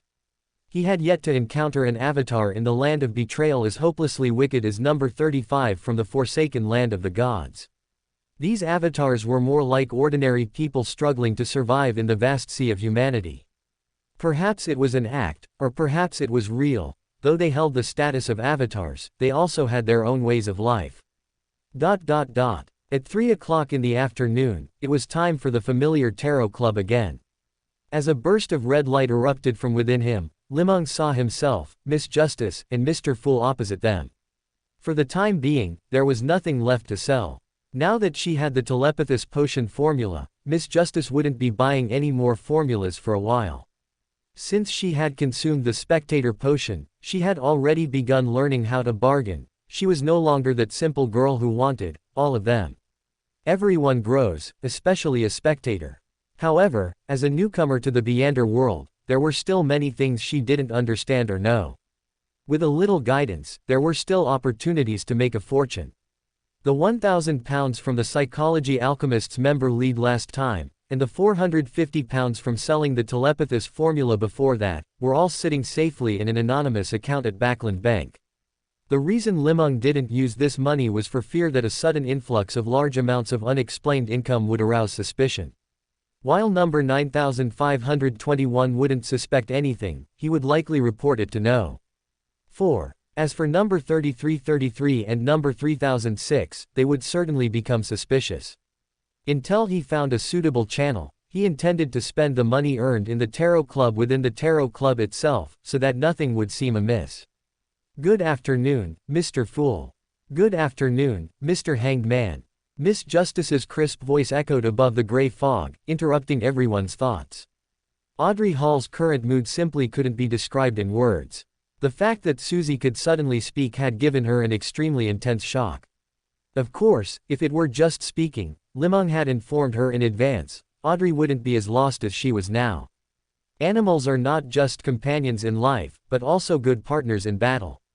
Those were Li Meng's original words. So, in Audrey's expectations, the future development should have been the great detective or famous psychiatrist Miss Audrey with her assistant, the big dog Susie. But if it turned into the great dog detective Susie with her assistant Miss Audrey, then that would be, somewhat. After all, dealing with a talking animal was something Audrey had never experienced, nor had any teacher or book told Audrey what to do. The words reached her lips but were suddenly swallowed back. This is the Tarot Club, not a pet rearing experience sharing session. I bet if I really asked, how do you get along with a pet that has decent intelligence and can talk? My good image in the eyes of Mr. Fool and Mr. Hanged Man would shatter instantly. Audrey's thoughts raced, and she finally organized her language. Honorable Mr. Fool, and Mr. Hanged Man who always helps me, I have a question I'd like to ask. What can an animal with Beyonder powers do to help its owner? Simply put, what role can it play? However, to her surprise, Mr. Hanged Man answered her question very skillfully, as if he had prepared in advance. In a mystical sense, humans are also a type of animal. Even in ancient times, the vast majority of Beyonder powers were held by certain animals. In some Beyonder pathways, the advancement of a sequence causes certain non-human characteristics to appear on the body.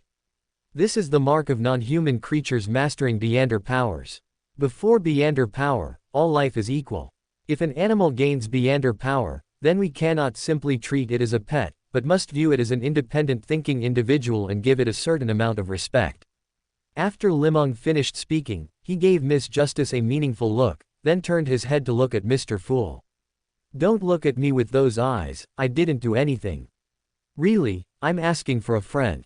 Audrey felt so ashamed she wanted to find a crack in the ground to crawl into. She began to deeply regret why she had asked such a question.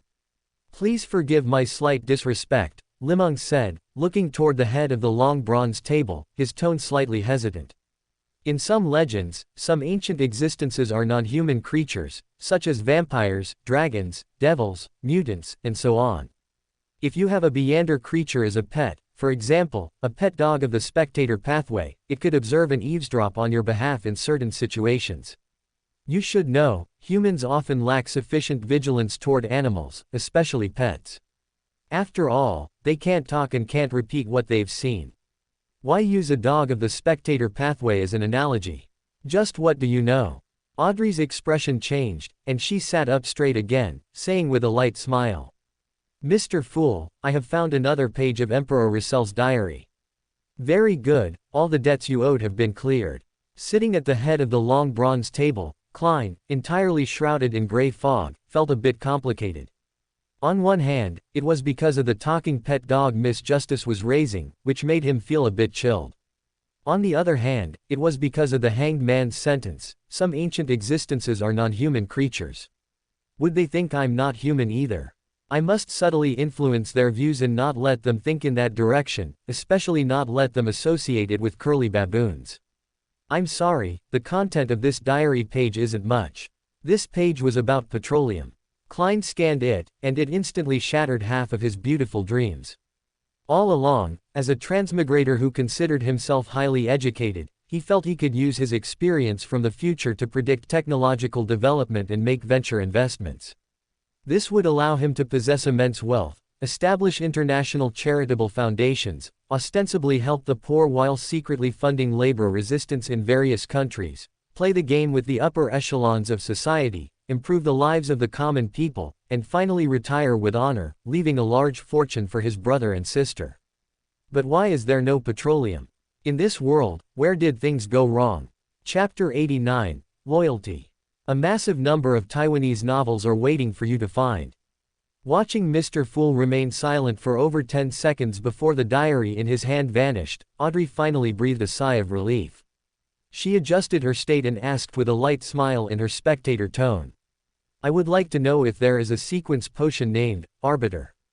Additionally, what kind of Beyonder can pass directly through wooden doors or render locks ineffective? Miss Justice has gotten in touch with Furs and Zio Derecha, Li Meng thought. Seeing Mr. Fool sitting at the head of the long bronze table preparing to answer, he immediately spoke up. Do you need a detailed answer or a simple one? For a sequence 9 question like this, I should be the one to handle it. As an evil god awakening from an ancient era, answering such questions is beneath his status. This is very reasonable. Why distinguish between detailed and simple? Miss Justice was stunned for a moment, but her spectator intelligence quickly allowed her to understand Li Meng's meaning. The more detailed, the better, of course. Including the previous question, how much compensation do I need to pay? Miss Justice has learned to kick the question back. Should I just say £1,000? Li Meng thought for a while and decided not to go too far for now. So far, although Audrey had bargained, she had basically paid according to his wishes without directly refusing. If he asked for too much and Audrey flatly refused, it would set a very bad precedent, making future transactions very difficult. You can dance on someone's bottom line, but you must never easily let them lower it. Of course, there was also Mr. Fool's reason. After all, he set up this platform for his own benefit. If he saw the hanged man profiting too much, he could easily lose his psychological balance, ranging from retaliation to kicking him off the platform. After all, letting a cat watch others eat fish every day while it drinks plain water will definitely drive it mad. These are minor sequence 9 questions. All 3 questions together will be £30. If you want to know the details of that sequence, I have quoted a price before, £200 for 1 meander pathway. Minor sequence 9 questions. Your Mr. Fool is only a sequence 9, and Miss Justice is also a sequence 9. Is Mr. Hanged Man already a mid-sequence powerhouse? Klein complained silently in his heart. Mr. Hanged Man is tempting me. Audrey was no longer the girl who would spend hundreds of pounds on information at every turn. She began to consider whether to complete this transaction. Of course, the main reason was that the funds she could currently use were running low. The balance of her accumulated annuity that hadn't been invested yet, plus her remaining rewards, was around £13,000. However, using too much at once would surely attract Count Hall's attention, and even Bavith Bank would conduct a certain investigation. According to her understanding, for high-ranking nobles like them, using less than £5,000 was a relatively reasonable range. Her current biggest expenses came from the money paid to Li Meng for information and formulas at the Tarot Club, totaling £2,150. Can you tell me the answers to those 2 questions first? I will decide later whether I want to know the detailed information of that sequence. I was waiting for you to say that. Li Meng sat up straight and spoke seriously. There is indeed a meander pathway where the sequence 9 potion is named, Arbiter. The ability to directly pass through wooden doors or make locks ineffective comes from another meander pathway. Its sequence 9 potion name is, Apprentice. At this point, Li Meng suddenly had a bold idea. He lowered his voice slightly and said in a somewhat mysterious tone.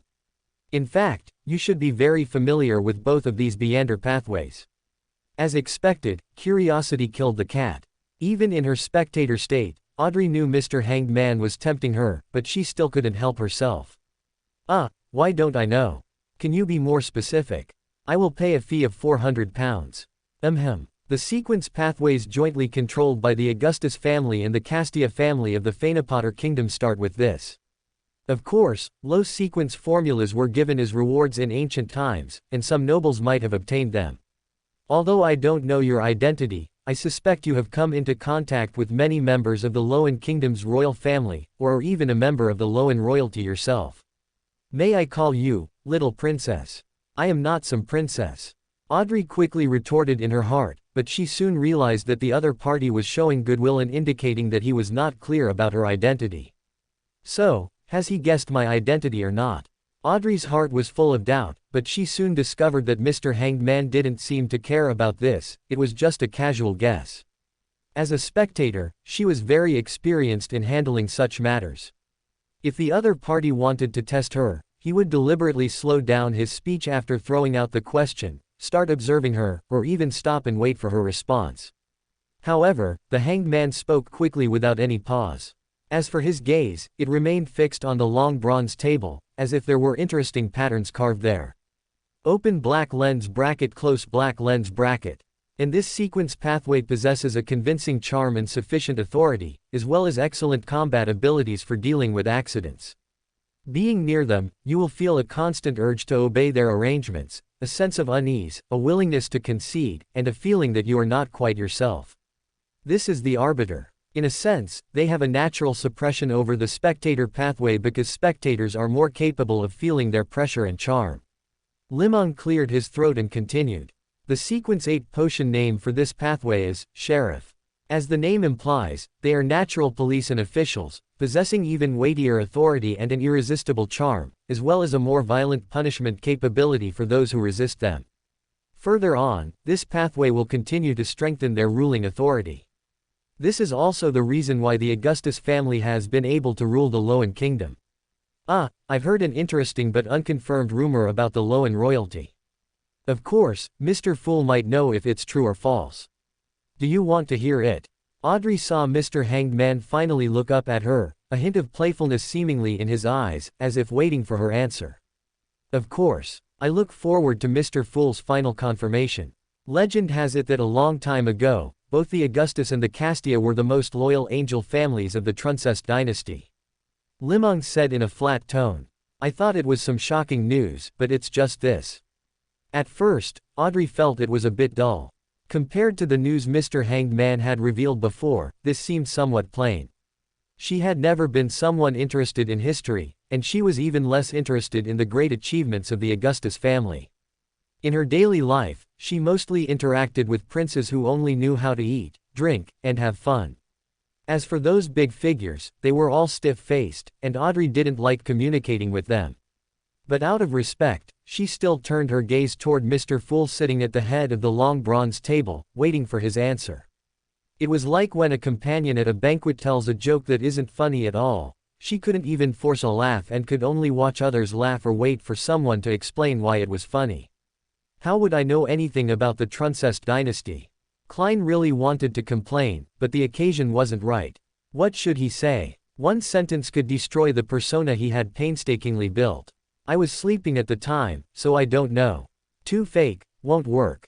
Mr. Hanged Man is right. This is even more beneath his status. If it's later proven to be just a rumor, where would Mr. Fool's face go? He couldn't pin his hopes on other people's memories. No, this is not for you to know. It seemed possible, but what about this was worth being taboo? Such half-true, half-false stories sometimes appeared in the history books Klein had studied, just like some tabloid novel claiming Emperor Russell was from Loan. It was just talk, making it too serious might not be good either. Russell's diary didn't mention this either. What should I do? Thoughts raced through Klein's mind. Fortunately, he was a spirit body and separated by the gray fog. Otherwise, Miss Justice would have seen large beads of sweat rolling down Mr. Fool's forehead. Why did Mr. Hanged Man bring this up? Telling ancient history at the Tarot Club fits Mr. Fool's identity, but there's no benefit for anyone. This Transmigration dynasty has long since vanished into the dust of history. What does it have to do with the Tarot Club? Vanished. Most loyal angel families. At this moment, a flash of inspiration struck Klein, as if he were possessed by Sherlock Moriarty. Li Meng and Miss Justice simultaneously heard the sound of someone tapping on the table. Due to betrayal, the powerful Transmigration dynasty fell into decline and became history. Which organization doesn't have traitors? I don't believe that when the Transmigration dynasty collapsed, there weren't a few traitors. As for whether it was the Augustus or the Castia families, I didn't say explicitly. Even if they were loyal, there must have been other traitors. When Miss Justice and Mr. Hanged Man look back, they can only blame themselves for misinterpreting Mr. Fool's meaning. After all, he didn't explicitly say who the betrayer was. Klein felt that as a transmigrator, his 10+ years of internet education were useful. This technique of seemingly saying something but actually saying nothing was simply too useful. From the mysterious Mr. Fool above the gray fog to the ordinary citizen Klein of Tingen City, he had practiced this technique countless times in just these dozen or so days. However, did the Hanged Man's question have any other meaning? Thanks to Dreaming Fisherman for the tip. Chapter 90, Apprentice. Having finally dealt with that damned Transmigration empire, Klein's heart began to contract violently again at Li Meng's next sentence. As for the apprentice pathway, he said, you are even more familiar with it. Think about how we come here for every Tarot Club meeting. Weren't you summoned by me touching those crimson stars? Klein leaned back in his high-backed chair with feigned nonchalance. looking relaxed and at ease, but he firmly memorized every word the hanged man said. Sequence 9, Apprentice, is the start of a mage school. They are rarely trapped and hard to block, always finding ways to escape and pass through. Sequence 8, Trickmaster, masters various strange but not powerful spells. To reflect the value of the 200 pounds, I can reveal more of the information I know. As a powerful spellcaster, a Beyander of the apprentice pathway, upon reaching a certain level, can transfer objects or living beings out of thin air, create or partition a hidden place unknown to anyone, and reach any place in our world. The apprentice pathway possesses the most powerful sealing and teleportation abilities among all Beyander pathways. It sounds very impressive. That was the primary feeling Audrey and Klein had after listening. The difference was that in this instant, Klein seemed to suddenly understand many things. Could it be that this gray fog was created this way? How come I didn't know myself?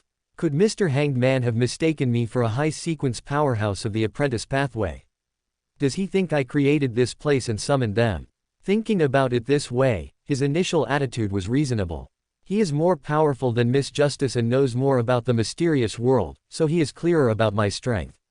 In his eyes, I am a high-sequence powerhouse of the apprentice pathway. Conducting some experiments regarding authority. Well, let's be bold. I am a sequence 2 angel of the apprentice pathway who created this place for some reason, and to test its utility, I summoned Miss Justice and Mr. Hanged Man. This is very logical. Although Mr. Hanged Man knows something about the apprentice high sequences, it must be based on hearsay. He has certainly never seen one with his own eyes. That's for sure. If he had really seen one, the current tarot club wouldn't exist. When he first saw this mysterious palace, he mistook it for the creation of a high-sequence powerhouse of the apprentice pathway. Then, he took the mysterious person wrapped in gray fog, me, for that high-sequence powerhouse, resulting in a strong sense of awe. So everything that followed naturally. Miss Justice doesn't understand the Beyander world, so she doesn't know how powerful I am, but Mr. Hanged Man is very aware. Although I never said I created this gray fog, I also never said this mysterious space had nothing to do with me. Invisible mental gymnastics are the most lethal, let them fill in the blanks themselves. If they knew I only arrived a minute early, would they lose control on the spot? However, did this mysterious place originally belong to me, or was it first come, first served? If someone else had entered first, could they have gained control? As Li Meng introduced the apprentice pathway, Klein's thoughts also began to drift. All along, his portrayal of Mr. Fool had been a bit like crossing a river by feeling the stones. After all, no one had ever told him how to play a mysterious powerhouse, or even an ancient existence that might be a deity. For such a thing, there was hardly any experience or examples to learn from or imitate. But now, Mr. Fool's abilities could appropriately lean toward the apprentice pathway. In some aspects, I can act more prominently, while in others, I can appear not quite clear. After all, the apprentice pathway isn't spectator, it's not omniscient and omnipotent. The existence of this mysterious space is where Mr. Fool's authority lies. Right pointing arrow. Well, questions like what use Beyander creatures like cats or dogs have, or what the historical truth of a certain era is, I actually don't need to answer. Different authorities mean different powers, this is very reasonable. Feeling that he had solved a major problem, Klein finally relaxed.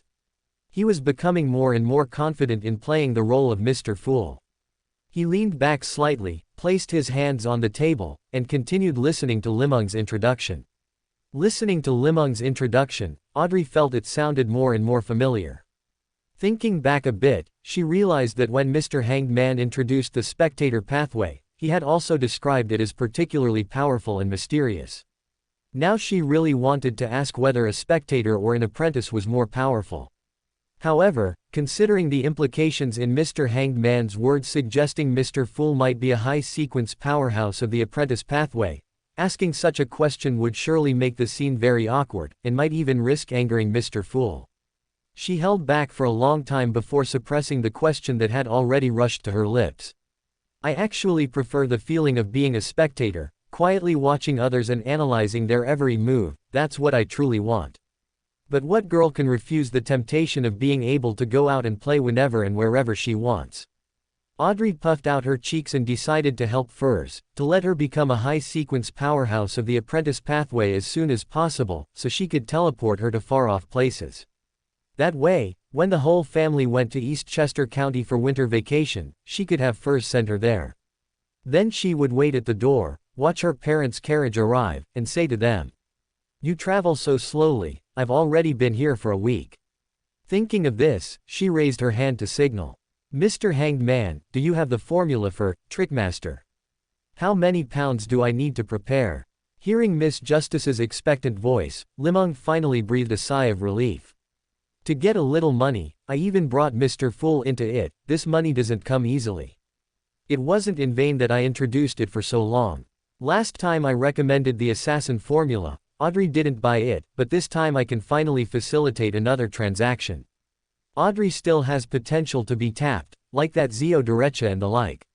Li Meng looked toward Mr. Fool and saw that the other party had no reaction, knowing he had tacitly approved the transaction. After all, the more confident a person is, the less they mind these trivial bits of money. As a high-sequence powerhouse of the apprentice pathway, this should count as a small amount of money. Same as Telepathus, the Sequence 8 potion formula is £450. Deposit it directly into my anonymous account at Backland Bank. Shall I say it directly here? Say it directly. The current Audrey was even more full of confidence in the Tarot Club. The Trickmaster formula, even if she didn't sell it to Furs for a profit, could greatly promote mutual trust. More importantly, she could now be considered someone with Beander resources. By reselling Mr. Hanged Man's information, she might even earn back all of this year's pocket money. She was about to turn 18. When the time came, she would give her father and brother a surprise. Sequence 8, Trickmaster. Main ingredients: the stomach of a spirit eater, 20 ml of deep-sea marlin blood. Supplementary ingredients: 5 ml of essential oil made from hornbeam, 10 grams of stringball grass powder, 1 blooming red chestnut flower, 80 ml of pure water. After thinking for a moment, Li Meng added, "Similarly, it's very hard for me to get high-sequence formulas for the apprentice pathway. If your friend needs a better future, they will also need to find a corresponding organization to go further in the Beander world." Chapter 91, Keep It Up. You aren't going to sell clues again, are you? Unfortunately, Furs doesn't look like someone who intends to work hard on the Beander path, so you probably won't be able to sell this news. Audrey complained inwardly. Before Li Meng had even explained the difference between apprentice and trickmaster, she had already decided, based on a spectator's intuition, that Furs was in the lowest tier of Beyonders in terms of strength. It was a wonderful feeling, just like when she first came into contact with Mr. Fool and Mr. Hanged Man. Although they didn't show any Beander abilities, Audrey could still feel the danger and mystery from them. But Furs was different. Although she seriously showed her Beander abilities to Audrey, she didn't bring any sense of danger or mystery to Audrey. That feeling was like a salted fish that had taken a sequence potion and mastered Beander abilities, but was still a salted fish.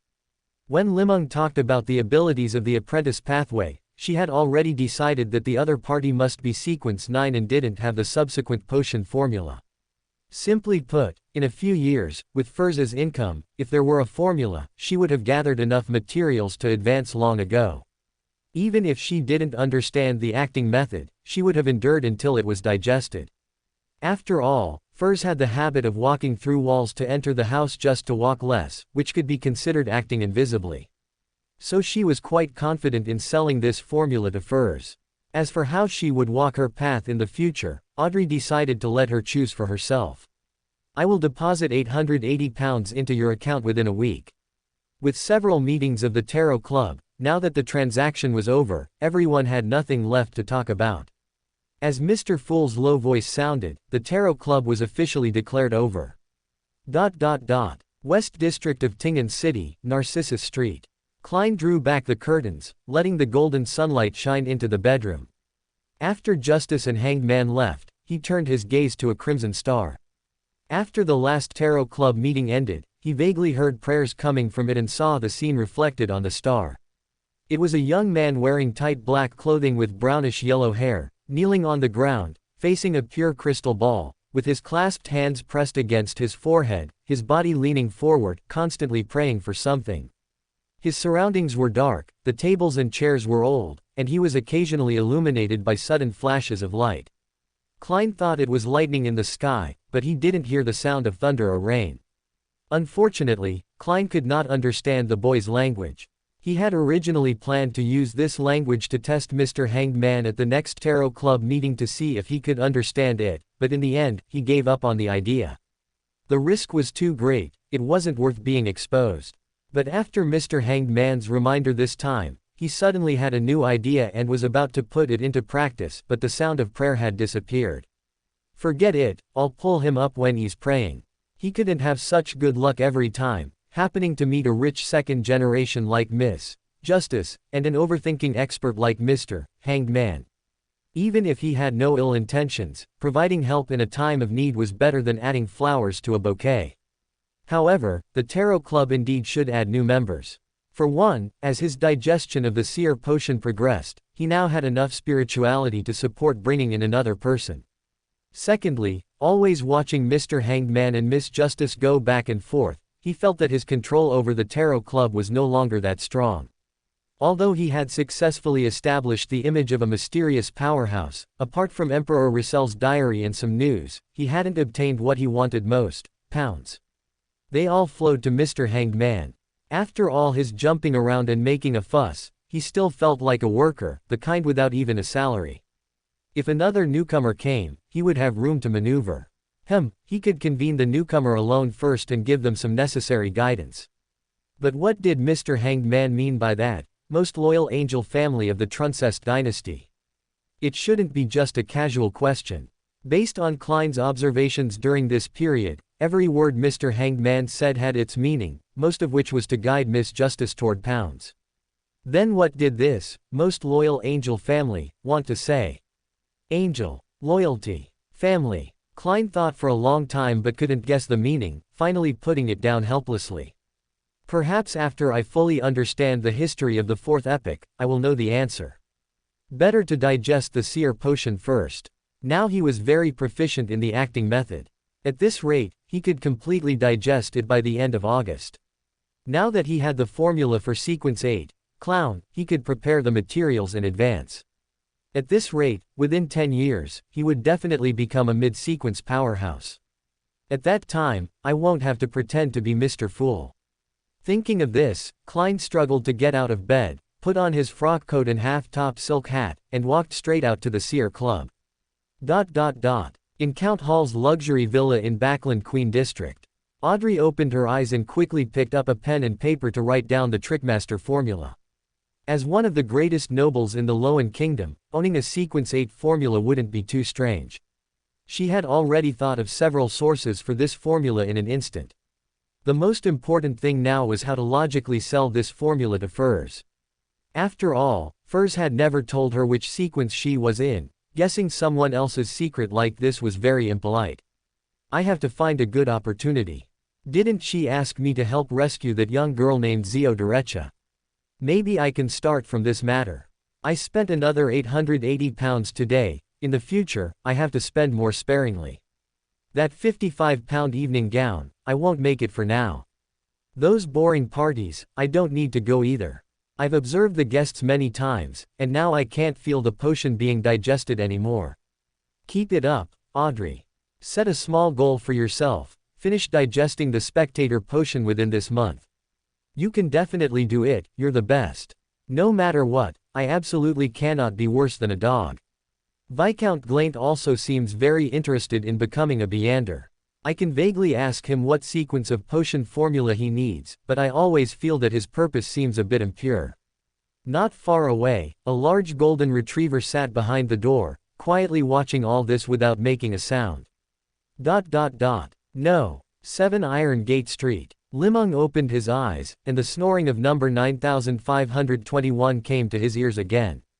Does Ormir red wine have such a high alcohol content that it can make someone sleep from 10 a.m. to 4 p.m.? Li Meng frowned, then found that he was also a little dizzy. He didn't know if it was excessive mental exhaustion or the effect of the alcohol. He forced himself to stand up and walk to the window of No 9521's room. The curtains were half drawn, and number 9521 was still in the same posture he had placed him in, not having moved for half a day. Chapter 92, Epitaph. Through the window, Li Meng happened to see a man in a dark green postman's uniform hurriedly stuffing a piece of mail into the mailbox at the door. Is it a letter from another clone or from Tiana? Number 4 had told Li Meng that one of the clones was lurking in Pritz Port, but this clone's level of secrecy was very high. Clones heading to Backland could only contact him via mail if they had completely lost contact. Open black lens bracket at this point. I hope readers will remember our domain name. Reading good books from Taiwan is super easy. Close black lens bracket. At other times, no asking, no spreading, and especially no divination. He took out the key, went downstairs, and retrieved the mail from the mailbox, finding it stamped with a Tiana postmark. It was a letter from Mr. Locke. To Mr. Julius. After advancing to telepathos, the world has become even more despairing, filled with filth, dirt, and deceit. But I am no longer afraid of them, because I have seen my own heart, and it is equally filthy, dirty, and deceitful. I can clearly feel them, flowing through the crowd like water, or rather, infecting them. Alright, I know you don't actually want to read this, so I'll get straight to the point. At Black Abyss Castle, I did meet a gentleman who wishes to obtain blood of the ghost shark. He agreed to purchase it for £720. He looks very much like an official Beander, but I felt a burning fire of desire and a deeply hidden hatred from him. If you really intend to trade with him, please be cautious. The method he gave was, conduct the transaction with the boss, Williams, at the Warrior and Sea Bar on Pelican Street in the White Rose district of Pritz Port. After that, you just need to transfer my service fee to my bank account. I've written it at the end of the letter. I haven't found any news of an adult tumbleweed, but I will continue to keep an eye out for you. My account at the Loan Economic Development Bank is XXXXXXXX. Looking forward to our further cooperation. Your friend, Locke Laval. Li Meng closed the letter, and the thin sheet of paper burned rapidly in his hand, turning to ash in the blink of an eye and vanishing into the air. Miss Justice, your business is here. 83 Iron Gate Street. This was already an extremely remote part of Backland, where there weren't even house numbers. One had to rely on word of mouth to remember each address. It was a dilapidated and cramped townhouse, without any heating or gas pipes. The facilities inside were so broken and old that it was hard to imagine this was in Backland. Iron pincers, Kid gently pushed the wooden door on the left of the second floor. The door was unlocked and creaked open.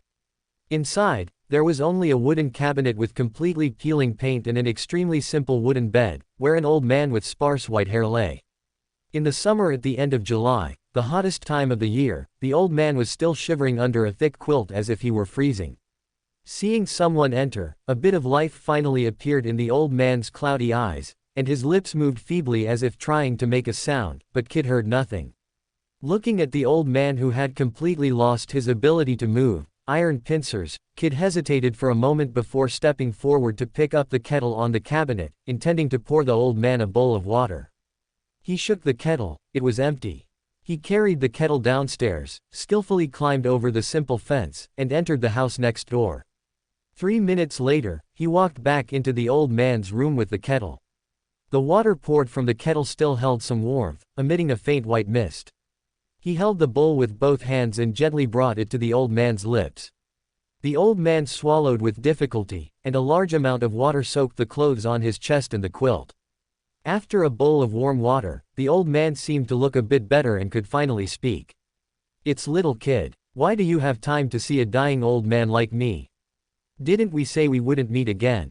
Iron pincers, Kid frowned, preparing to rebut, but eventually closed his eyes slightly. When he opened them again, his tone had softened. "I encountered a very strange matter and want to know what exactly happened. I thought you might know. When I was at the Tassock South Bank Inn, I encountered something strange." As Kid told the story, the old man's already layered wrinkles grew even deeper. "That dangerous feeling didn't completely disappear until I left Iron Gate Street. I hid outside for a week before returning to Iron Gate Street. Later, I went back to the Tassock South Bank Inn, and the owner, Mr. Grady, told me that the £182 he had saved over many years had been lost that day. We recalled everything that happened that night together and thought it might have been done by an outsider, though the methods were very hidden. It made me think of you. It's too similar. I want to know what exactly happened. Hearing this, the wrinkles on the old man's face seemed to relax slightly as he remembered things that made him feel a bit more comfortable. Kid, you're always so serious. The old man shook his head slightly. Unfortunately, you've entered our trade. Being serious is useless. Sooner or later, you'll end up like me, rotting in an unknown place. No, I will never be like that. Absolutely not like you. Kid slammed the bowl heavily onto the table, his tone slightly angry. You're still young and don't know the price of all this. The old man closed his eyes, seemingly to save some strength. All right, while you still have a breath left, tell me what that thing was. I feel very uneasy. Kid clenched his fist. In return, I can stop your rotting. I want a better coffin, at least cypress. Although the old man's tone was weak, he showed no intention of backing down. After all these years, you haven't changed a bit. Kid's tone turned cold. Haven't you also remained the same? People don't change that easily, otherwise I wouldn't have made this request, the old man said as if it were a matter of course. Fine, for the sake of this being your last time, I agree. Kid seemed to think of something unpleasant, and his words were squeezed out from between his teeth. What is your full name? Which cemetery should I put you in? I appreciate that about you, it seems you don't intend to fool me. If it were anyone else, I really wouldn't feel at ease. What was my name again? Let me think. The old man's slow and steady tone made Kid feel an inexplicable surge of anger. Altos Monsk. Ah, I am the eldest son of the monk's family. How did I end up like this? Having said this, the old man fell silent for a long time before continuing. As for the cemetery, the Lord of Storms has long since abandoned me. Bury me in a cemetery under the jurisdiction of the Church of the Steam. Anywhere will do, they don't care about that. Most importantly, don't forget the tombstone and the epitaph. I've said it, so you must remember it well, there must be no mistakes. Seeing Kid's ashen face, the old man finally stopped his rambling. Altos Monsk, the most intelligent, kind, hard-working, and frugal person in the world, the pride of the monk's family, a faithful believer of the god of steam and machinery, and a model of morality in Backland. All right, I've got it. Recite it once for me to hear. Do you believe I'll throw you into the Tassoc River right now? Young man, no morals at all. Can't you even satisfy this small wish of a 69-year-old man like me? I said I've got it. Kid's voice began to tremble slightly. Chapter 93, Going to School. From your description, you've encountered a Beander, likely a true marauder. Give me another bowl of water. Is there any honey? This water tastes too bland. The old man lay on the bed, his eyes turning toward the chipped, coarse porcelain bowl. What do you mean by a true marauder? Kid spoke, but his body showed no intention of moving. In my day, I never drank plain water. Look at this, it hasn't even been boiled. It has a raw, fishy smell. Fine, let's get back to business. Look at you, young people are just so impatient. Many of the stories I told you before are true. This world indeed has various Beander powers and mystical items. And I, in fact, am also a Beander. A Beander can do many things you can't imagine. Tailing you silently or stealing your wealth is easy for them. Although you are already iron pincers, Kid, one of the most skilled on Iron Gate Street, there is still a massive gap compared to them. So, what's the price? What is the cost? Kid asked back coldly. I don't believe such things come without a price. Do you know why I never told you about this before?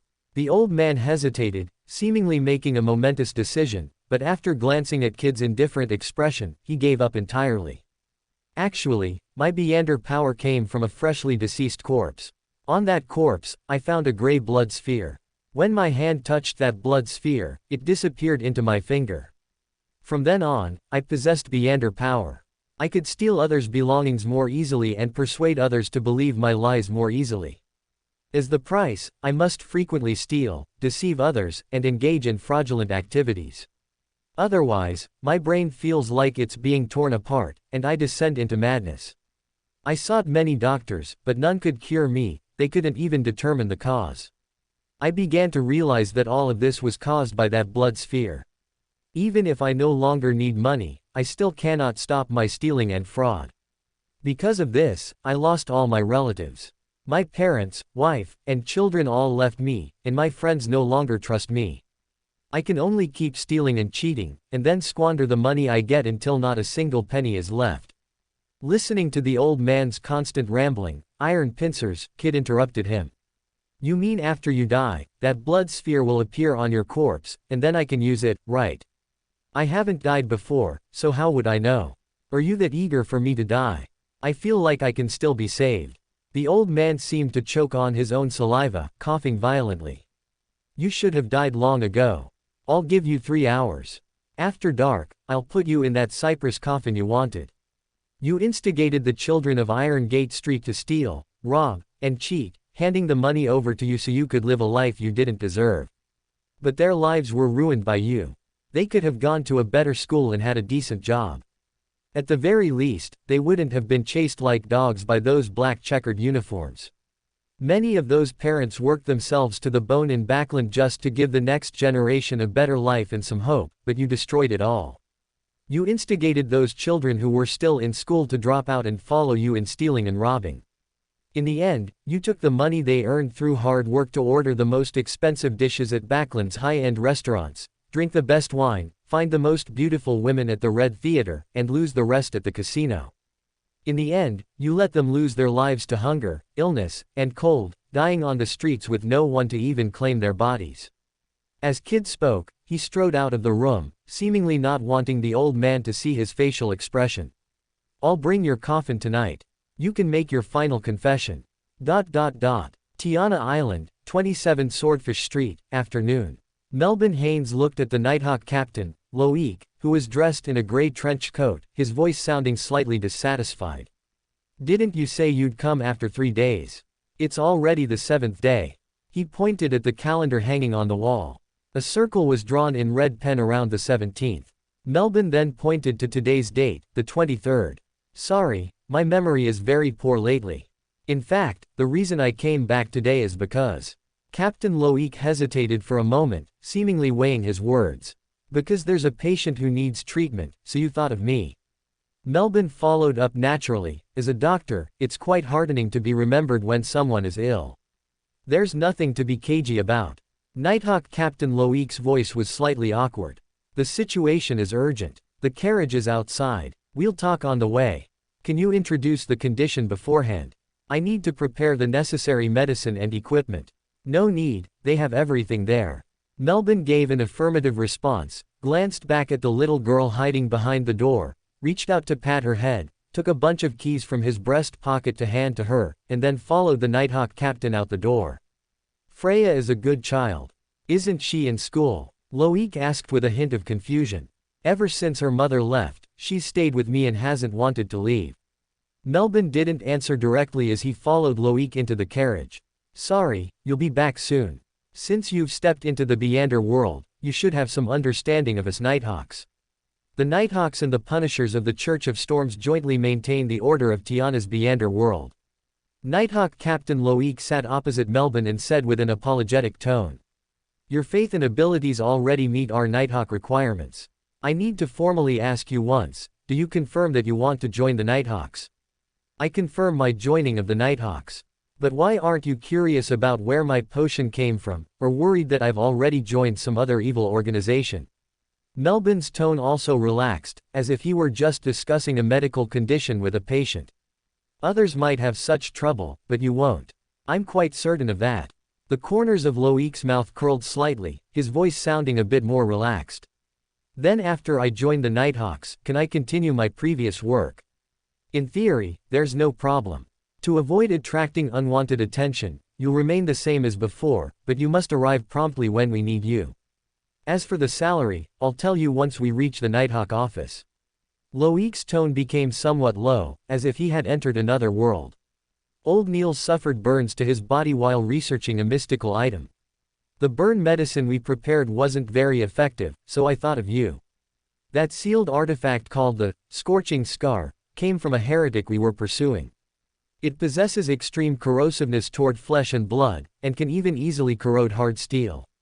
While Niels was researching exactly what it could corrode, he accidentally touched a drop of liquid dripping from it. As a result, the skin and flesh of his entire body began to melt. I figured an apothecary would be best at handling such things, which is why I rushed over. Chapter 94, An Apology. 53 South Vale Street, Hillsden District. This was a luxurious villa with a stable and garden, where even from the outside, one could sense the owner's incomparable wealth. One of the largest shareholders of Backland Bank, Gao Jia Weak Husband, and his wife were currently standing in the grand hall of this villa, receiving a visiting guest. She was a young and beautiful lady, dressed in a white skirt dotted with dark green, with cuffs and collar gathered with ruffles, and a layered lace flower tied in a bow at her chest.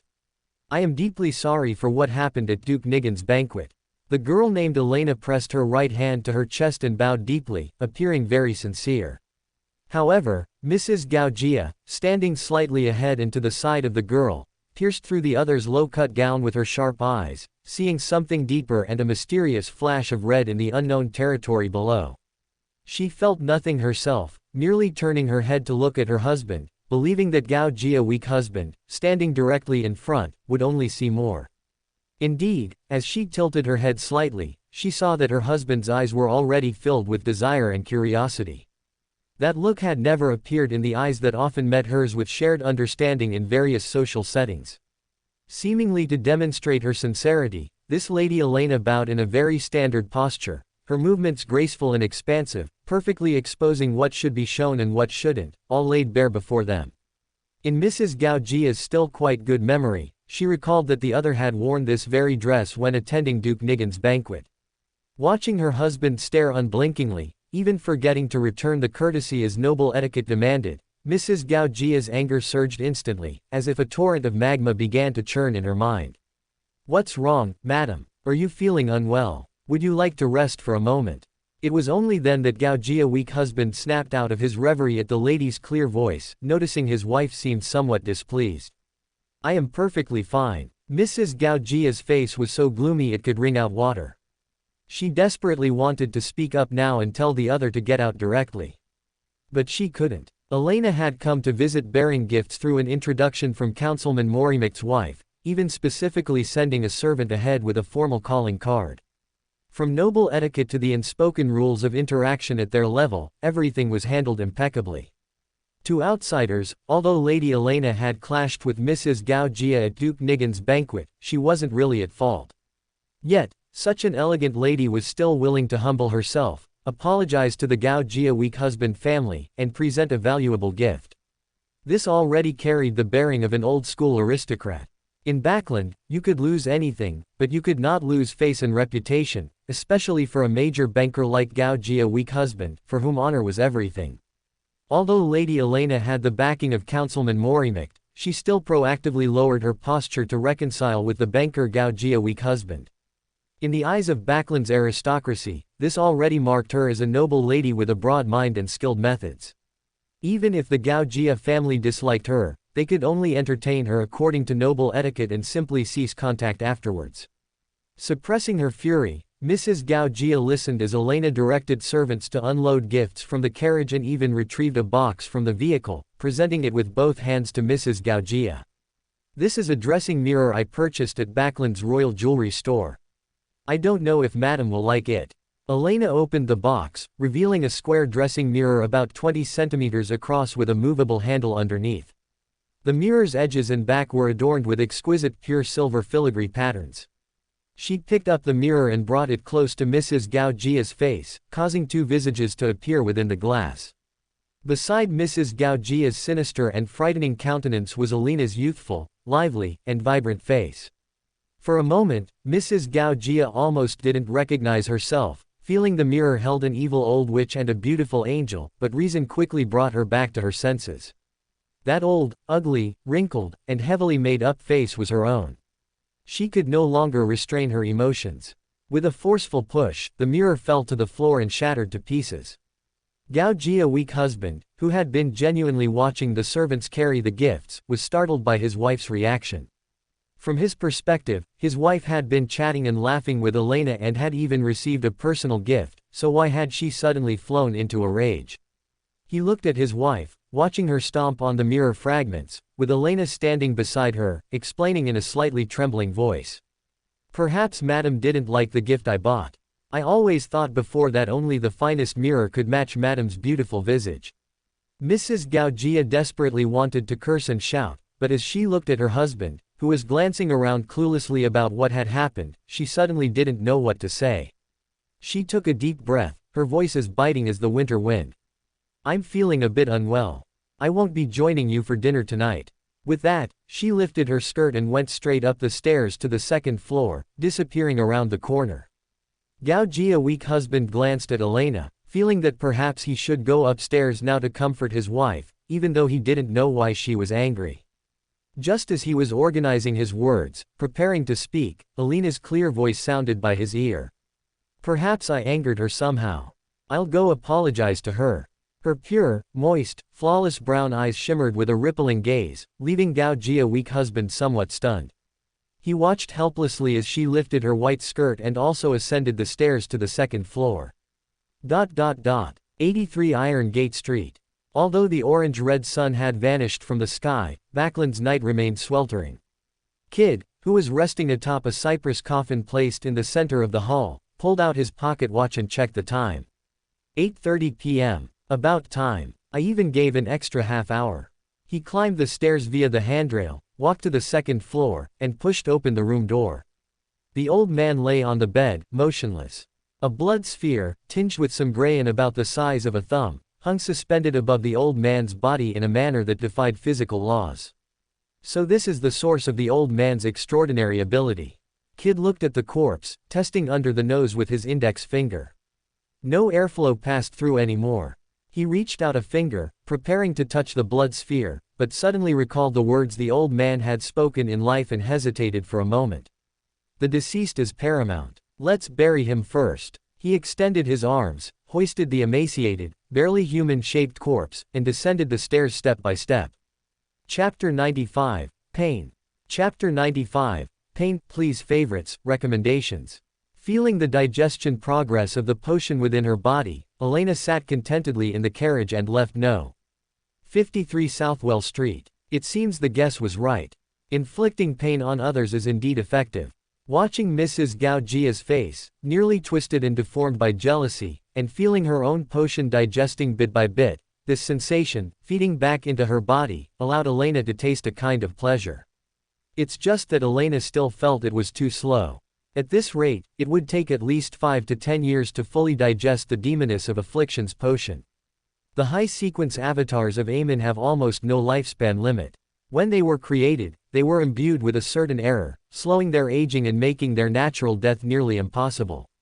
Their long lives allow them to perform their acting unhurriedly, fully digesting their potions, and they even lack the motivation to digest them quickly. After all, effort doesn't guarantee success, but giving up ensures stability.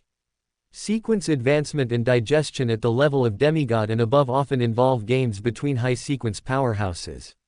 A single misstep can lead to a fall, so they have no strong desire to actively digest their potions. Moreover, the avatars were different when created. Certain avatars are inherently unsuited to the pathway they occupy. Like some of the demigod-level avatars number 3006 encountered at the Land of Betrayal meeting, some had been digesting a single potion for over 1,000 years, yet they still appeared as if they hadn't digested it at all. This made her feel no awe towards certain high-sequence avatars. Mid- and low-sequence avatars, however, have no lifespan extension whatsoever. And many avatars not on the thief pathway don't even have potion formulas. They must find their own formulas, gather materials, and advance themselves.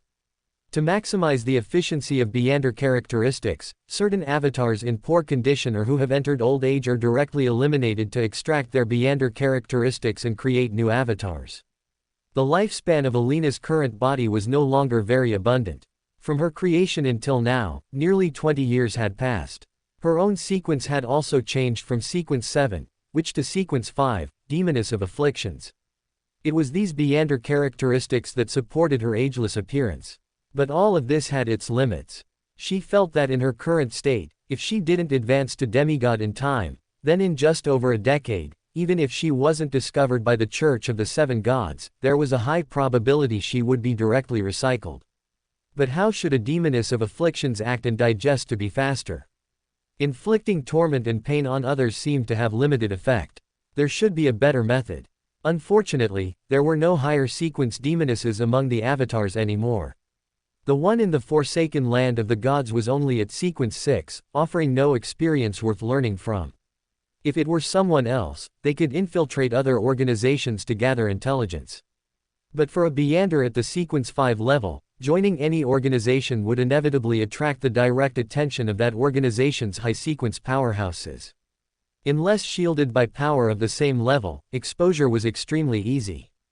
Could it be that I need to torment myself, to make myself suffer more? No. 3006's smooth brow began to furrow. She felt things were developing in a direction she didn't like. However, soon her brow relaxed again. She could bring pain to more people. But how to make more people feel heart-wrenching pain? Through her observation of Mrs. Gao Jia, she suddenly had an inspiration. There weren't many star-crossed lovers in this world, and most people wouldn't be too heartbroken over their other half. What truly causes pain is placing all of a person's incompetence and ugliness squarely before them, forcing them to look, forcing them to admit that it is themselves. In this world, the most difficult thing to accept is facing the world and realizing one's own helplessness and powerlessness. Hillsden District Vegetable Exchange Market. Unlike most morning markets, the Hillsden District Vegetable Exchange Market was a standard evening, even nighttime, market. Compared to the noble lords who sent their servants out early for a bite of fresh meat, this place catered more to the middle class working in various offices. These people, dressed in various work clothes, would often rush to the exchange market only after finishing their day's trivial work, buying simple food to either eat standing by the roadside or cook hastily at home. They were often couples or entire families working, for their houses and children, wishing they could be in a working state 24 hours a day. Of course, the vegetable exchange market absolutely did not sell only vegetables. The clients of the Hillsden District Vegetable Exchange Market were often office workers who wanted to eat meat but couldn't muster enough pounds from their pockets to buy fresh meat. Their wives would often grow dissatisfied with their husbands because their income couldn't support eating fresh meat regularly. A shareholder of the Hillsden District Vegetable Exchange Market came up with a brilliant idea. He vigorously promoted the benefits of eating vegetables and the various harms of consuming meat in Backland's local newspapers. And announced the renaming of the original Hillsden District Meat and Vegetable Exchange Market to the Vegetable Exchange Market, henceforth only providing healthy, nutritious fresh fruits and vegetables. This seemingly absurd move was welcomed from the Loan Emperor down to the office workers of Hillsden District. Those diligent employees began living a healthy, fashionable life, far from meat, eating only vegetables for 3 meals a day. Meanwhile, cabinet officials like George III also had fewer conflicts caused by meat eating to deal with. This stroke of genius, killing 2 birds with 1 stone, made the Hillsden District Vegetable Exchange Market stand out among Backland's various markets. Many people would even take detours to come here to buy vegetables. After all, if someone complained about the lack of meat at the dinner table, one could simply tell them that the vegetable market didn't sell meat. Of course, it wasn't truly vegetables only. After all, there were still many people who wanted to eat meat or could occasionally afford it.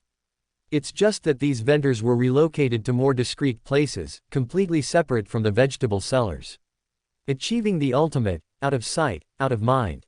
No. 3333 Afia, dressed in a blue suit dress, squeezed through the crowd in the vegetable exchange market, looking quite excited.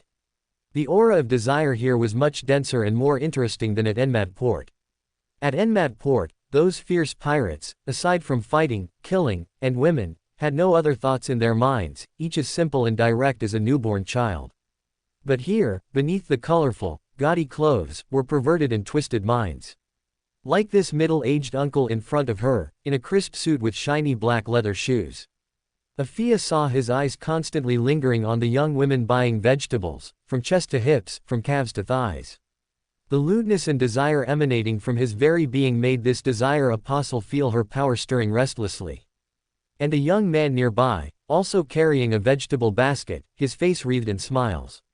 Afia saw the weariness his smile couldn't hide, and the strong desire for revenge and slaughter on him. It was an extremely complex impulse, a fusion of slaughter and salvation, capable of changing for anything in an instant. Please favorites, please recommendation votes. Thank you, everyone. Chapter 96, Not Easy. Chapter 96, Not Easy, please favorite, please recommend. Amidst the seemingly even more bustling and lively crowd of the fruit and vegetable market, lurked even stronger and more twisted desires. For a desire apostle, this was the best nourishment.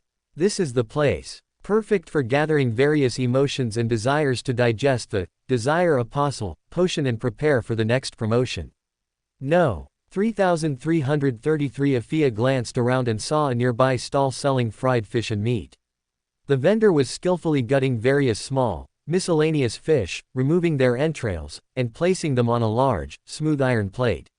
The fish oil sizzled as it fried, emitting waves of enticing aroma.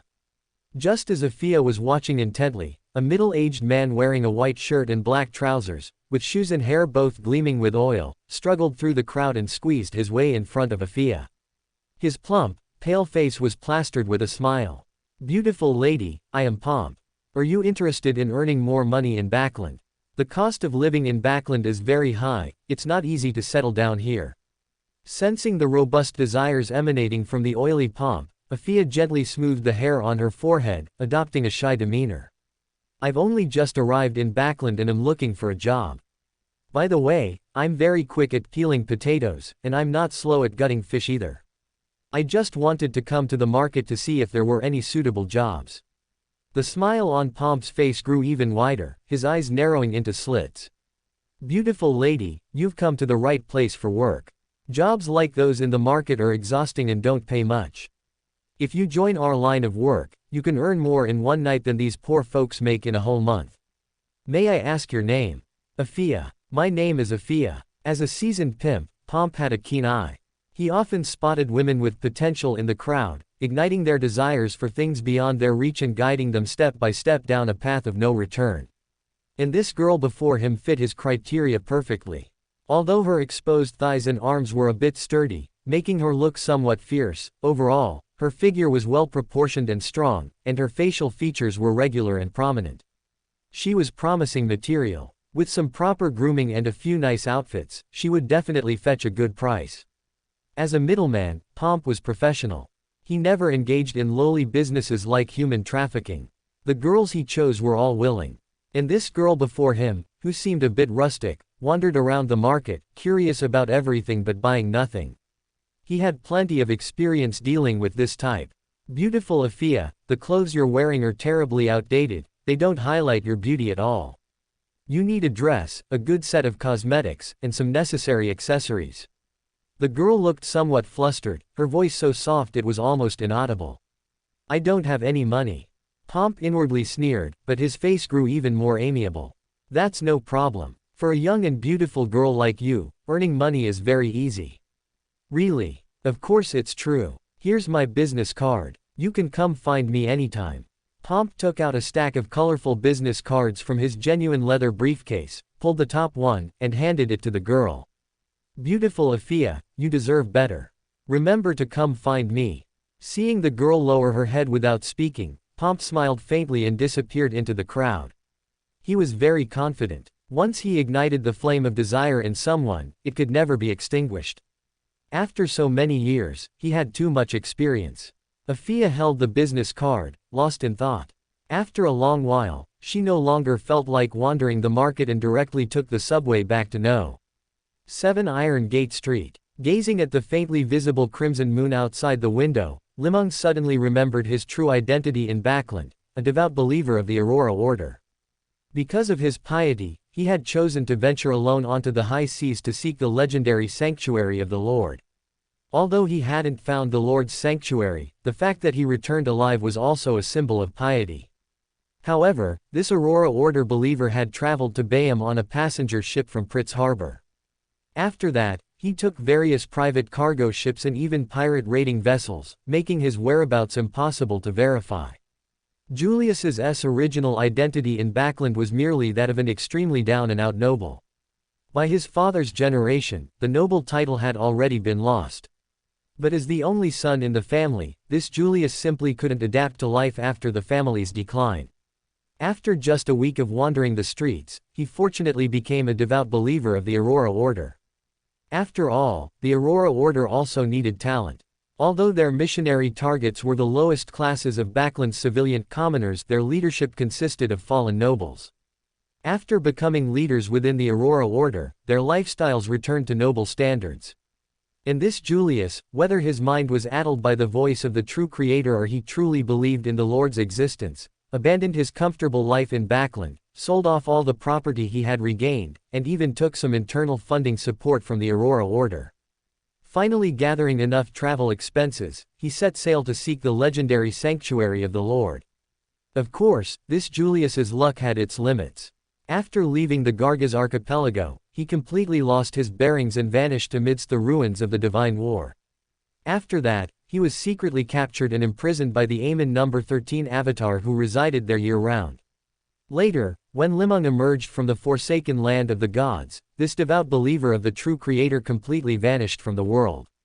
A major reason why Li Meng had never contacted the Bakland branch of the Aurora Order was because the impression the Aurora Order members in Tiana left on him was too profound. But today, he suddenly realized something. When he introduced the spectator pathway to Miss Justice, he had suggested she join the psychology alchemists. Then, for Mr. Hanged Man, who belonged to the faceless pathway, not joining the Aurora Order seemed highly unreasonable. He had already revealed a great deal of information known only to certain ancient families.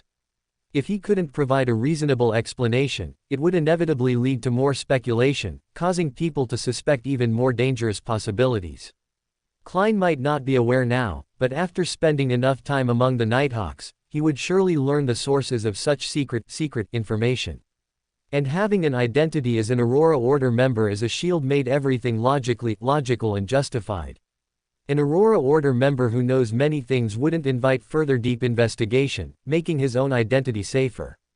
This Aurora Order identity, while seemingly dangerous, also had advantages unmatched by other identities.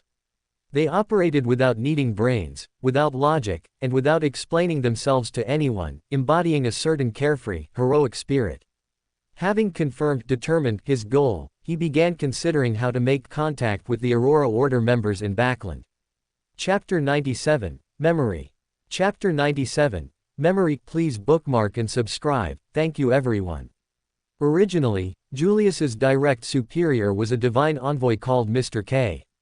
Now, Li Meng definitely could not contact him anymore. That place would certainly have familiar faces, and with Li Meng's current level, no matter how he disguised himself, it would be very easy to see through the flaws. The secret supplicant pathway was different from the clown, its disguising abilities were very limited. Although Li Meng could use the shepherd's glove number 9998 to physically alter himself, the subtle differences in every action, word, and mannerism could easily allow others to distinguish him. As for the differences in thinking, they were even greater. The more abnormal the mind, the stronger the personality, and the more difficult the behavior and actions were to fathom. Among the members of the Aurora Order, if those of the lower sequences could barely maintain their sanity, then by the stage of a divine envoy, if you weren't a paranoid, a murderer, or someone with twisted values, then you definitely weren't a qualified divine envoy. This unique temperament made it very difficult for Aurora Order members to hide and disguise themselves, so their members were often easily exposed. Of course, it was also difficult for others to impersonate them, as who could know what a madman was thinking?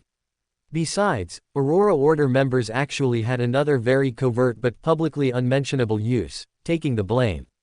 Organizations and individuals that truly posed a threat to the Seven Gods, such as Amon, were considered top secrets within the Church of the Seven Gods.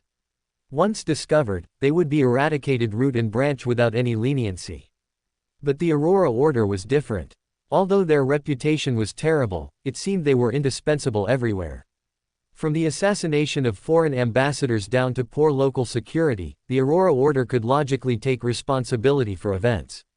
This made the Aurora Order a kind of necessity. Therefore, many times, even if they were exposed, as long as they didn't go too far, the local sheriffs were willing to turn a blind eye.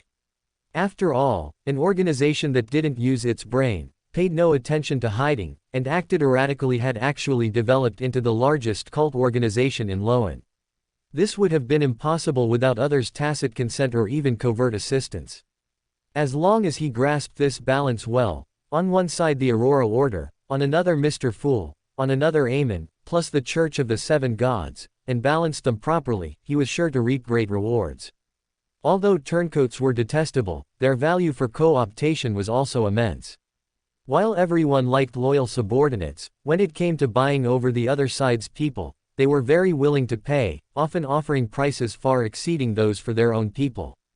Many times, controlling one turncoat was equivalent to controlling most of that organization's resources and information. Of course, with rewards came risks. Amon, the true creator, and the seven gods were not easy to deal with. Comparatively, Mr. Fool, Klein, was already the easiest. The worm of time that number 4 left in his body was the lowest grade type of split-off entity. Its current functions were only to pray through it to number 4 or other high-sequence clones who knew the honorific name. These ordinary worms of time split-off had little impact on the strength of clones like number 4, and there was no limit to their quantity. This gave the Amons the ability to create a large number of clones. More importantly, these ordinary split-off worms of time could not sense each other, and a clone could not actively sense the main body through them. This prevented the capture of one clone from exposing the others. In fact, even in Backland, praying to other Amon clones was prohibited. This information was something Li Meng discovered through his own observations and by summarizing the knowledge inherited from No. 4. Through analysis, Li Meng felt he could still maneuver, buying and selling between No. 4 clone, Mr. Fool, and the Aurora Order. The future must be very bright. As for Mr. Fool and Miss Justice, they could be reinterpreted based on the Aurora Order's doctrine of saving the world. After all, which cult organization didn't have a few kind-hearted individuals? Even their own doctrine was to punish evil and promote good, it was just that the followers below used the wrong methods of preaching. There are no erring deities, only followers who recite the Holy Scriptures incorrectly. As for number 4's side, he just needed to occasionally release some seemingly important but utterly useless information. Although number 4 had put him in charge of all matters in Backland, these clones, except for number 9521, all went their own ways and showed no intention of following Li Meng's arrangements. Moreover, Li Meng suspected that number 9521 was also reporting his information to No. 4. In the Beander world, even among clones, strength ultimately came first. After thinking for a long time, Li Meng decided to focus on the Brave Ones bar and the Beander gathering held by old Mr. Eye of Wisdom. That black snake, who seemed arrogant and overbearing, actually embodied the authentic Aurora Order style. Through him, he could contact the Aurora Order again. Li Meng recalled the Aurora Order's common contact methods, prayer phrases, and gestures in his mind before finally falling asleep peacefully. A remote cemetery on the outskirts of Backland. Several hired workers, by the light of torches stuck in the ground, finally dug a large pit before the crimson moon reached its zenith. The garrulous gravedigger held a lantern, watching as Kid directed the workers to place a cypress coffin into the pit. "Are you sure you don't need to invite a priest? I know a priest from the Lever Church. His requiem rites are particularly effective." The gravedigger paused, drawing the triangular holy emblem of the Church of the Steam forcefully on his chest, and said in an exaggerated tone. Last time he presided over a burial ceremony, he used a full 10 pounds of gunpowder, blowing the corpse and coffin together into dust. The deceased must have immediately returned to the embrace of the god of steam and machinery. Kid's mouth twitched slightly as he replied dismissively. His faith in the god of steam and machinery might not be that devout, he probably isn't willing to enter the steam divine kingdom so quickly. What a pity. Gunpowder personally blessed by Archbishop Horamic Haydn isn't something just anyone is worthy of enjoying. The gravedigger drew a few more triangles on his chest, his tone full of regret. What should the epitaph say? I know a very good stonemason who carves epitaphs well and quickly. Seeing one business deal fall through, the gravedigger had a new idea. Kid thought for a moment before saying in a flat tone. Altos Monsk, the smartest, kindest, most diligent, and most frugal person in the world, the pride of the Manesque family, a faithful believer of the god of steam and machinery, a model of morality in Backland. Did you get that? This gravedigger, who was already advanced in years but still had a ruddy complexion, quickly pulled out a black leather notebook and pen from his pocket. Leaning against a nearby tombstone, he wrote swiftly.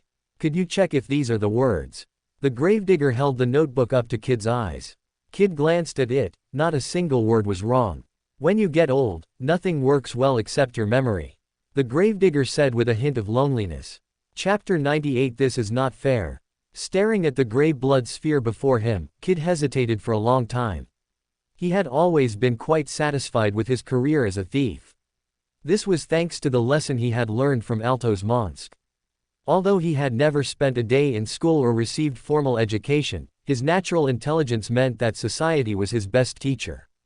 There, he gained knowledge and wisdom that ordinary people could hardly obtain from books. This included self-discipline, frugality, caution, and so on. Unlike the confidence derived from immense wealth or supreme power, this was an inner recognition of his own state. But now, after learning about the Beyonder world, his heart could no longer remain calm. After hesitating for a long time, he finally reached out toward the blood sphere. Once human curiosity is piqued, it is not easily quelled, especially for someone as intelligent as him. Forsaken land of the gods. Unending thunderbolts struck the land, while frequent flashes of lightning illuminated figures clad in black classical robes, wearing matching pointed soft hats, with black curly hair, black eyes, broad foreheads, thin cheeks, and a monocle over their right eye. These clones were either standing, resting, fighting, or hunting, but at this moment, they all ceased their activities and turned their attention to the red text before them. Number 03 Worm of Time, Channel Chief Administrator, the operation to encircle and eliminate the umbral demonic wolf has failed. Clone number 19 is now officially out of contact. Number 03 Worm of Time, Channel Chief Administrator, the 3854th Expanded Clone Conference in the Forsaken Land of the Gods is now convened. All those present in the Forsaken Land of the Gods, except for those in hibernation and the lurkers, must attend. Number 03 Worm of Time, Channel Chief Administrator, this operation has resulted in the loss of a large number of mid to low sequence clones, as well as one sequence 3 Beyonder characteristic and 3 sequence 4 Beyonder characteristics. All actions against the umbral demonic wolf Kotar are temporarily suspended. We will wait for number 0 to return before deciding on further action. No. 4127 Soul Assurer, number 3 is right. How could clones like us capture Kotar? It is, after all, a deity. Sending us would only be a pointless sacrifice. No. 5330 Werewolf, we're not afraid of death, but if we die, the Beyonder characteristics might be lost. There aren't many werewolf Beyonder characteristics left in the Forsaken Land of the Gods. No. 13 Mentor of Deceit, low sequence clones are indeed useless against Kotar. No. 5330 Werewolf, exactly, utterly useless. 60 Dream Stealer, number 13 is right. No. 13 Mentor of Deceit, yes. To avoid wasting manpower and resources, I suggest dispatching another batch of clones to the Land of Betrayal. Number 03 Worm of Time, Channel Chief Administrator, we have received confirmed information that the true creator is about to descend a child in the Land of Betrayal. The exact time and location are still uncertain. We need precise information. 6665 Mind Reader, didn't we already send number 9998 over? Let him take a look while he's there. No. 5760 Fighting Scholar, yeah. I think number 9998 is quite capable. No. 4125 Demoness of Pleasure, I think so too. When he left, wasn't he given a powerful sealed artifact? I'm sure he can handle it. No. 7621 Doctor, number 4125, weren't you waiting for number 9998 to return in the Forsaken Land of the Gods? Maybe you should go over there too, so you won't have to wait. No. 4125 Demoness of Pleasure, I'd like to go, but I heard there's already a clone of the Demoness pathway over there. My presence would be useless. No. 5760 Fighting Scholar, who said that? I heard that in the Land of Betrayal, if a Beyonder of the Demoness pathway wants to gather information, they can simply ask the person directly. No matter how confidential the information is, they will obediently reveal it. No. 4125 Demoness of Pleasure, I heard that Beyonders of the Mystery Prior pathway can simply ask a hidden deity for answers to any question. That's even more convenient and faster. No. 5330 Werewolf, Anyway, you're all better suited for gathering information than the prisoner pathway. No. 5760 Fighting Scholar. You could also disguise yourself as someone's pet, squatting in a doghouse. Maybe you'll overhear important information. Number 12 Mentor of Deception, Channel Administrator. I think it's more appropriate to send additional personnel. Number 4's progress over there isn't ideal. 7773 Arsonist. Why not send them all over? That would make the operation more secure. Number 12 Mentor of Deception, Channel Administrator. We have suffered severe losses among high-sequence clones. I hope everyone will voluntarily, consciously, and independently consider heading to the northern continent of the Land of Betrayal. No. 23 Deception Mentor. With so many clones in the Forsaken Land of the Gods, not a single one is useful. No. 4125 Demoness of Pleasure. I think so too. Giving a demigod's Beander characteristic to number 23 is such a waste. It serves no purpose at all. No. 23 Deception Mentor. I strongly suggest removing all Demoness clones from the channel. Clones accommodating too many sequences is a form of contamination that needs to be purged. No. 23 Deception Mentor has been temporarily muted for posting unfriendly remarks. The mute will last until the end of this conference. A line of red text scrolled down the screen, and the entire channel fell silent. Number 03 Worm of Time, Channel Chief Administrator. The creation of mid to low sequence clones of other pathways was a decision made by number 0, passed with 99% approval. This decision is not to be questioned or altered.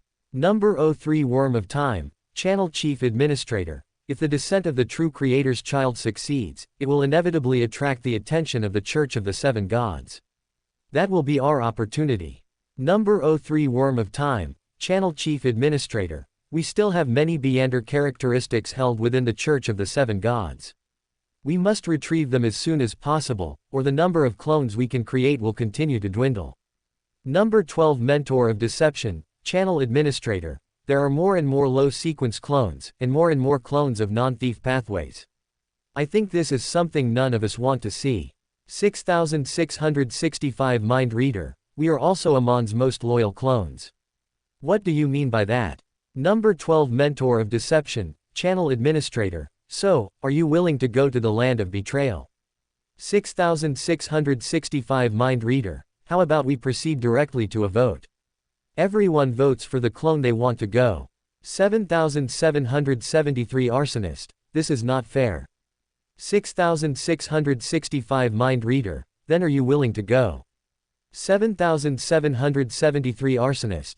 As long as I'm provided with one Beander characteristic each for Sequence 6, Sequence 5, and Sequence 4 of the Hunter pathway, I'll go right now. No. 5760 Fighting Scholar. That's asking for too much. Can you even digest them all?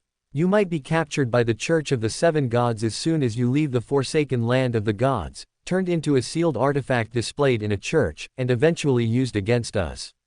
Number 03 Worm of Time, Channel Chief Administrator. Let's just vote directly.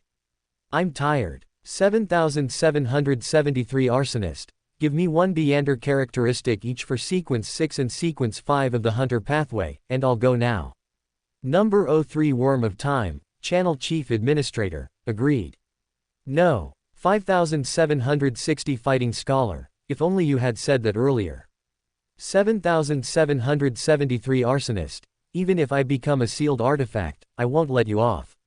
6665 Mind Reader. When the Church of the Seven Gods creates sealed artifacts from the Beander characteristics left by clones like us, they specifically purge the residual consciousness.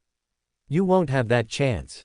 No. 5760 Fighting Scholar. Actually, going to the Land of Betrayal is quite nice. I hear there's sunshine all year round and very little thunder. If I get the chance, I'd like to go there too. Chapter 99, Creature Growth Spell. Chapter 99, Creature Growth Spell. Please bookmark and recommend.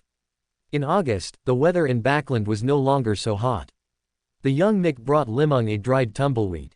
As payment, Li Meng transferred £500 to Muriel's anonymous account, gave Mick a £5 tip, and conveyed his wish to continue their cooperation. Looking at the withered, yellow, weed-like thing before him, Li Meng thought of his own adult tumbleweed back in Tiana, and the 850 pounds he had spent on it. It had likely lost its spirituality by now and could no longer be used as a main ingredient for potions. Sooner or later, I'll have to get it back from the Nighthawks. During that arrest, Li Meng not only lost a tumbleweed worth 850 pounds, but also various materials worth 50 pounds, the 30 pounds he paid his landlord, and the sealed artifact, Scar of Scorching Heat, worth at least 500 pounds. Rounding it off, he had lost nearly 2,000 pounds. Most importantly, even now, Li Meng hadn't figured out why he had been arrested. He hadn't used his Aurora Order identity in Tiana. Under normal circumstances, the police, not Beyonders, should have been the ones to show up at his door. The most crucial point was that right after he had shaken off the pursuit, he immediately received an order from Number 4 to leave Tiana.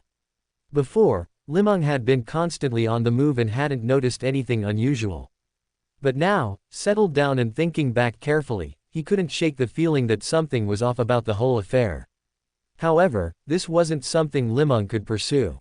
As the price for recalling parts of the plot, he clearly understood that the terror of high-sequence individuals was not something mid- to low-sequence Beyonders could handle or resist, especially those following certain hidden pathways. It was just like how, after Klein was manipulated by Ince Zangwill, his only way out was to leave Tingen, to leave the other party's sphere of influence. If not for the protection of the Grey Fog, trying to outwit 008 would have only one outcome, a very peaceful death. And he, Li Meng, obviously didn't have that kind of luck. Although Amon had powerful avatars, he didn't have the habit of protecting his low-sequence ones. Everything still had to rely on his own strength. What he should do most was advance to a higher sequence, only then would he have the greatest say. For the same reason, he hadn't even requested in his letters that Locke Laval, who resided in Tiana, investigate the matter, fearing that if Locke were discovered, he too might be in mortal danger. Li Meng carefully spread the dried tumbleweed on the table, smoothing out its twisted roots and stems one by one, before picking up the Scholar's Book No. 9998. A method to restore vitality to tumbleweed. A method to restore vitality to tumbleweed. Li Meng pressed one hand on the tumbleweed and the other on the first open page of Scholar's Book No. 9998. Closing his eyes slightly, he silently repeated the phrase 7 times. Then, he saw a pale red index appear on the book. Carries a certain degree of danger. Just reviving a plant, and there's danger. Curiosity stirred within him. Li Meng glanced at the blood-red indices and felt this pale red one seemed acceptable. As his finger pointed to the pale red index, Scholar's Book number 9998 began to flip rapidly on its own. Creature growth spell. Even creatures on the verge of losing their lives can regain their vitality. The primordial moon is the deity closest to the secrets of life in this world. By believing in her, obeying her, and serving her, one can obtain the power of immortality. The unique red moon, symbol of life and beauty, the mother of all spiritual power. Her honorific name is the symbol of all living beings. As the pages turned, Li Meng gained a general understanding of the creature growth spell ritual. The entire ritual was complex and lengthy. Using blood rich in life force as soil, a sealed artifact from the planter or apothecary pathway was employed to activate the creature's inherent spirituality. Under the gaze and blessing of the primordial moon, by reciting specific ancient giant language incantations, the withered spirituality of the creature would be reawakened and flourish. The most powerful aspect of this ritual was its ability to repair or awaken certain materials containing Beyonder characteristics, making them even stronger. It could cause a young unicorn Pegasus horn to directly reach its adult state, making it usable as a main ingredient for the Apothecary Sequence 9 potion.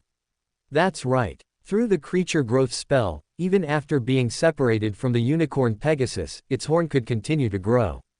If not for the requirement to pray to the primordial moon, this ritual would also hold immense potential. However, Li Meng understood all too well the power of the primordial moon.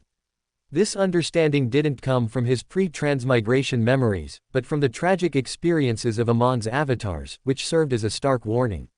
No. 8 Trojan Horse of Destiny, a powerful angel-level avatar. While undercover in the southern continent, the land of betrayal, he attempted to use himself as bait to capture followers of the primordial moon, to determine if this evil god truly existed and was sufficiently powerful. Later, number 8 was completely corrupted. It was a type of corruption that even number 0 couldn't completely expel, and there were signs it could spread along the hidden connections between avatars. Number 8 could only be kept imprisoned by number 3 indefinitely, until one day the corruption was completely purged or he was consumed by it. After this incident, the Amons became fully aware of the primordial moon's power and mystery. The primordial moon was elevated to the same level as the 7 gods. As for praying to the primordial moon, that was strictly forbidden. Fortunately, for this ritual, someone else could perform the task on his behalf. Reading between the lines of the ritual, it seemed this was an invention of the primordial moon's followers, merely recorded in the scholar's book. He only needed to find a follower of the primordial moon, teach them the entire ritual, and have them conduct the prayer. In Li Meng's memory, both the Life School of Thought and the Rose School of Thought had a large number of primordial moon followers, enough to perform this ritual. However, unlike the Aurora Order, these sects operated in extremely secretive and cruel ways. Killing to conceal their identities was common, making them difficult to find. I can try at the Tarot Club. Always making money from misjustice, over time, anyone would have opinions. Engaging in mutual exchanges, even though the total amount of pounds doesn't change, makes the money each person earns seem greater. I can also have Muriel keep an eye out. Gang organizations often have close ties with cultists.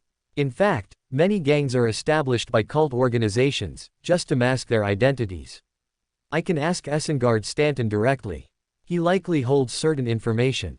If I can simply buy it with pounds, that would be best. Li Meng mentally calculated and found he had quite a few channels at his disposal. From detectives to gangs, from the Tarot Club to Beander gatherings, he had managed to establish a foothold in Backland. Of course, the risk of exposure had also increased. Launching this Friday. Please bookmark, subscribe, and recommend. Thank you, everyone. Chapter 100 Apothecary. Chapter 100 Apothecary, seeking favorites, subscriptions, and recommendations. Li Meng wore the common blue attire of a dockworker, with his newly purchased wallet tucked into a hidden pocket. Braving the lingering heat of early August, he walked all the way from No. 7 Iron Gate Street to the Brave One's Bar. Having received notice from Caspar Scanlon, old Mr. Eye of Wisdom would be hosting a gathering at 7 o'clock tonight. For this gathering, he had repeatedly recited all the formulas in Scholar's Book number 9998 until he had them memorized. After paying the £2 information fee, he put on an iron mask that only covered the upper half of his face and donned a black robe that concealed his entire body. Led by Caspar, he passed through the bar's kitchen back door and arrived in front of the pitch-black house. The attendant, also wearing a mask and wrapped in a black hooded robe, did not speak this time. After a brief observation, he led Li Meng into the living room on the first floor. The atmosphere this time was much more active than the last. Sitting on the sofa in the very center of the living room was a chubby man. His hood was pulled back, revealing an iron mask that only covered the upper half of his face.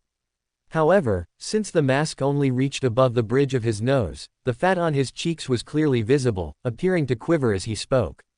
At the moment, he was holding a green potion in a glass test tube and promoting it to the participants of the gathering.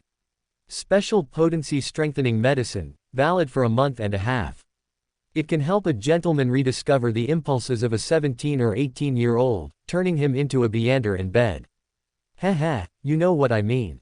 Even after the expiration date, it still produces an effect, except it will expand from there to the entire body. The user will become exceptionally frenzied, with strength, speed, and agility increasing significantly. They'll fall into a state of weakness after half an hour. I've just arrived in Backland and need to buy materials, so I'm short on cash. This is a low-price promotion, everyone, don't miss out. Just as Li Meng found a place to sit, he heard a woman, whose face was completely hidden in the shadows of her hood, speak with a hint of anger. You didn't manufacture this because you're incompetent yourself, did you?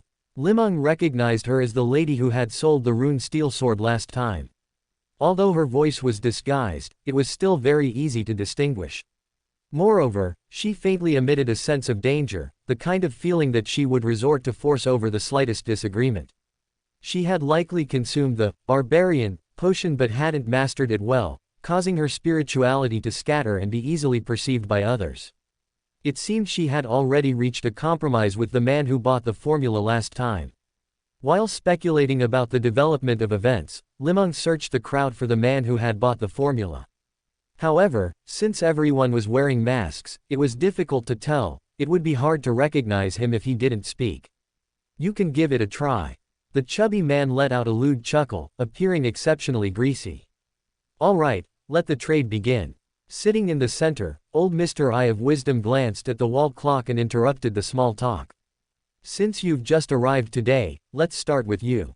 Old Mr. Eye of Wisdom made a gesturing motion toward the chubby man. Li Meng also remembered who this was at this moment. Sequence 9, Apothecary, Duckwell. He had opened a herb shop in Tingen, but because he felt he might have been targeted by official organizations, he fled straight to Backland. Well, as an apothecary, selling aphrodisiacs was quite reasonable. Duckwell began to talk incessantly about his various potions, from healing to refreshing, from nourishing to hallucinogenic, introducing over a dozen in total. Apparently, no apothecary had appeared at the gathering for some time. Although the prices were expensive, Duckwell still sold quite a few potions. The gloomy man who had purchased the barbarian potion formula also bought 2 bottles of special potency strengthening medicine. In just over 10 minutes, this apothecary had already earned over £100. He tucked away the cash with satisfaction, his lower face appearing even fatter. "If anyone needs any potions in the future, feel free to find me. Old Mr. Eye of Wisdom can witness that my potions are all very effective." Speaking to this point, he suddenly looked at that lady and said in a very sincere tone, "However, I must still offer a reminder. The effects of my potions are very good, so absolutely do not use 2 at the same time. Otherwise, if unpredictable consequences occur, I will not take any responsibility." The lady's body, wrapped under the black hood, seemed to tremble for a moment, but with a cough from Eye of Wisdom, she eventually remained still. "I want to buy the medullary crystals of the Fountain of Elves." "Who has them?" Duckwell's voice rang in everyone's ears again. In every Beander gathering, newcomers are always particularly active, with many items to sell and buy. After a few gatherings, everything that can be bought has been bought, and everything that can be sold has been sold. The remaining time is for small talk and seeing if there are any items worth acquiring. Obviously, no one had heard of such a thing, and the gathering fell into a temporary silence. Hearing about these medullary crystals, Li Meng suddenly remembered that he seemed to have seen someone selling such a thing on the 2nd floor of the Black Abyss Castle. He didn't know if it had been sold yet. Hearing no one answer, Duckwell sat down in disappointment, but then he suddenly heard a slightly hesitant voice from beside him. "I have a lead on the Fountain of Elves, medullary crystals. How much are you willing to pay to buy it?" Duckwell took out the money from selling the potions and recounted it. Frowning, he said, "I only have this much money now, £154. I also have some materials that haven't been made into potions. After they're all finished, they can probably sell for about £100. If the price is under £300, I can accept it. You medicine sellers, especially those who sell that kind of medicine, are all exceptionally wealthy. Don't think I don't know." Li Meng grumbled about the apothecary in his mind, then said in an even more hesitant voice, "I'm not sure if it's still there. The destination that lead points to is very remote, and there's only one chance to use it. If the price isn't right, the other party won't trade again. Are you sure you want it?" Under £400 is acceptable to me, but I don't have that much cash. I might have to pay in the form of potions or raw materials." Duckwell obviously didn't want to spend those £400 casually. He continued, "I must pay this money after I receive the goods. Old Mr. Eye of Wisdom can witness this transaction. As long as you can get the medullary crystals of the Fountain of Elves, I will definitely buy them." Just as he was preparing to continue bargaining, he heard that voice speak again. "I don't need that much cash. I need a lead. If you can provide it, then you only need to pay me the transaction fee. If it's something that makes things difficult for you, then I can deduct a portion of the payment for you." Duckwell was somewhat hesitant. Although he really wanted to spend less or even no money, the other party's tone made him feel that this was certainly not an easy matter. Tell me what you need first, then I'll make a decision. Li Meng continued in that low and hesitant voice, I request a private transaction. Please have old Mr. Eye of Wisdom witness it. From the inner pocket of his overalls, he pulled out a note he had prepared long ago and handed it to the attendant, who then passed it to Duckwell. Launching this Friday. Seeking favorites, subscriptions, and recommendation votes. Thank you, everyone. For more thrilling fanfiction stories like this, check out my channel Fanfic Audiobook. Dive into epic adventures, mysterious realms, and legendary journeys brought to life through immersive storytelling. Don't forget to like, share, and subscribe for more amazing audio.